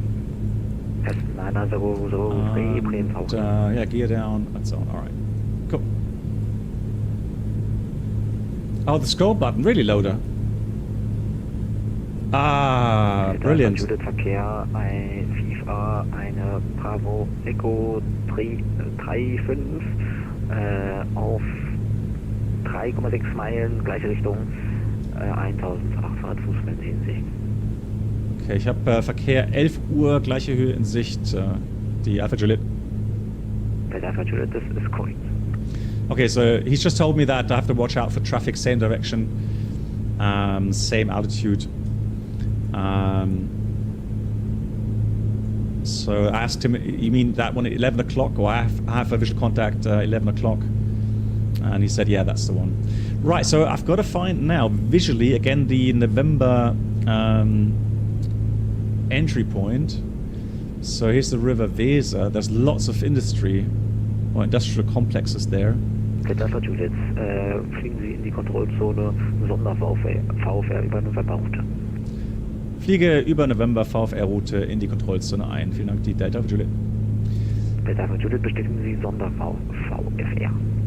Okay, ja, wir sind auf manuell Wetter, aber gerne Sonder-VFR in die Kontrollzone November. Die Delta Juliet. Delta Juliet, das ist verstanden.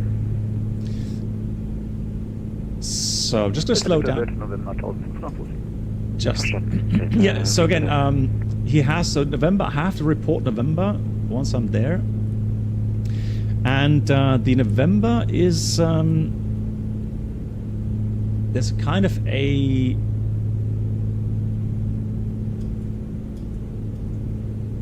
yeah, this one here, like a dead end. And then from there, I have to follow the Weser, so the river, to the southeast. And then once we get towards the inner part of Bremen, just prior to that. Da fliegen Sie in den rechten Gegenanflug der Piste 27, melden Sie rechten Queranflug. Fliegen in rechten Korrektur, fliegen in rechten Queranflug, Piste 27, melde Queranflug, Delta. Okay, so that's a question now. Da fliegen Sie den rechten Gegenanflug bitte und dann in den Queranflug nach eigenem Ermessen. Rechten Queranflug. Does that mean? Rechten Gegenanflug Piste 27, danach. So right pattern. Does that mean we cross the field, or how would that pattern look?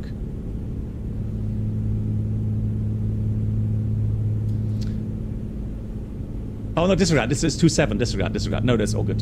So rechter Querenflug is from the north. Okay, disregard. No, that's my. It was my kind of a brain fart. So November's a little bit more to the right, drifting a little bit. There's a lot of wind from the from there, so I'm going to go a little bit here. Die Lufthansa 70 Mike, bitte IFR Clearance nach Frankfurt, bitte. Lufthansa 70 Mike, Bremen Tower, hello, confirm you are English, you are IFR. Request IFR Clearance to Frankfurt, Lufthansa 70 Mike. Lufthansa 70 Mike, Hotel Standby. Delta Juliet, November, 1500 Fuß. Delta Alpha Juliet, das ist verstanden. Fliegen Sie in den Gegenflug der 27, melden Sie rechten Querenflug. Okay, rechten Gegenflug und ich melde rechten Querenflug, Piste 27, Delta Juliet. Delta Victor Delta, rechter Querenflug. Okay, so we don't have to fly the holding pattern. We just go and Visa 193, Verkehr VFR, Documentary, jetzt auf Ihrer ÖFO-Position 4 Meilen 1500 Fußgleiche Richtung Belzin. Go allowed to go to the right-hand pattern. So there's the airport. I'm going to go slow down here. I'm slowly descending down to pattern altitude. Über die Novemberroute fliegen wir in die Kontrollzone der Sonderfahrt, Visa 193. Props for forward. Hessen 903, reduce to final approach speed. Listening to final approach speed, Hessen 903. Lufthansa 70 Mike, ready for clearance. So now we're going to go into the first set of flaps. It's not slowing down quickly, is it? Come on, there's the football stadium. 4,000 feet, squawk 1,000. There's the other traffic. Gears coming out. Information to Frankfurt Lufthansa 70 Mike, info India. So now beam the threshold. Lima departure, squawk 1000, climb altitude 4000 feet, Lufthansa 70 Mike. Yeah, it is slippery. I agree. So another set of flaps. Now we've got to extend a little bit further. Can't quite turn just yet. November auf 1500 Fuß. And full flaps. Trim the aircraft. Got to put the fuel pump on. Landing lights are on. And there we go. Now Visa 123, habe November passiert 1500 Fuß. Verstanden. Delta Alpha Juliet, bitte fliegen Sie in den Endflug der Piste 27 auf aktuelle Position. Ja, wir sind im Turn rechter Querenflug und dann in den Endflug für die 27 Delta Juliet, verstanden. Yeah, so he's a bit worried about me extending too far. So now let's have a look. Oops, let's look down here.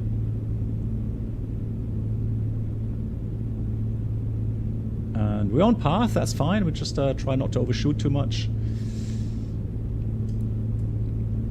So I flew the pattern actually pretty tight.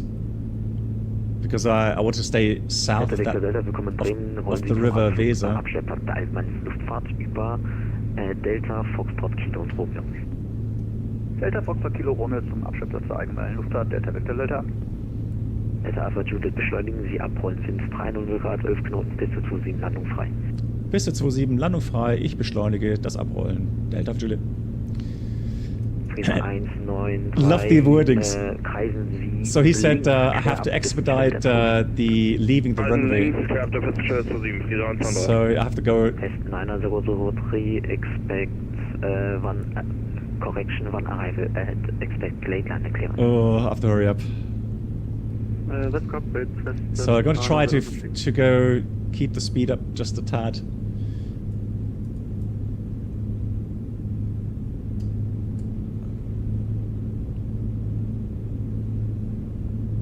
I don't want that big aircraft to go around because of me. I know I'm a bit fast.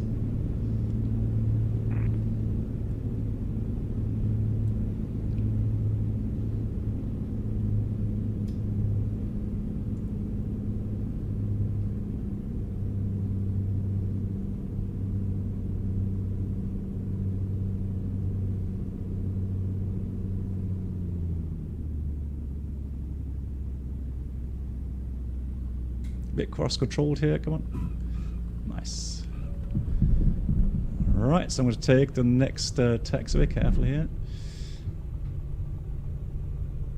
Cessna 903 traffic VFR Cessna 185 orbiting left, beam the threshold, RC 273. So that's so cool. Trying to adapt to the clearances. Traffic not inside Cessna 903. Friese 193, Verkehr IFA 320, jetzt sind 4 Meilen Endanflug der 27 Meilen in Sicht. Ah, okay, that's not too bad. 3 hatte momentan Ausschau, aber ich glaube, die haben wir noch nicht gesichtet. Mit Alpha Juliet, willkommen in Bremen, rollen Sie zum Abstellplatz der allgemeinen Luftfahrt über Delta Foxtrot Kilo und Romeo. Tschüssi. Delta Foxtrot Kilo Romeo allgemeine Luftfahrt. Vielen Dank fürs Wachbleiben, die Delta Juliet. Bis zum nächsten Mal. Schon fürs Fliegen, Aston 903. So it's really kind of him that he stayed on that long.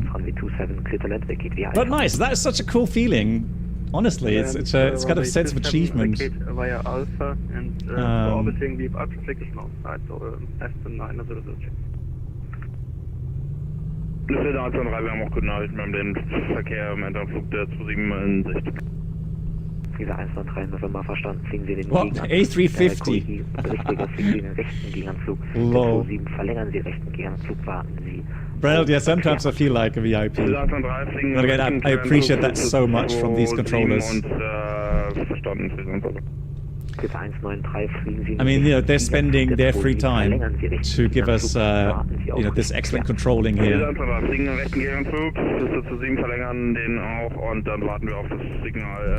I mean, you have to realize that, you know, it's such a difference if you have control or if it's just quiet over the frequency, or you have just the 1 to 2.8 reportings. So to actually have a controller to do is brilliant. Much appreciated. The good news, board bus gusts are finally fixed. Okay, nice. All right, well. But the beta, not the released one.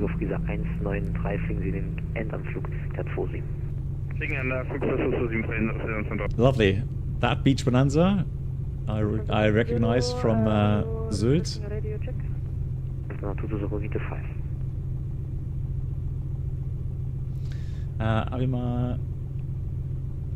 Yeah, the aircraft is lovely. I mean, absolutely.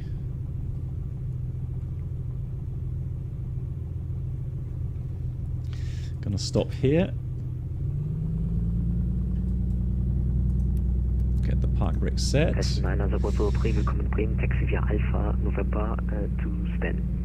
Yeah, Pete, I'll be here. I'll be waiting. So let's do the checklists here. So we have landing was done. After landing, flaps are up. Gonna put the strobes off. Fuel pump off.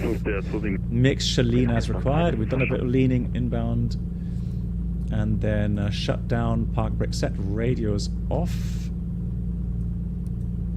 Radios off. And then avionics, a transponder off.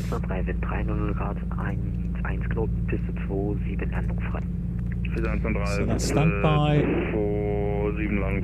Avionics master off. Master switch off. Throttle close. It's just weird to do that first and then idle cut off. Nice. All right. Control wheel secure. Then we have doors, windows closed, and yeah, tie downs will do as well. So let's do controls, wheel chocks, tie downs, speedo cover, cabin door. Right, I think Pete is just arriving here. Or did I put the beacon off? No, I did not. And the Peter heat was. And this was that on the checklist? Probably missed it.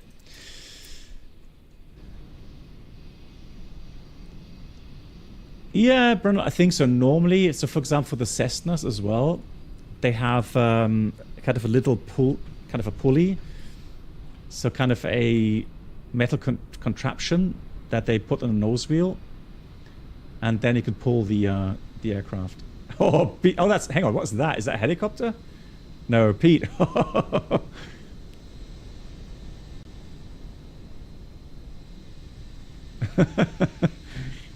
Oh, he did a very fast exit there. Hey, Avimar. Well, it's my pleasure. I mean, happy to see that we've had some good viewing numbers as well today. So I'm always a bit worried doing VFR flying because I always think that, you know, people don't want to watch that. But no, it's been good. Viewing numbers have been good today. Much better than I expected.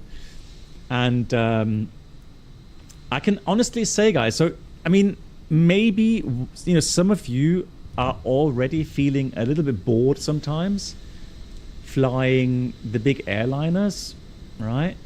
So if you are, maybe consider doing some VFR flying. It's a lot of fun. It's different flying, but it's challenging nonetheless, but on a different level. And then with ATC, really, really cool. 185 is also nice, I can imagine, yeah. Yeah, there's a lot of crosswind on landing, so I had to do a bit of cross control. Not the prettiest landing, but I'll take it, you know. I'll do more practice. And yeah, my home airport here, Bremen Airport. Klein aber fein, as we say.